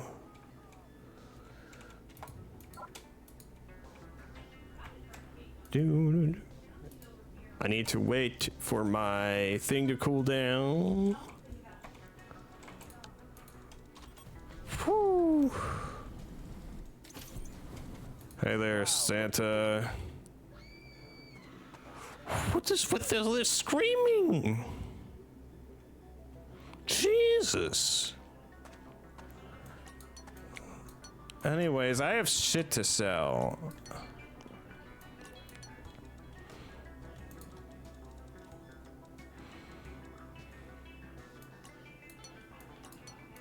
A lot of shit to sell. This helmet, this, this, this,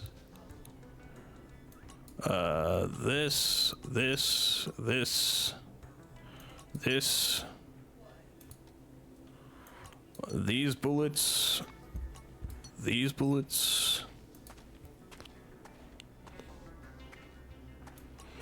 fried hyena meat, this, which beer is better? 75. Yeah, this beer's better. Sell this beer, the soda, most of the candy, most of the heated bean, all the heated beans, the beef noodles, the fried roach legs, the fried cockroach eyes, some of the coffee, The salmon snacks.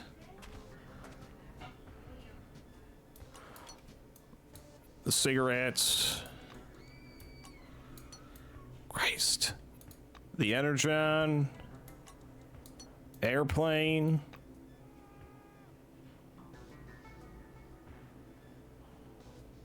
A kilo of betamine.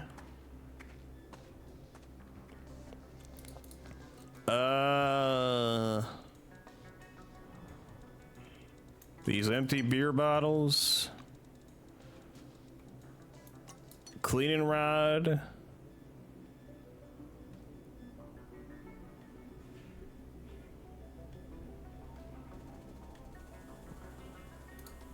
A science magazine. I will take in return this stuff.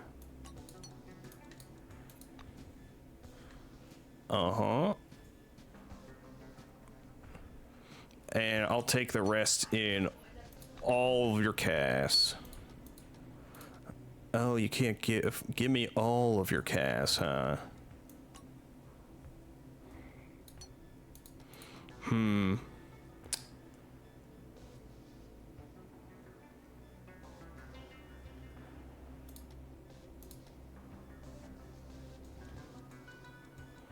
Let me check something.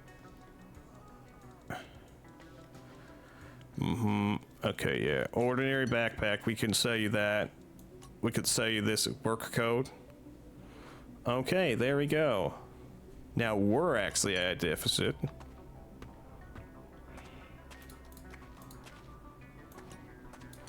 Let's see if I can try and even this out.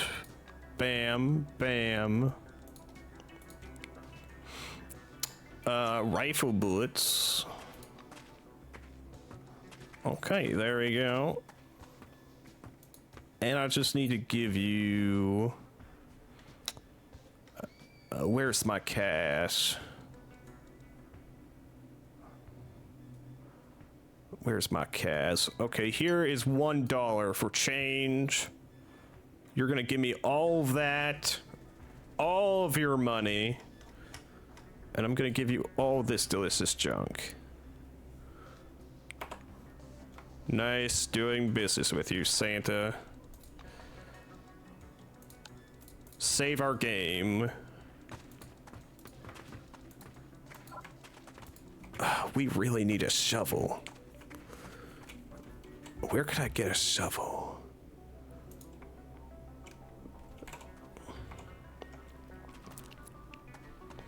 A fop wearing a dirty rabbit mask is sitting on a folding chair outside a rabble trailer. He's deeply engaged in flipping himself the bird.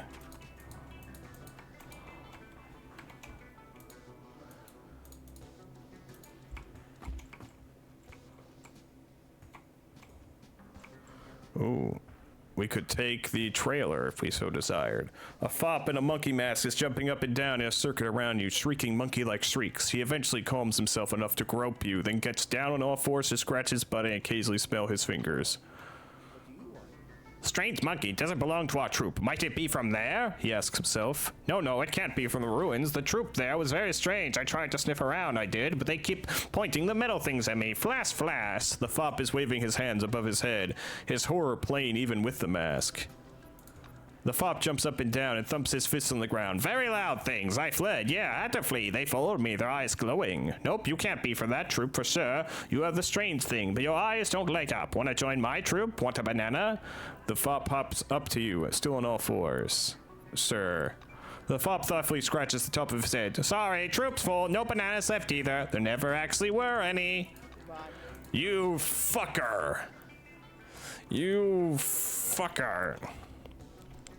A weathered old man, powdery as if covered in chalk dust, stands beside a pile of refuse, bravely blocking your way. There's a large red stop sign on his chest.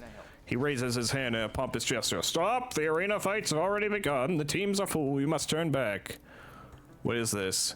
He looks at you in surprise and seeming disapproval. The tournament is the biggest event under the dome. Shame on you for not knowing that. The winner becomes the Queen's Knight and trusted representative. I would like to compete. He shakes his head. No, the squads are already full. Although if you look at them from a different angle, you could fight with your own team, or even alone. You would be a one-fighter squad in that case. Well, yes, that should do it. Welcome to the arena. He gestures stiffly towards the junkyard gates. Hope to see you again soon. Okay, we're gonna lockpick this box. Diddly diddly dee. Some explosives. Fire, blood, candies, we are racing in the maelstrom. We racing in eternity! Can. Fops Arena discovered.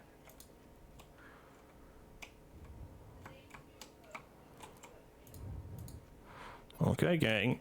Let me look at for that grenade we just picked up, and I guess we'll just utilize that. Wait, what is that? Oh. Canisters.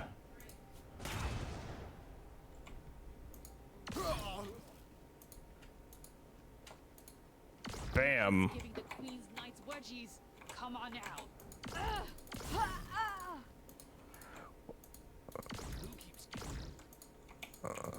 Maybe I should up the difficulty at this point. Berserk. Hey, what was that? Fops badge, given for winning in the arena. That is taken by the winner from the body of the previous owner.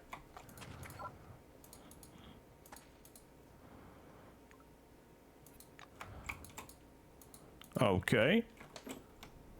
There's some things lying around we can loot. There's a chemical mine.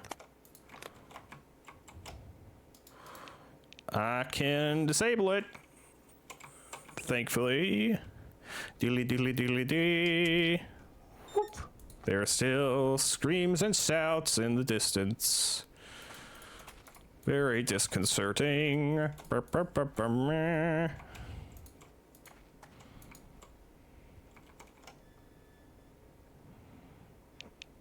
Let's settings.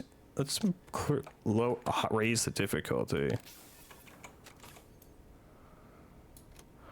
Okay, fireball. What out of firing line? Fireball. I found a rope. I must have.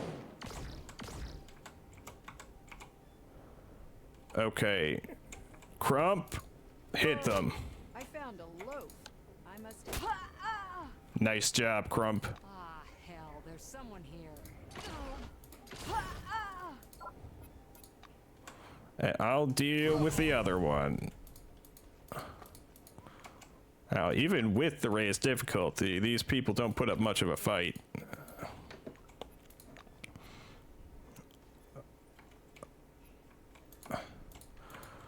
Let's see.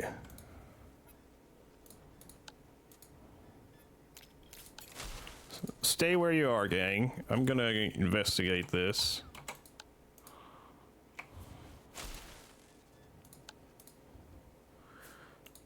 Huh. Container. Bunch of explosives.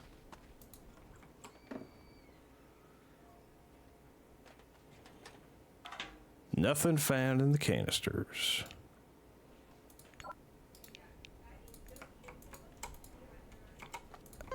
Oh, oh. Contain. Oh, ow.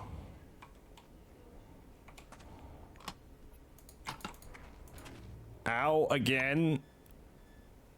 Inventory. Consume bandage. Okay. Let's use jump pack. Woo! Hey there.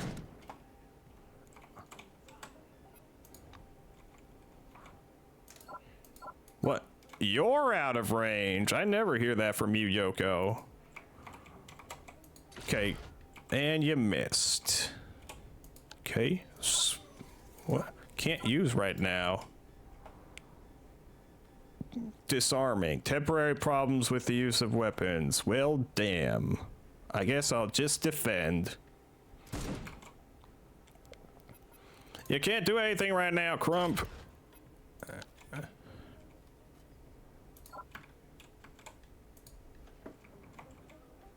Okay, there we go. I can use my weapons again. Haha! Bam!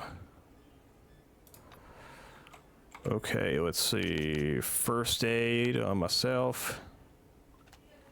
Loot this man's body. Ammunition box. Nice. Ooh, an old box that needs pick-locked. Okay. We can do that. Do.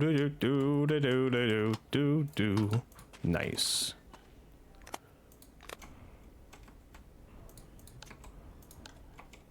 We could just jump to the other side, thanks to our jetpack. Yeah, get over here, Yoko. I'm gonna perform maintenance on you. There you go. Oh, a mine.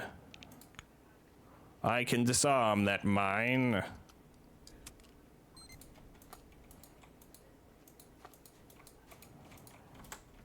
How many are left in this sham of an arena?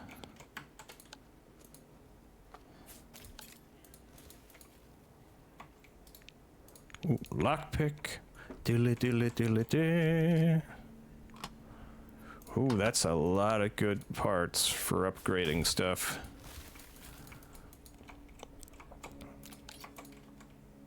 Oh, wait, no, stay right there. Jetpack. Haha. I could have just walked up here, but I wanted to do it dramatically. Oh, people are over there. Let's reload. And give him a fireball. I'll smash you up. Oh, ow. Where the fuck? What is that? Oh, you're fighting each other. What the fuck? Okay, Crump, deal with the one right in front of us.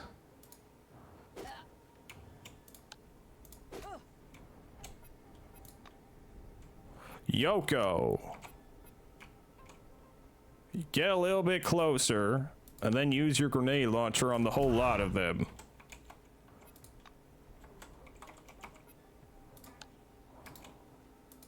I'm gonna get closer as well. Oh, shh! Oh, there's a grenade launcher user up there. Okay, Yoko. Crump's gonna deal with this person.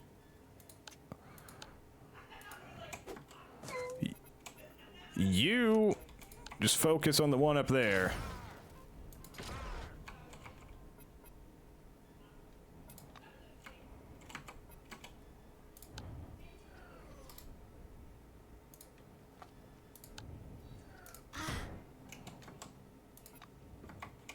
Defend.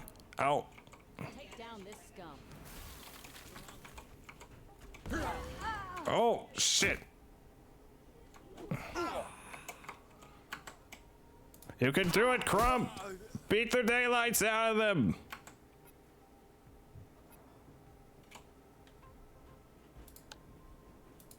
Enter a fighting stance.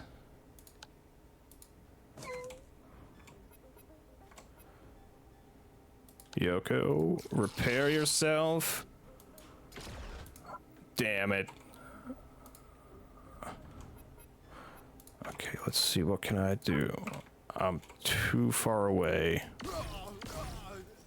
Okay, well at least that's two of them down. Shit, they're all fighting each other. Judah! You really can't? Okay.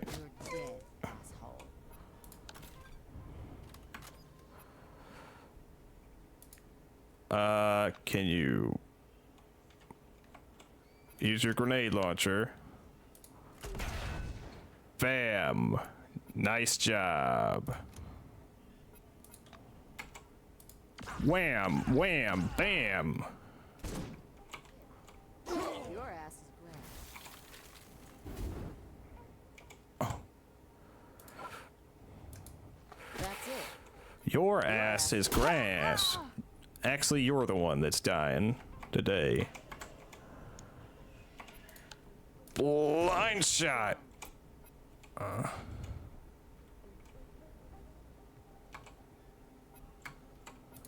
Defend. I'm gonna rush in and not enough action points. Can I rush in and use not enough action points? Okay. Blast that one.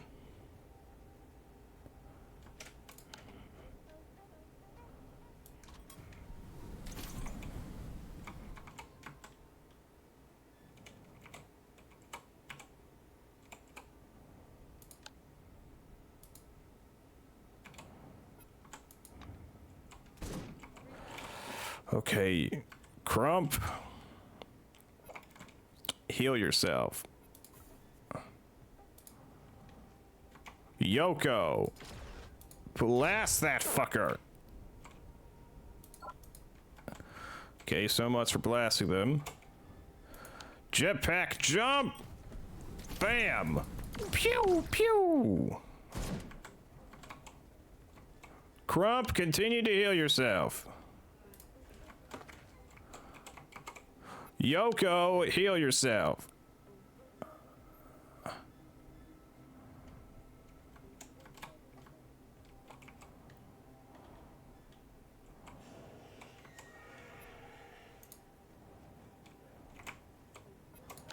Reload. Bam, bam. Oh, damn it. Point short.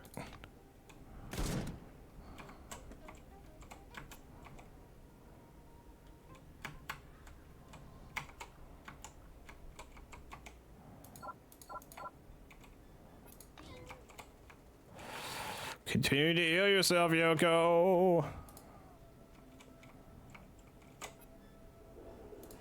Spray. Model needs to be replaced. Okay, I'm down here. I'm gonna heal you too. Some maintenance for you, Yoko. Some first aid for me. Significant fatigue. Come on, let's. Where's that? There's you go. A little pep up, Energon. More Energon to get rid of my fatigue. Yes. Okay, loot. We need to loot everybody's body. Also, I apparently have leveled up.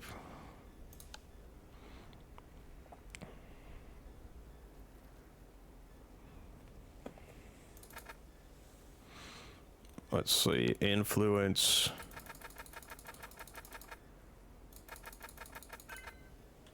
There we go, 120! Plus 2 AP for companions in the first round of combat. Reputation with companions plus 25!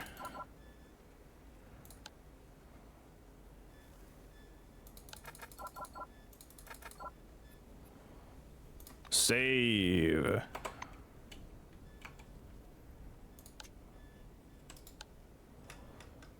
Let's see, influence. Oh, okay. That might be good to have on hand.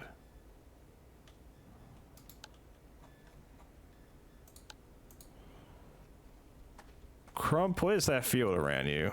Oh, you're in a wrestling stance still. Okay, can we talk? Personal matters? I'm not a big fan of talking about myself. Well, I don't remember a damn thing from childhood. The Cray, I work, they still talk about, well, even heard about Ronnie Cray? We were at, wait, rumor has it, Dad's here. Never mind. Oh, okay. Can we discuss something, Yoko? Senpai. Any conversation collecting data by asking me personal Could you tell me about Akira and your relationship?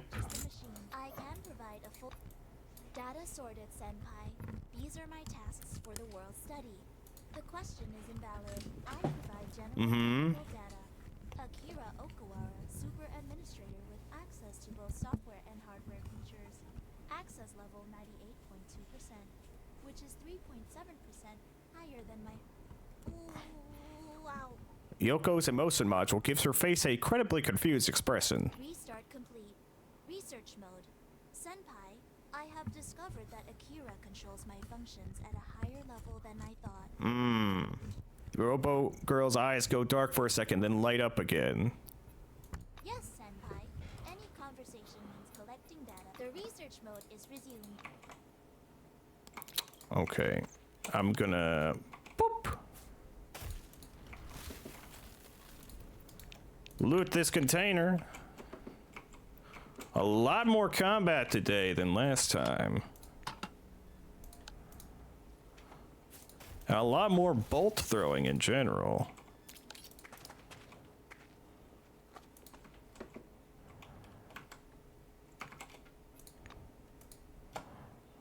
It's too bad that I can't scan any of these chumps. Find out what their names used to be, their real names. Not their make-believe names. Oh wait, there's a Blackwing employee over there. A corpse of one, I mean.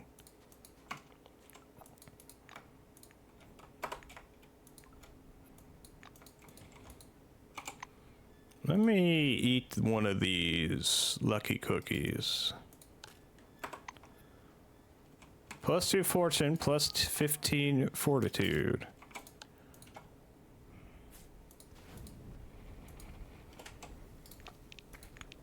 Do do do do do do do do do do do. Ooh, light weapons technical manual. Okay, walk back through. Reload my weapon. Both of my weapons. Speaking of which, you should do the same, Yoko. We don't know if we're done in this arena yet.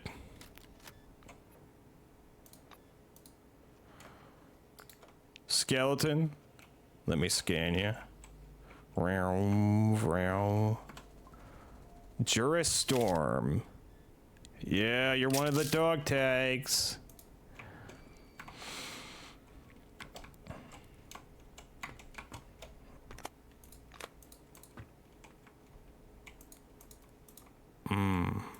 It seems like... Oh, okay, one more secret discovered.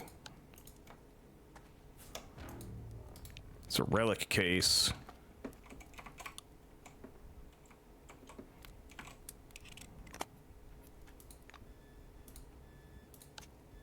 Gonna use my jetpack to get out of here. Whoo! Hee, I love using the jetpack. Okay, one more corpse to loot. Okay, you two, let's regroup.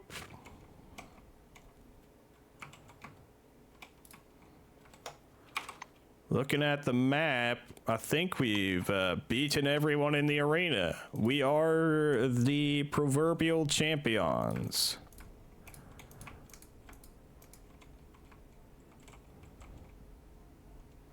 There is no one else to challenge our title. Champion of the pit, indeed. Aha!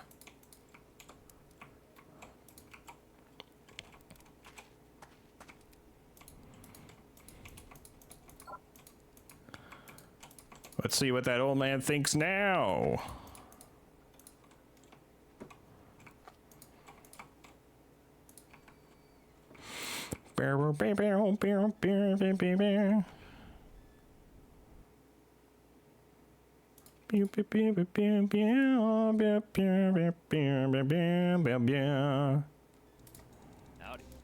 The champion! Our champion! The old man throws up his arms and drops to his knees ecstatically, raising a plume of white dust. He rises from his knees and taps you on the shoulder. Good job! That was proper, proper! Now, as befits a knight, you should dedicate your victory to someone special. To the queen. His face breaks into a happy idiot grin. Of course, Gloria Knight! Go tell her about it, she'll be delighted. See ya. See ya. Crump? Eat some crayfish candy.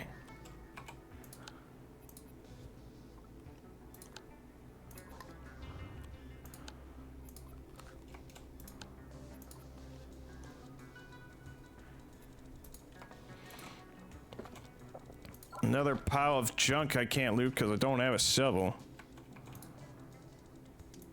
Hello there, doorbell. I'm a bell, you may ring me, he says with a very serious expression. Ring. Unable to think of any better alternative, he pressed the fop's nose. Clang! He reacts with a perfectly straight face. I am immeasurably disappointed.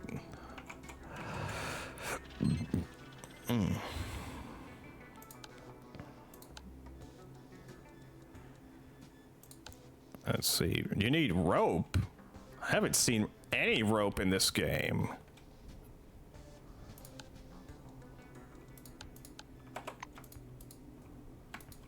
Let's see. Ooh. Okay. Case. Nice. Gonna open you up. Do. Johnny Cutlass comic book issue. Other highly modified pipe wrench. A weapon display case.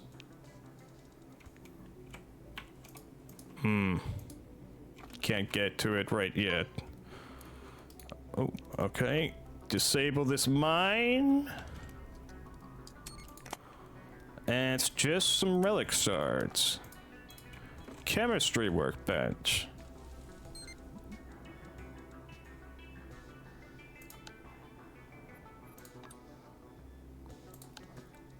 I could make some immobilizing grenades. Yeah, sure, why not? I don't have much of a use for glue.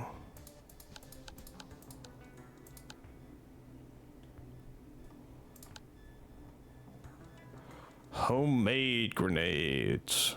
I think that would sell. Craft the maximum amount.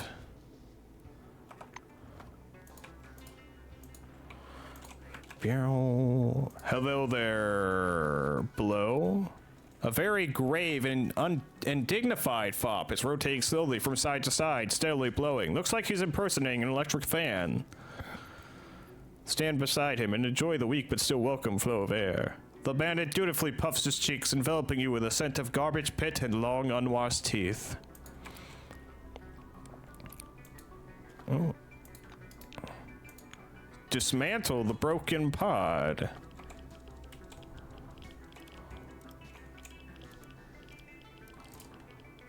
Sealite fiber received. A crash transportation pod from Concord. You got under the dome in one of these.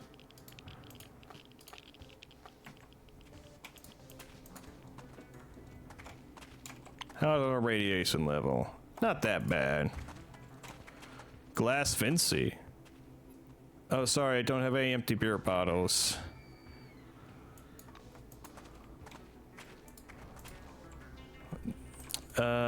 Tractor truck, do you got any nails in you? This human community is showing signs of degradation and madness. You got that? Scan them. Yes, you can scan whoever you like, Yoko.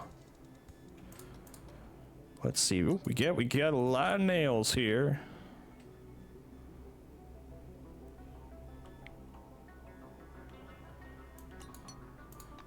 Pull this out, pull that out.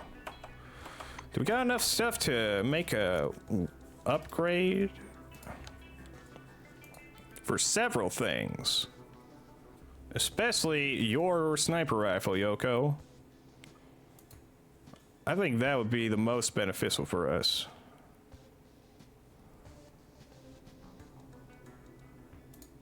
But on the other hand, we do need to save some parts for the suit. So we'll hold off on this for now. We'll just open our trunk and put some things in storage. This, that, that.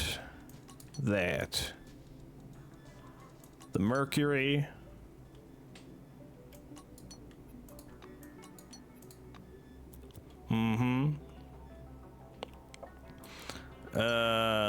Anything else? Oh, right, wrapping repair kits.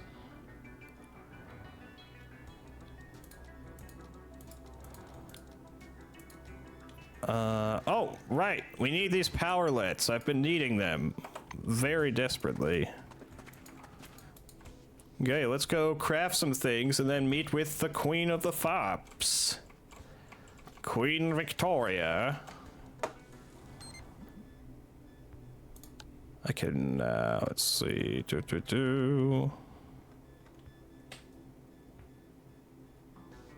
No, not this workbench, the other one.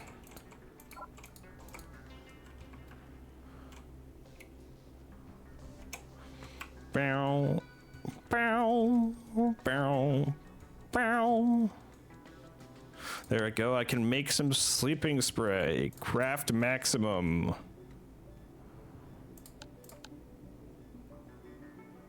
Oh, and if only I had my electrical equipment out, I could make some more fixer. Craft lockpicks.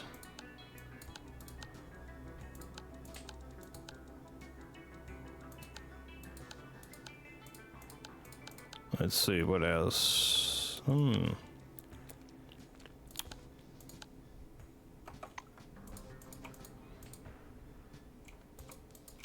Okay, let's put these airgun powerlets back for now. In our truck. And then go meet with the Queen. Do do do do do do do do do do. Trunk.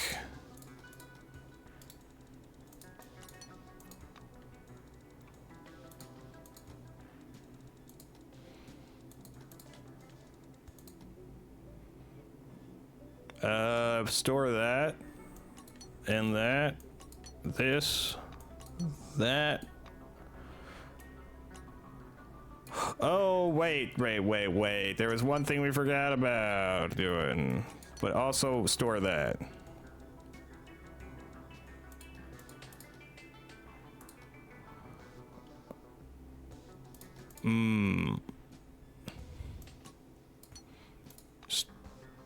Store eggs. Store potatoes.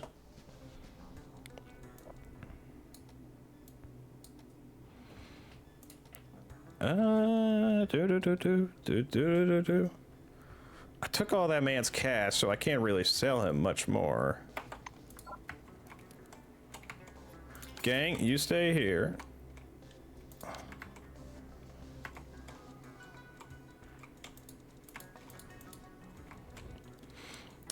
Let's see, was it at the chemistry workbench? Yes. Homemade grenades, craft maximum. There you go. These will sell, for sure.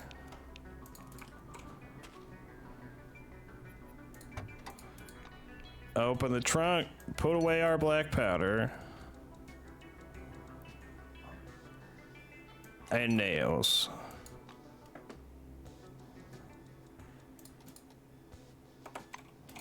Do.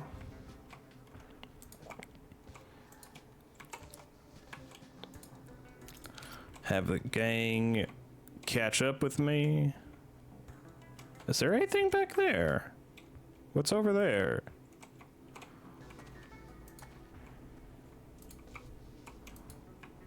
A gunsmithing workbench. Oh, I put all my gun crafted stuff away. God damn.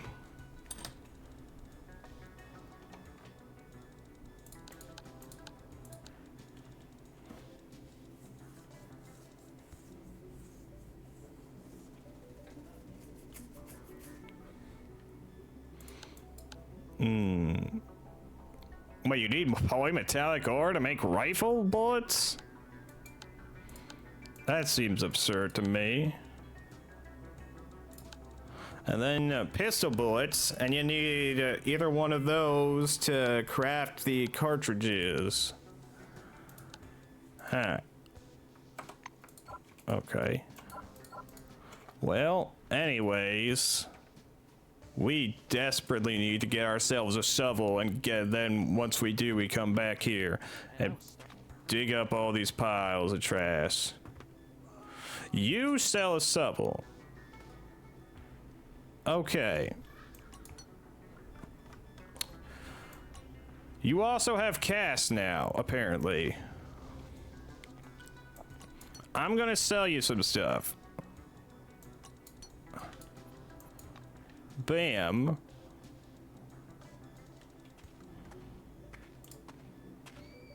Let's see, what do I got? What do I got? Nothing here. We got all these bullets. Don't need them. All this beer. We have way too much beer, quite frankly. An antidote. Neocytam.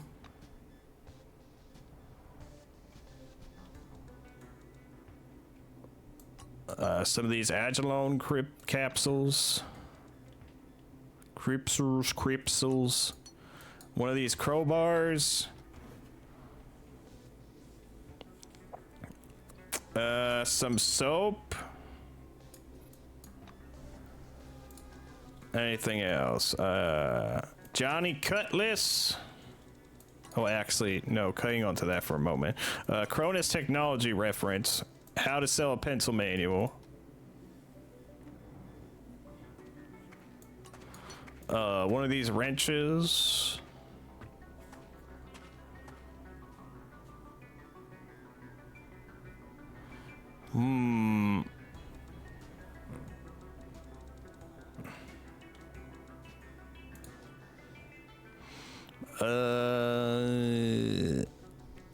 Anything? Oh, right. This inactive spherical relic.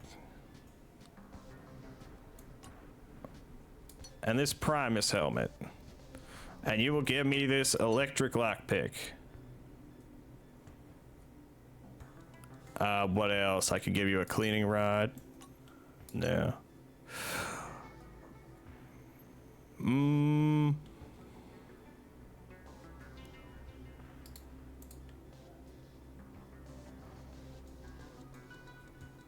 An issue of business today? Oh, that makes us almost even. How about some of these drugs? There you go. Now you just want $1 for change. I could do that.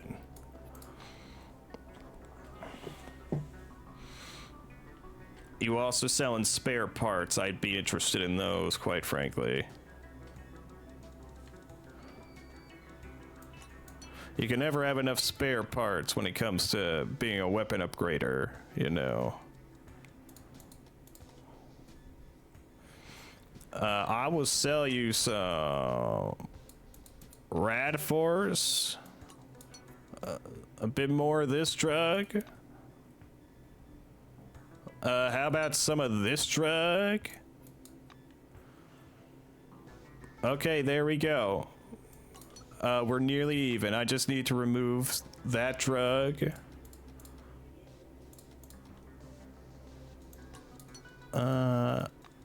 That pack of cigarettes.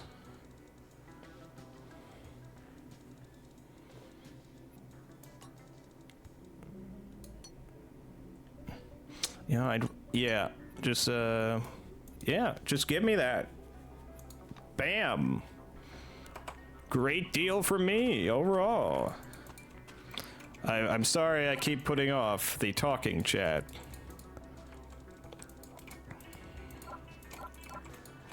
This is the last thing we're gonna do, and then we're gonna go talk to the queen. Open the trunk. Put away all this junk. And by that I mean scrap metal. We finally got a shovel. How many uses? I think it'd be like 5. Condition 15. Okay, let's start by digging up that pile of junk. Bum ba ba. As per usual, I don't have any day stories to tell because I pretty much have breakfast and then maybe if I'm up early enough, I bathe and then I stream.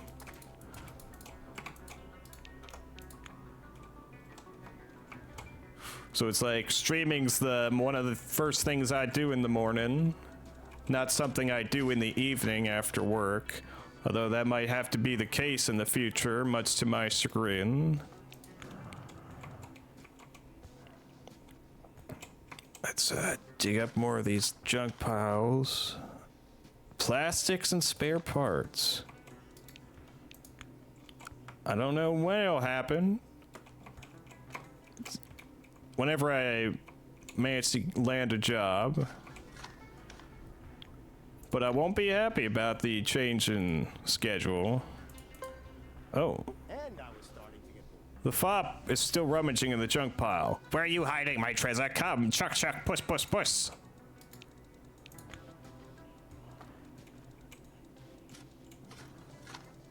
Hey, this is my pile. Find yourself another one.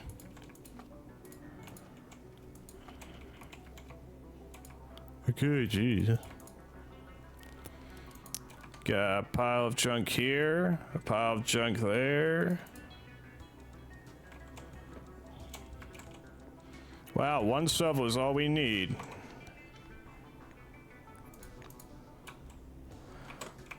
Boom, boom, boom, boom, boom, boom, boom, boom, boom, boom, boom. Boom, boom, boom, boom, boom.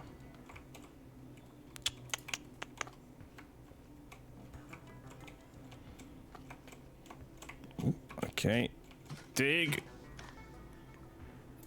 some more stuff we can use in crafting. Gang, hang back. I'm gonna go into the radiation zone to dig up that very hard earth pile. Yeah. Come on. Ooh, irradiated Eiffel reinforced coat. Cyclops helmet radioactive.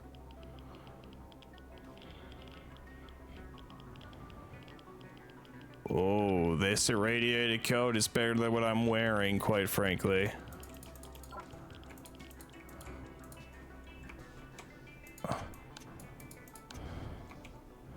Let's see. Trapping, no. I want... Where is it? Cure radiation sickness. On self. Ah, there we go.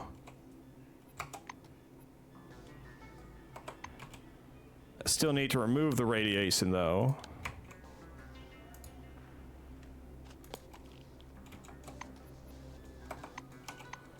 Let's see, rad force, consume.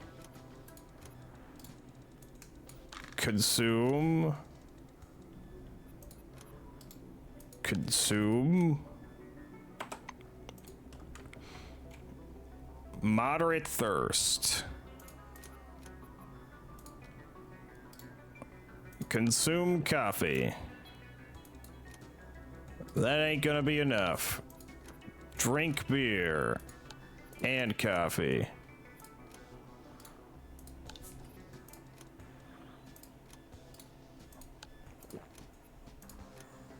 Okay, coffee doesn't get rid of much thirst. Beer does, though. Okay, just keep pounding that beer away.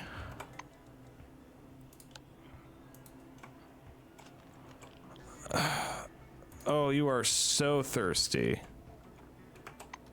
Well, no, you're not thirsty. I mean, you are so drunk. So, absolutely, positively drunk. But now let's use that electric lockpick we got to break into this weapon case. Face-shaped relic. A thin matte plate, velvety to the touch. The shape and relief makes it look like a strange mask. If you tilt it at a certain angle, the shadows on it will fold into the image of a woman's face, although it may well simply be your imagination.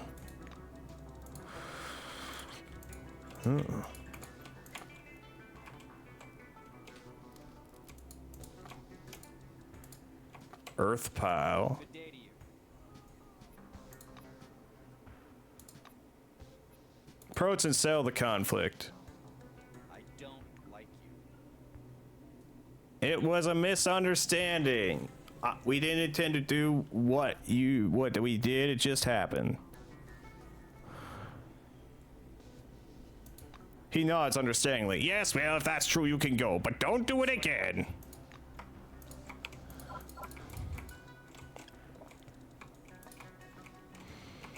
Okay. I guess we got in trouble for looting that weapon case. They aren't gonna confiscate the mask back. Open the trunk. Let me take these back. And the nails.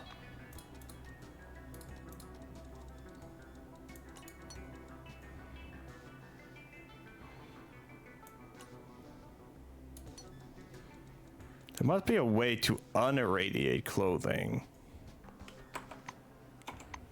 Surely.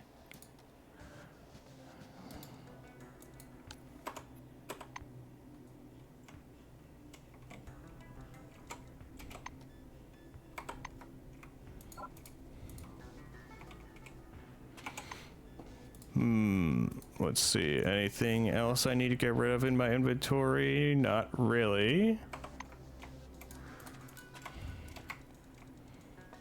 We're all good.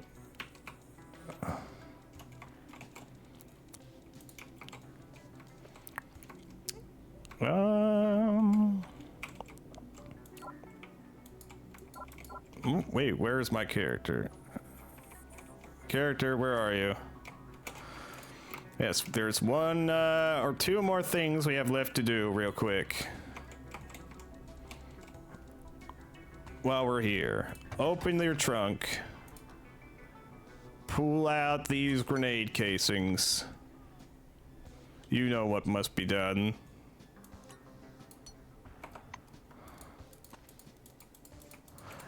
Bow, bow, bow, bow, bow, bow.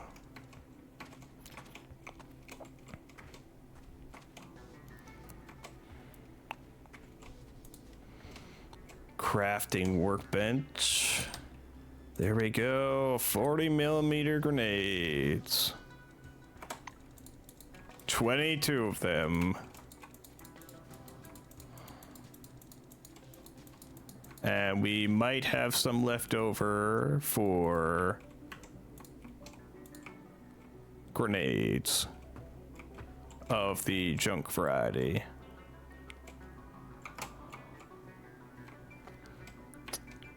I'm just doing so much busybody crafting. I'm sorry.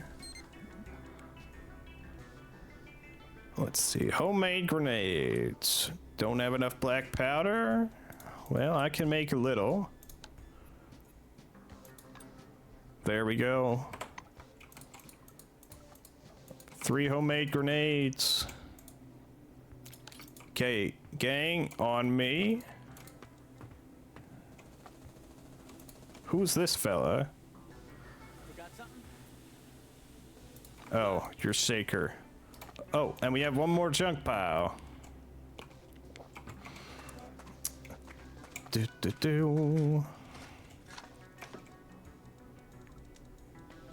Spare parts.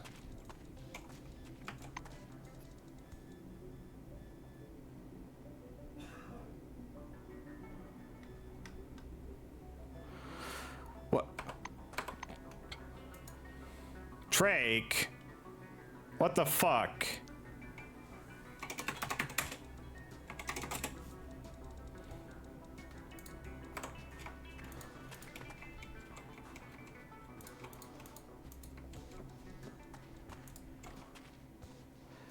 Trake. The trailer is closed. Oh. But when you Hold that tug thought. on the door, Trake, the robot is a child. The robot is literally modeled to look like a child.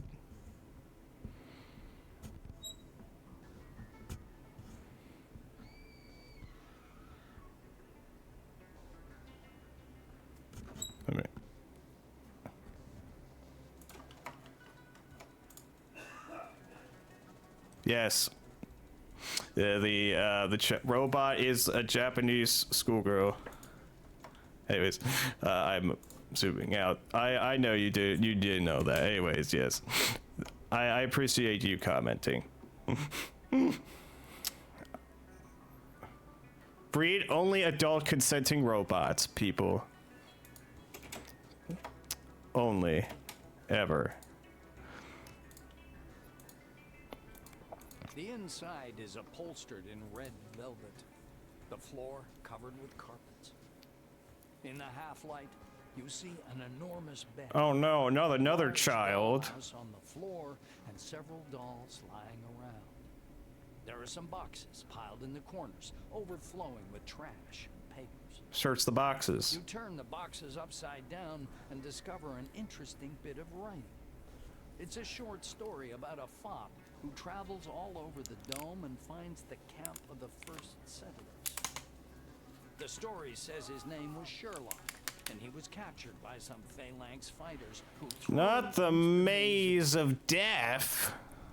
You prudently copy the maze's coordinates and put the note back in the box. Ah, fuck, my ears hurt.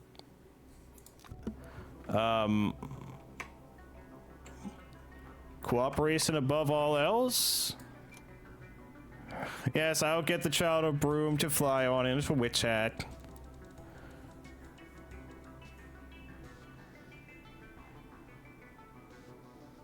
Victoria Lagrange clearly knows something about how you can get to the camp of the first settlers, but she will not help you until the win the nightly tournament arranged by her. Turns out that fop named Sherlock knew the way to the camp, but no one saw him for a long time. They say he went to conquer the Maze of Depths. Perhaps the Maze of Death. Perhaps you should look for it there.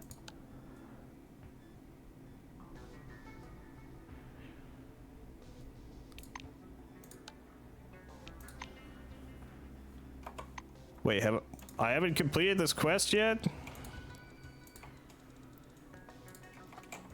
What do you mean I haven't completed this quest yet?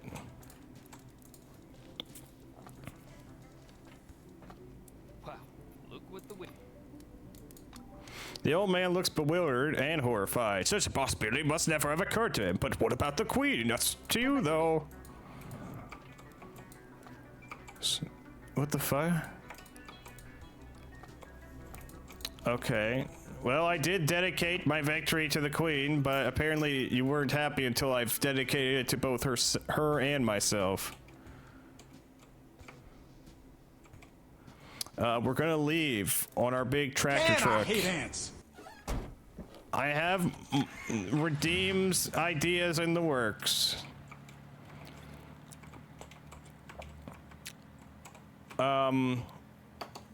Where was I going? A relic document. Great bedtime reading. Some sound redeems. That's all I could think of at the moment.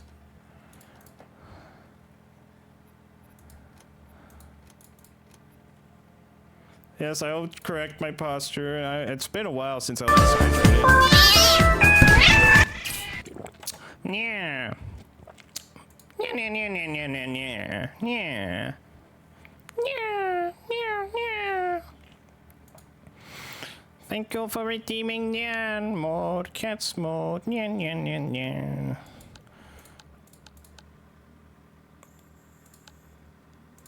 Man, I hate ants. My reputation with the things, with the committees, wings, my companions. Almost maxed out with Yoko and Crump.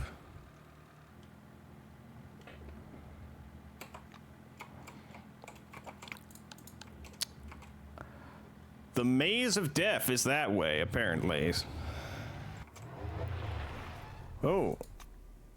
You notice something interesting in the distance. Cresting another sand drift, you discover a body lying half buried in the oh wait, this was the guy I met yesterday, but then had to reload my save. I'm afraid I don't actually have water this time around.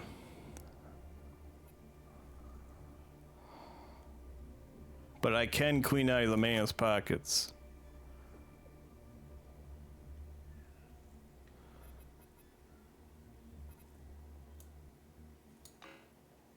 Minus 50. Okay.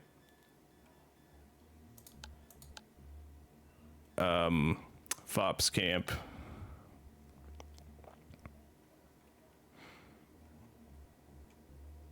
Reload save.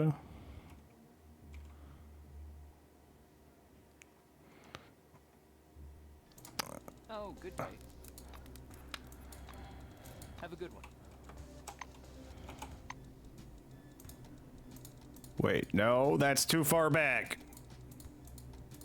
Man, I hate ants.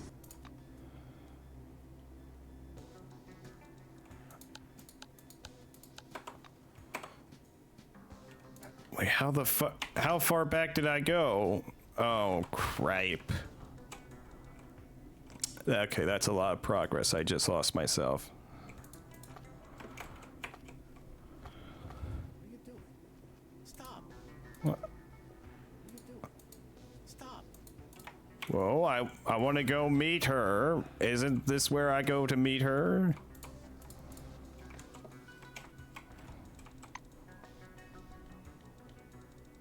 Entrance, exit to dome, science. Where the fuck is your queen? Welcome back.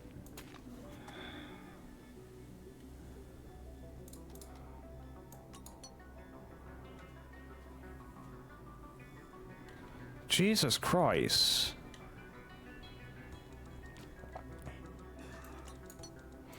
Okay. I will not make everyone sit through me digging up the piles of stuff again. But we will be doing the merchant interaction again.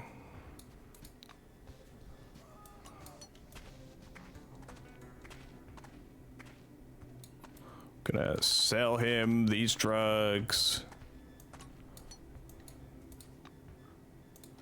Sell him this bullets.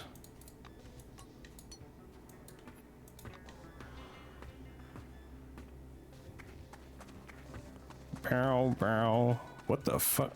No, I don't need that special monkey wrench. Yeah.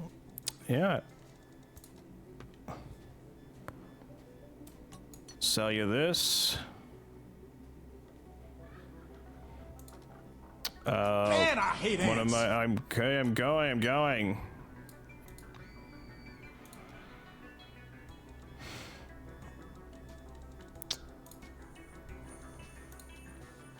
Anything else? This can. All this food. This beer.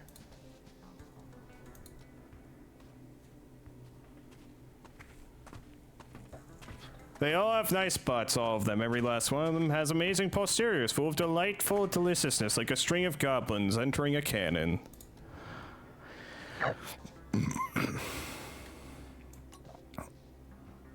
I will take only half of your bucks, sir.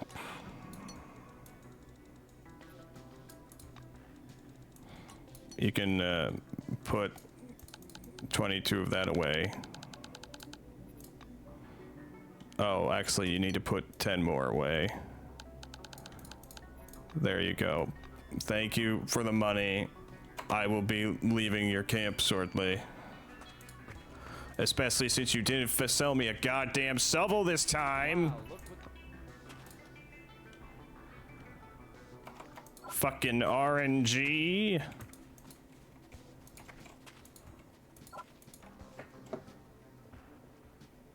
The The trailer, you turn, you prove.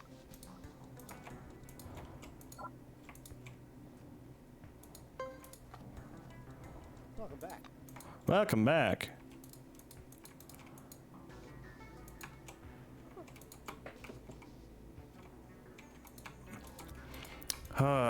Jesus. Okay, I will be back. Oh, there's your fucking leader. Jeez. Been wondering where you've been. And who's this topless woman? A thin but muscular woman with dirty hair sticking out in spikes is strutting around on all fours. Lifting her head, she fixes you with a hateful stare through the slits of her mask. But perhaps calling it a mask is too generous. It's really the bottom of a large tin can with two ragged holes strapped to the woman's face. I am Can, and you are winner of tournament? She tilts her head so far to the left it looks like her neck is about to snap. Brain 7. What do you know about the Queen's past? The bodyguard rises on tiptoe to bring her face level with yours. You suddenly realize she's both tall and sinewy. Past is secret, moron! Conviction 20. Say that knowing Victoria's secrets will make you better able to protect her. I'm the one protecting her, not you.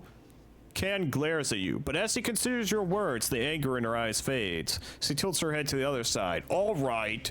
Queen remembers little. She was shown on screen. Gray suit. Drove in car with plate on roof. That's all. Scram. And chops up her words like splitting firewood. You have a strange mask.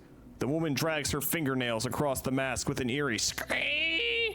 And you've got a strange face. Who are you? Can! I guard Queen! Her head twitches and she rolls her eyes. Yes, you get out now. You! It was you! The winner of the nightly tournament! I saw you through my magic screen. Okay, let's... Music? Cut out. The tin-crowned blonde woman on the grandstand jumps to her feet and points a finger at you. Back to your place. Oh. The knight may approach. Her bodyguard jumps up from her seat, blocking your way. Who are you? Who? Don't approach the Queen! The woman cuts her off with an imperious gesture. You! Who are you? Who? Don't approach the Queen! But Wait, can we not talk? you! Who are you? Back to your place, Can. Okay. Well, what again? I hope we won't see you again. Okay. That was the entirety of our interaction.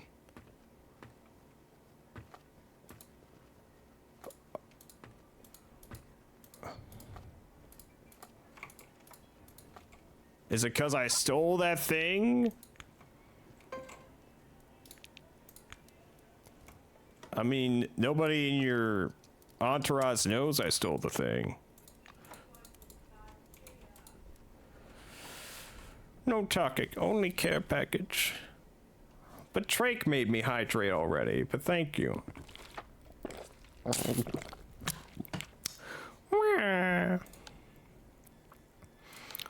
Some homemade grenades.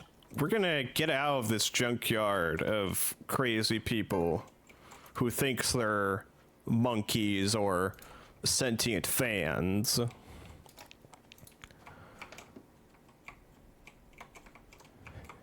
Or Santa Claus.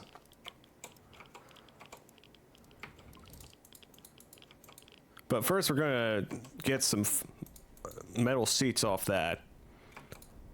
I'm gonna hop in my car and get out of here. Save the game. Ataraxian, the namesake of Ataraxian, is here. And we are doing just great. We are level 25. We have maxed out science and tech, and have nearly maxed out our criminal enterprise. We are going to the maze of death in our big tractor truck. Ooh. Stop and take a closer look. The fog is unexpectedly dense for the desert. Naked branches loom up ahead and leaves rustle beneath your feet. Crooked black trees bend close to a narrow path leading down the hill. At some point, you realize you're all alone. Your companions fell behind and were swallowed by the dense white mist. You descend the wet, slippery path and find yourself on the shore of a small, dark lake. The water is frozen like a black, mist-shrouded mirror. The fog is even thicker down here. Your feet sink in wet, dark sand. The quiet here makes you feel uneasy. The desert under the dome is very diverse. Many of its corners are saturated with an atmosphere that causes a sense of irrational fear that fills the mind with frightening visions. The stronger your psyche, the longer you can resist these visions before they destroy your mind. As soon as the hallucinations become too real, run. Check my condition. You quiet your mind and realize with satisfaction that you're okay. Look closely into the deep center of the lake. You look into the deepest part of the lake. From the corner of your eye, the fog on the shore seems to dissipate.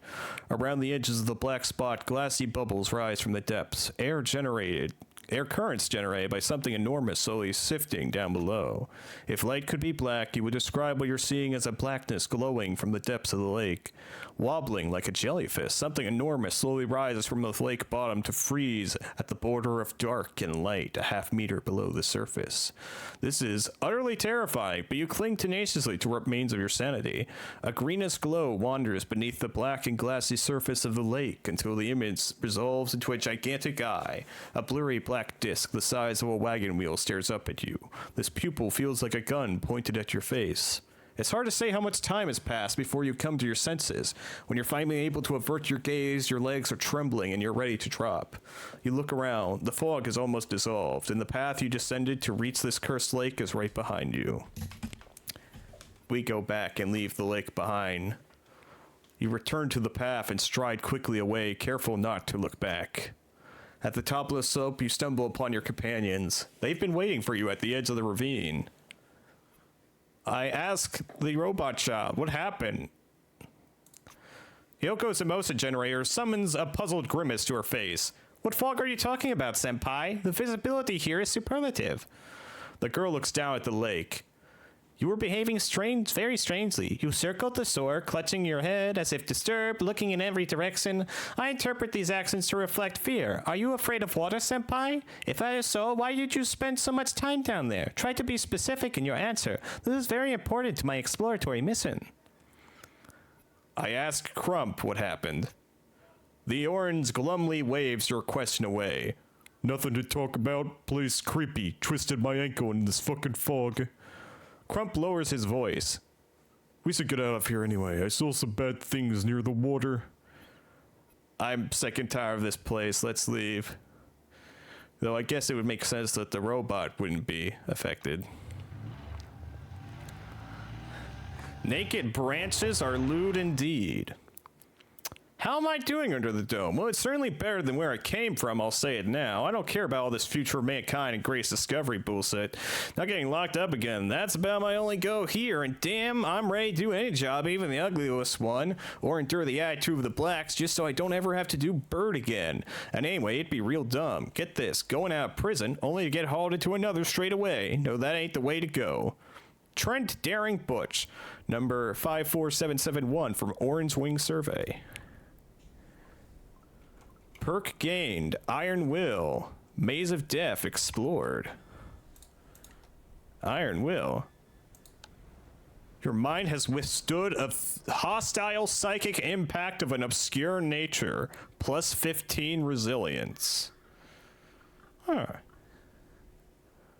And resilience represents your resistance against negative mental statuses. Oh, we are very fatigued. Well, we can solve that with some coffee and energy pills.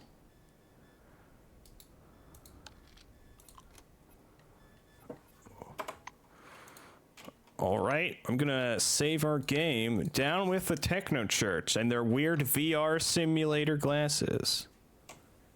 Ooh, what's going on down here?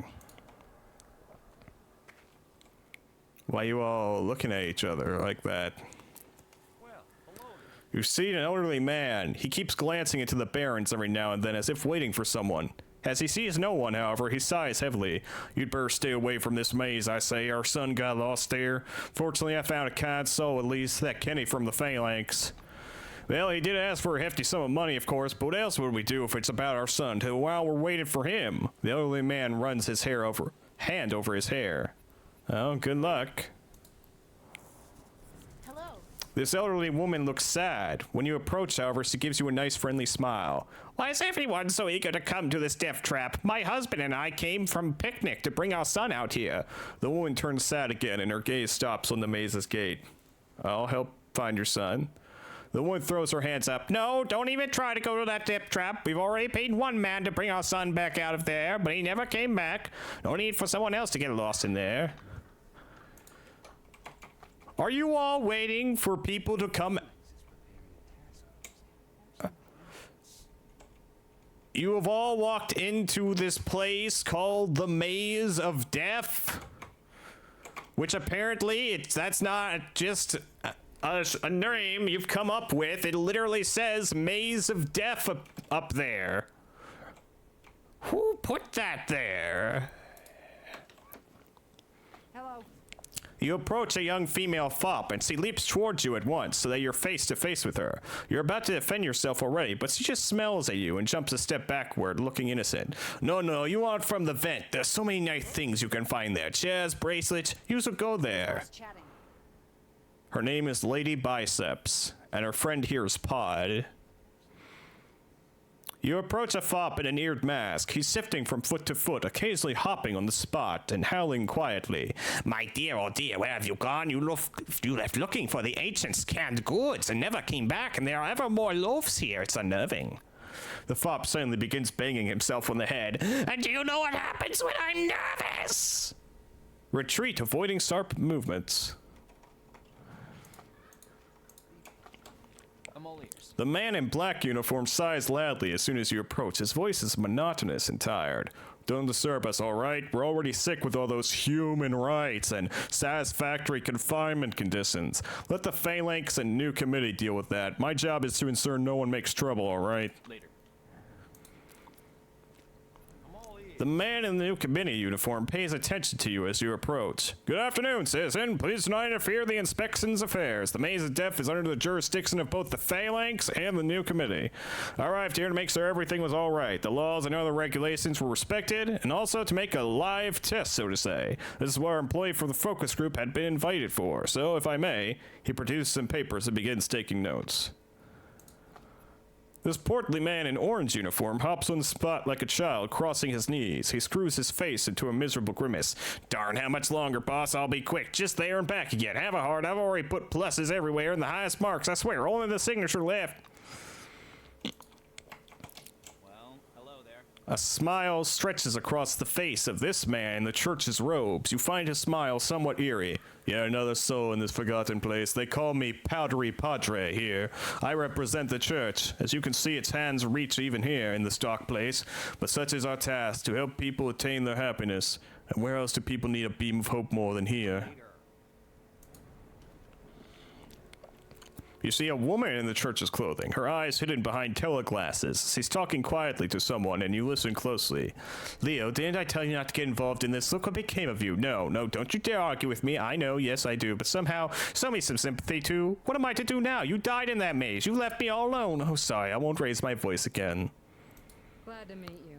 This young woman looks bored. She studies her nails every now and then, and rocks on her heels. Her clothing suggests that she's from Carmine Heights. She cheers up a bit as she notices you.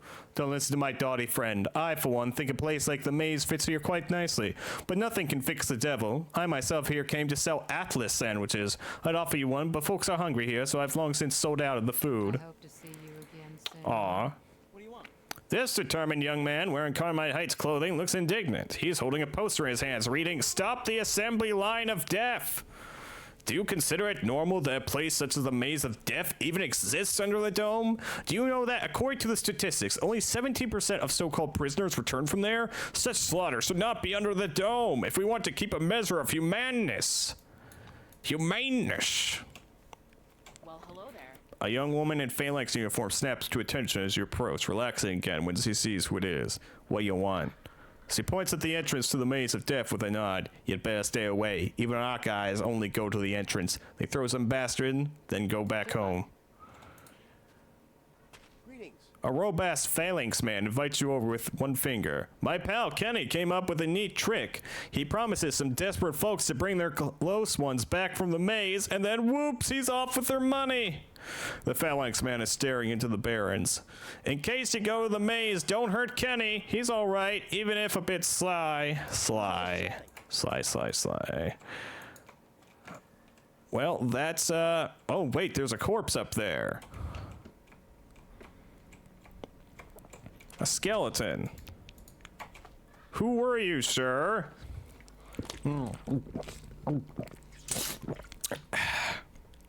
Andre Sens. You're one of the missing unit men I've been sent to find. Data. Pin. The place where you have to set up the third Maelstrom beacon is called Camp of the First Settlers, and it's very difficult to find it. The coordinates have been erased from the bases, and the camp is not even on the secret maps. But in your luck, you find out a fop named Surlock who has been to this camp. The search for Surlock or his remains should be carried out in the so-called Maze of Death. You found it, and it lives up to its name. Now all you have to do is find Surlock and ask him for the coordinates of the camp. Let's see. Andre Sens, cause of death, error. Okay. No idea how you died, sir. Anything of note over here before we ourselves enter the maze of death? Bow, bow, bow, bow. Open my trunk. I'll take some of these personal teleporters with us. Besides that, put this stuff in storage. We don't really need it right now. It's just weighing us down, really. Do. All of that, put it all away. We don't need it. Come on.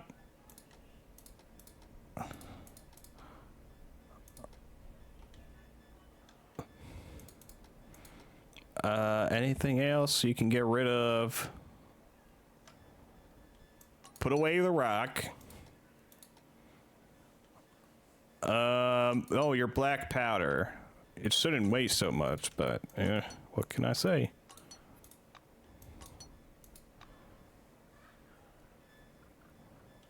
Your tin cans. All of this crafting stuff, put it all away. The plastics too.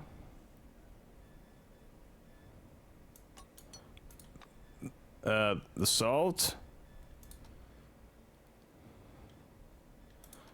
I think that's everything.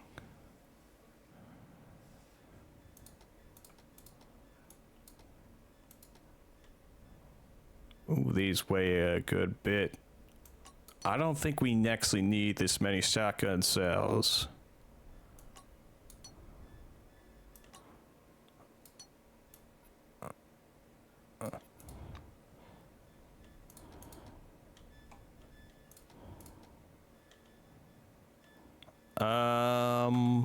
Yeah, I can't think of anything else we could get rid of. Eat your food.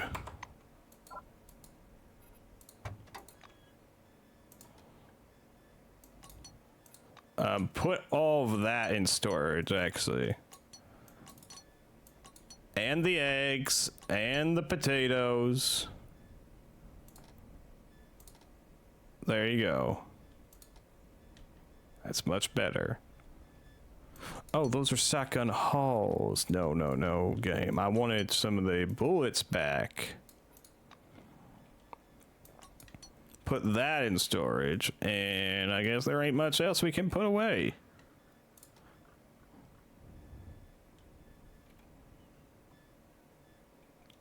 Oh, the sword.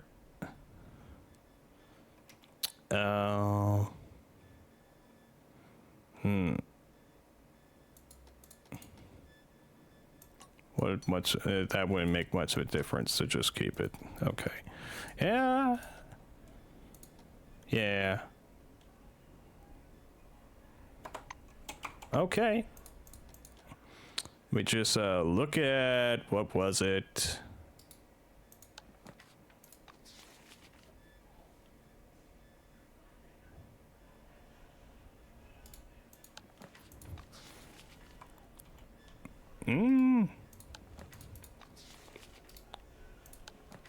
Okay, never mind.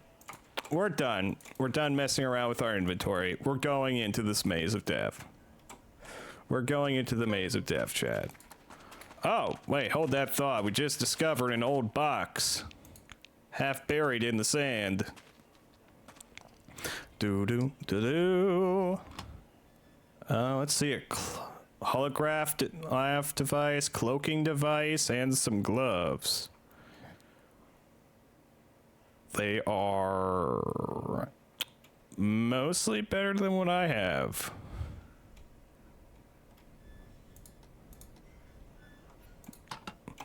What kind of gloves am I wearing? Researcher's gloves. These are Hermeticon gloves. They're worth a lot more.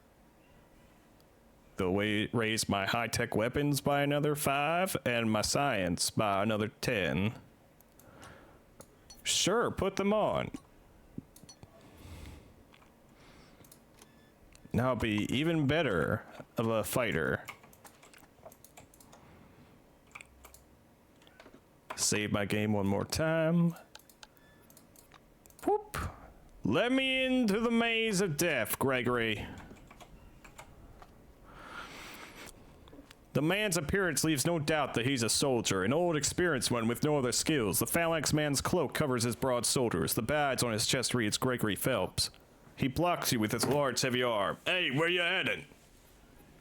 Who are you? He taps his badge with his finger. Can you read? He mollifies a bit. No offense, but I can't sell your interest. I was placed here to watch, so I'm doing just that. If I see a sound person, I won't stop him. Come in, look as you wish. What's actually happening here? He scratches his silvery beard noisily. Nobody knows. Maelstrom was here. It isn't an ordinary jail riot, so we just locked everything down until the circumstances are clarified. Warden answers phone calls, but he does behave very odd. If I believed in all that supernatural bullshit like souls and spirits, it wouldn't take me long to see the answer, but I don't. Yet I wouldn't go there if I were you, but you may very well never come back. I'll wager 100 combines on my return.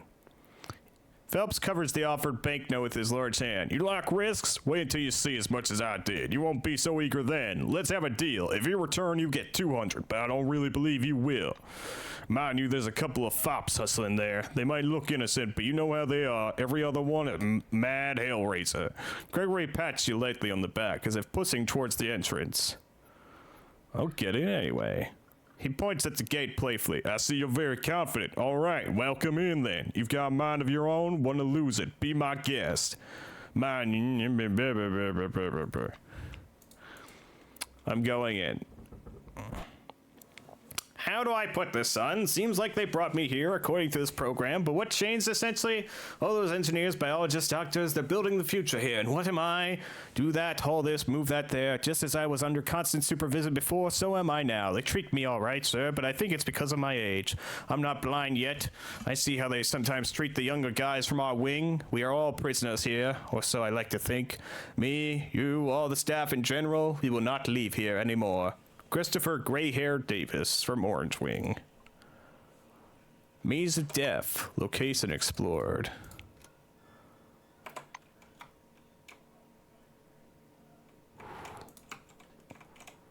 Okay.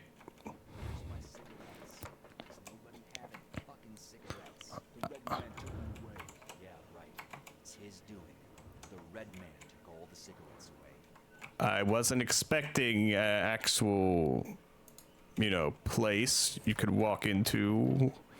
I guess you might say vault. I'm gonna lockpick this vending machine. Boink. Loot that. Rummage through your flower pots. Settings. Music. Backup. Decontamination. Oh, good, because we did have some radiation on us. All the time. Why didn't we bring a rope? Queen said ropes can't be trusted. They could hang you.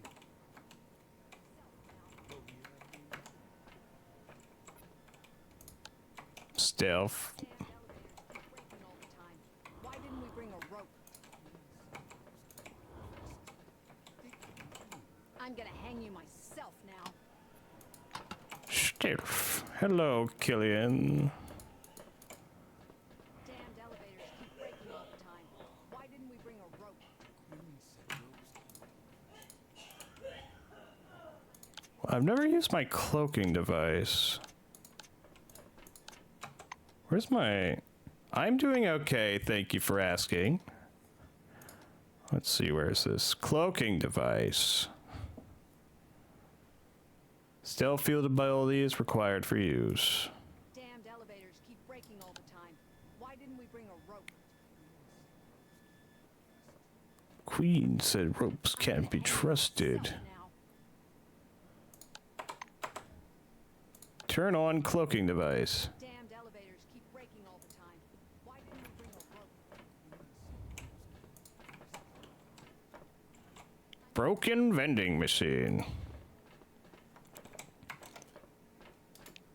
Search. Whoop. That's a good lot of loot. You both stay back. I'm gonna loot this. We have no rope. Damned elevators keep breaking all the time. Why didn't we bring a rope? Okay, follow me, gang. Collapsed beam. The elevator shaft yawns pitch black before you, the only sound an echo ringing far below. The call button does nothing, but a metal beam lies across the abyss of the shaft. If you had a rope, you could easily climb down. But you don't. You know, I sort of just figured that with how much they keep complaining about the rope. I'm gonna hang you myself now. Anyways, we have a door here.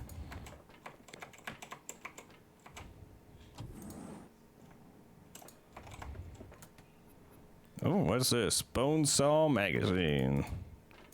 I'd give anything for a pack of waywoods.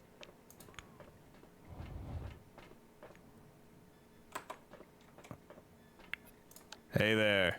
Salutations. A fop coated in gray cement dust is rummaging feverishly through the boxes, spreading crumbling yellow files all over the floor. He head jerks up to look in your direction. Yo, cigarettes, yeah, we got cigarettes, wham, bam! He's slapping himself on the chest with his open palms. He looks very happy. Yeah, right here.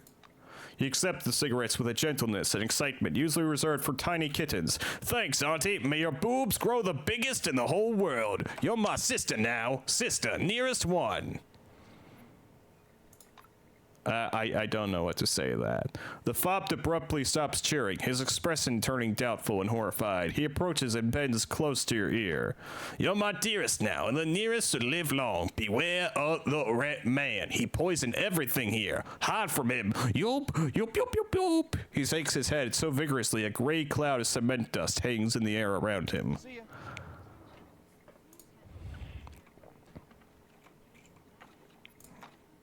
Okay, I'm gonna scan this corpse. Adam Tresh. Here you go. Adam Tresh, Silverwing, administrator, age 46. Cause of death, traumatic brain injury. Date of death, error.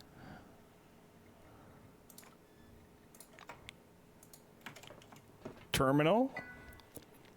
The computer screen is covered with a fine mess of cracks, but the terminal itself is still working. The text on the broken screen is difficult to distinguish, largely because the open file contains complete gibberish. You can make out individual words, but they do not add up to the text. You are peering into a network of cracks, woodcut floating rift changes, converting space into an ephemeral, innumerable, hypercube adductor, fiery hand erupting chilly lunar falls. A meaningful line is suddenly inserted into this text devoid of any sense. Removal of internal organs through a vertical incision in the hypochondrium. The bleeding was controlled by cauterizing the incision. Enter the menu. The computer does not respond to your commands in any way. The keyboard also must have been damaged. Telephone, barrel, monitors. This is one of the earliest and oldest video surveillance terminals. A raised black and white screen with chrome bezels and the outdated super color logo. The screen of the surveillance terminal is divided into 4 sections, in each of which the frames change slowly and intermittently. Lobby. A couple of fops are walking around the dimly lit hallway. One of them periodically stops, looks at the camera for a long time, as if feeling that you are watching him. Dining room. Skeletons in decaying orange uniforms sit at tables with their heads thrown back. It's full of people, but even quick glances is enough to understand they are long, full dead. Main corridor is black. You can only distinguish some dark heaps on the floor, apparently dead bodies. Prison block. Images from several cameras at once successively replace each other, and yet you manage to notice some kind of faint movement in several cells. Perhaps there are still people living in the maze. Rope.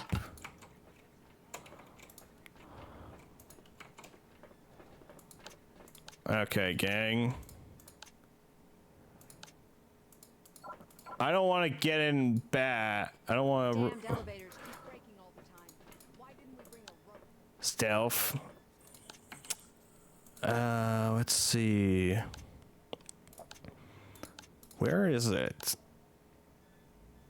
Beer. Okay. Dismantle. Mine clearance.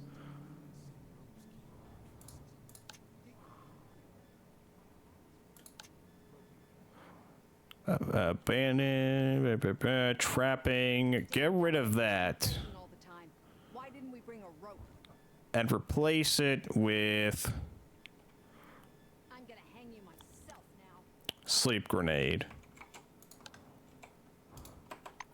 Save our game. Down with the techno church. Damned elevators keep breaking all the time. Why didn't we bring a rope? Who did this? Zach. Huh? What? What the? Huh? Crump! Karate chop them! You're dead, asshole.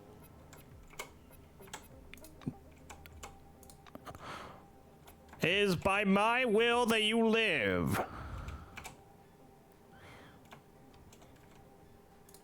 Be gracious of this.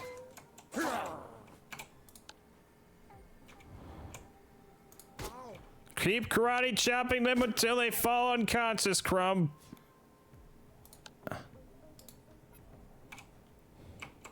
Just find cover, Yoko.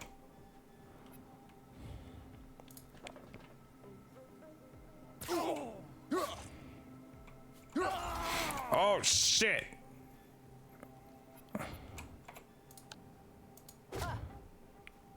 She has mild fatigue now. That's it. Your ass is grass. Okay, let's see. Sleep grenade. Bam! Extreme fatigue. He's down for the count. Vulnerability assessment. Out of range. Yes, focus on me while he karate chops you. Oh, Christ. Oh, shit. There we go. Bandaged.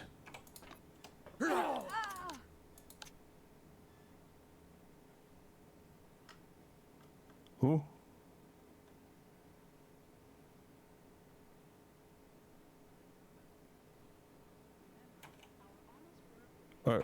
Are you okay? You're okay?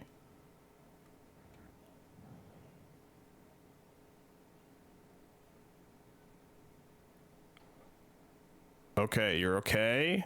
They died, but we did not lose any reputation with the fops by the looks of thing.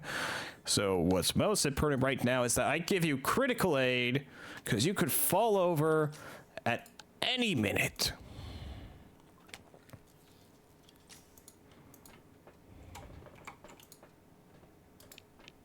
Now I'm going to pickpocket this man.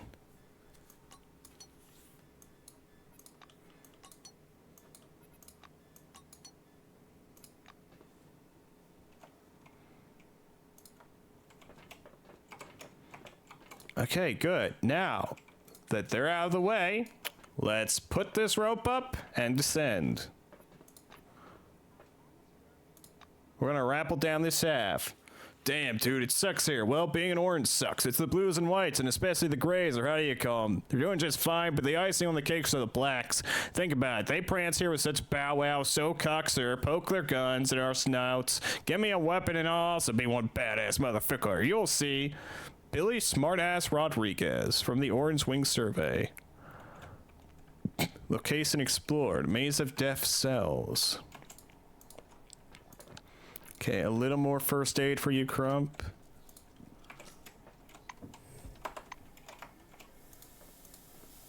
Ooh, there's a corpse of an employee over there.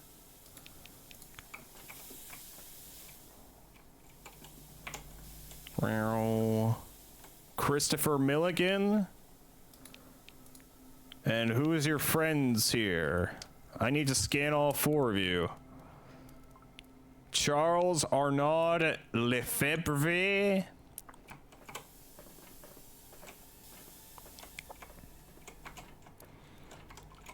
Nigel Cask. Oh, there's actually 5 of you. Dick Krieger. And finally, Peter Rickman.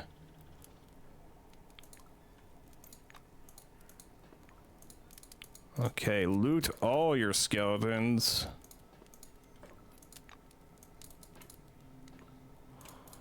Let's check our Karis real quick and see how they died.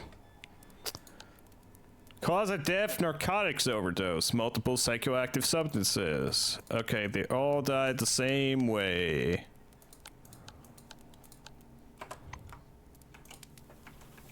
They all overdosed on psychoactive substances.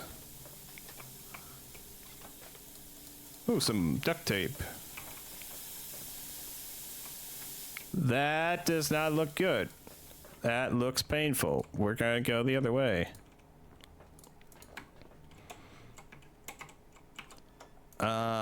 All these people are dead, so nothing to worry about over here.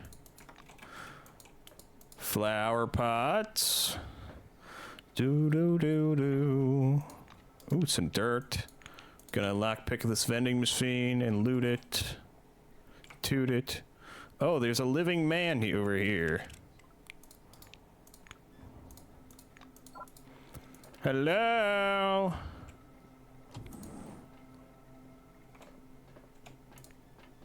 Gollum.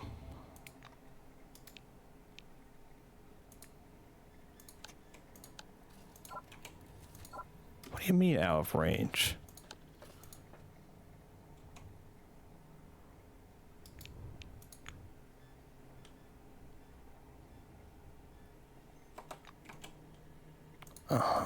I'm just gonna break into this safe then, Gollum. Ominous creaking of servo motors. Okay, you won't let me break into the safe.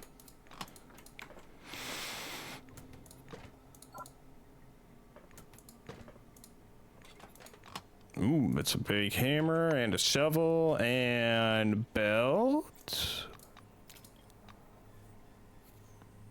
Better belt than what you've got, Crump. Let's see, what was this? +2 relic slots. Encumbrance +2, initiative +1, relic slots +1. I could use the extra relic slots.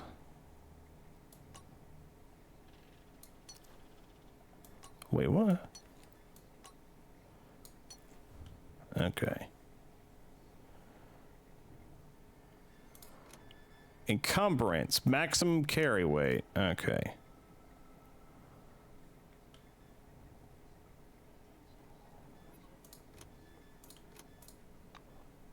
Well, I don't have any extra relics at the moment. Oh, except for this one that increases my encumbrance. Ah! High alert. Combat mode. Please stay away from him, Senpai. You are in danger. Good to know, Yoko. Should we just kill him, or...? There are bloody palm prints on the dusty screen covered in black lines from the rundown kinescope. You enter the main menu. Blah, blah, blah. Door to control the office's armored door. Enter door lock to lock the door. The door current status has been changed. Door is locked now. Unlock door. Elevator. Enter Elevon to power it on. Power it up. Device is now enabled.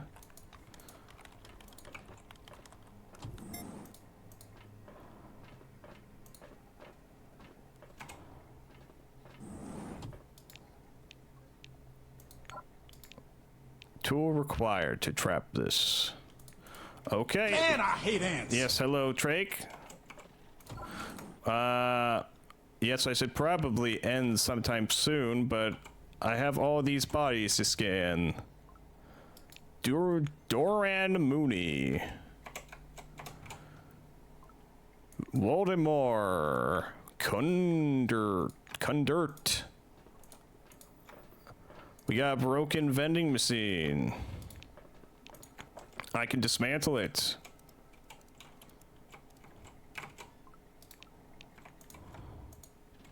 Another broken vending machine. This one I can search.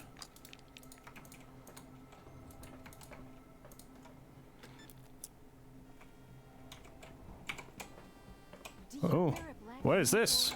That means you have a lot to be proud of. Every day, Blackwing employees maintain the peace and protect the lives Ooh. of Doan's residents.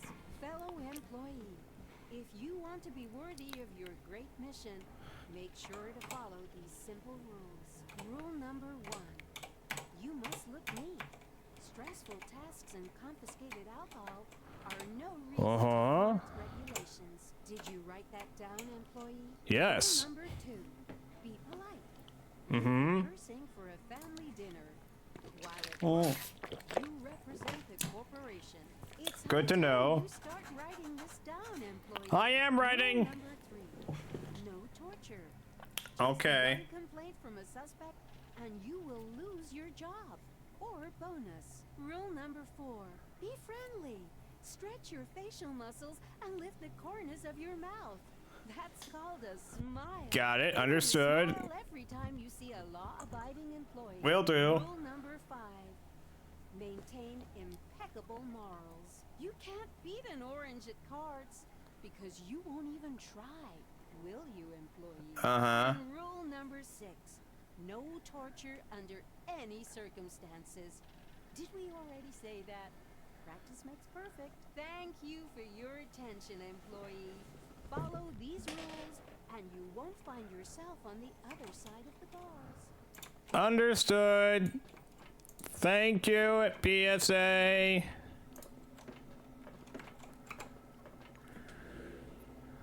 Ooh, loony side-up recipe. Be bold, blah, blah, blah, blah. Wait, I've read this. A prisoner with matted, messy hair sways in his chair with a detached look. Two eyes with luminous rings on the iris shine through the matted strands falling on the face. He is holding an empty food can, apparently opened with nothing but fingers. Most of the contents are smeared onto his overalls, the rest rotting inside the can itself, exuding an intolerable stench. You're fine. You're not bothering anyone. That guy, on the other hand, looks like he could use some help. Hey there. A dirty man, covered from head to toe with filth, and for some reason ketchup looks at you. White ring glow in his eyes. I washed the floor with antiseptic, but they still got in here. See for yourself, they've built a whole network everywhere. Here, under the tiles, in the ventilation, even under my skin. Here, look. The madman opens his jumpsuit. The skin on his chest has been cut.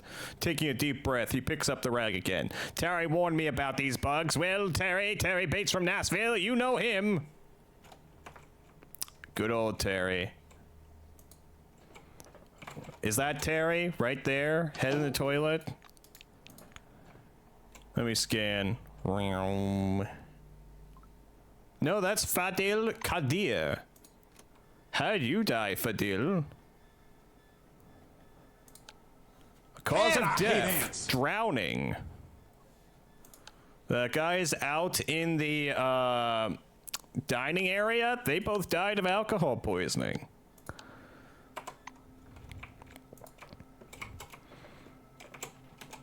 There's someone on a toilet in here, apparently. Hello. A haggard man sitting on the toilet raises his head and looks at you with glowing white eyes. Man, I hate ants. Goodbye, knife wielder.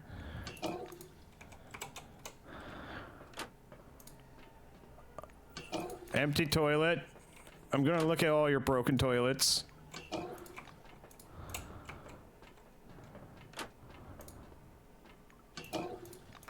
A gun brush. The research mode is sleep mode.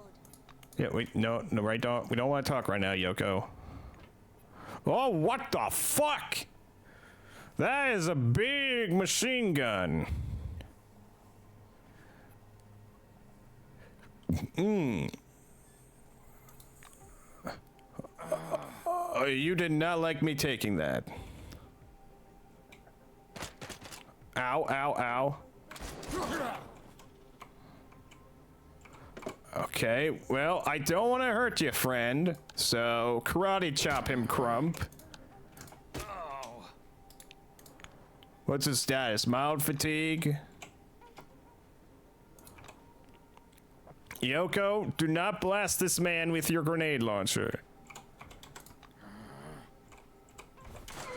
Oh shit, they're all hostile. Get out the sleep grenades.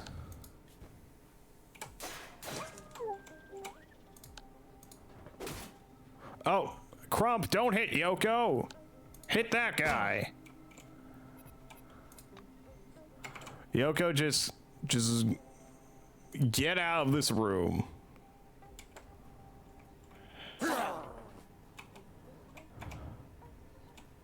I am apparently collapsed on the floor. So, Crump, I'm trusting you to handle the situation and knock out these prisoners.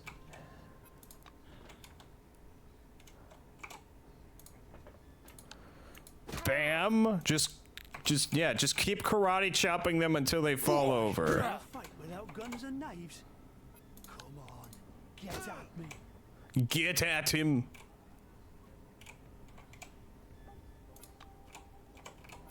No, Yoko, you can't blast him with your grenade launcher. You will hurt Crump. Someone touched us.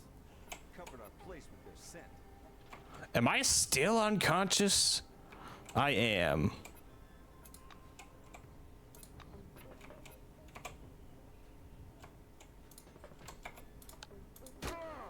Come on, Crump, you almost got him.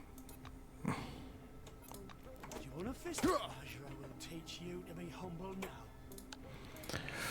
Bam!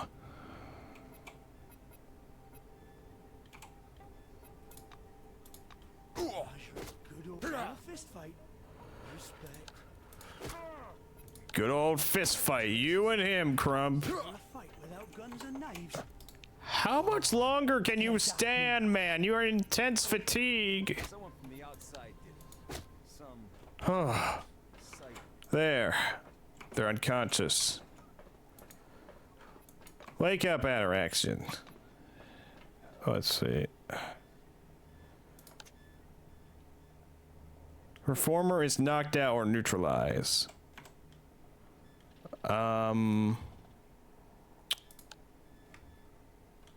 I don't know. How do we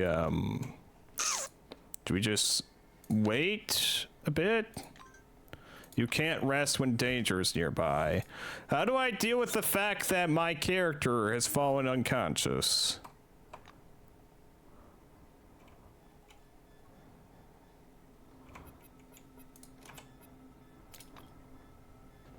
Well,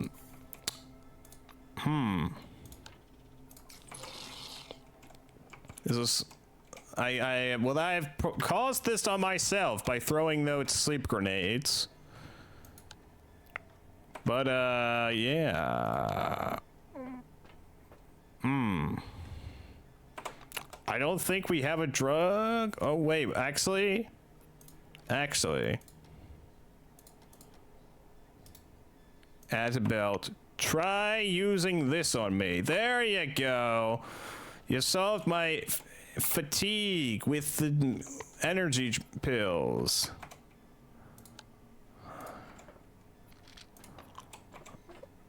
Yes, Energon. Just get rid of all my fatigue for drugs. Perfect. Just a little more. Oh, there you go. Whew, okay. They weren't angry with me until I stole that massive machine gun off that guy's corpse. You know, I just thought it was free looting.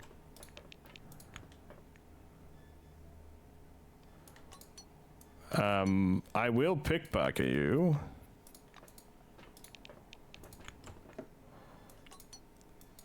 I will remove these nails and files. Okay, I'll just shut this door then. Goodbye. This was kind of an awkward interaction. We were so well before.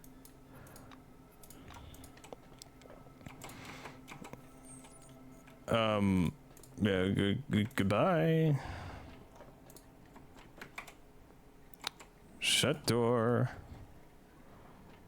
You okay in there, Gollum?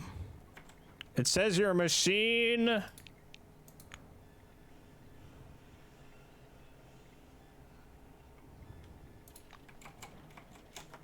You're slightly unnerving, Mr. Gollum. Could I try using my robot maintenance thing on you? No, I can't. Okay, well... how much bigger is this map? I've only explored like one little segment of it. There is still so much to explore. But, you know, it is getting late and I haven't had lunch. And by I mean late, I mean it's almost half an hour or so until my weekly D&D game. So I think we might just call it here for today.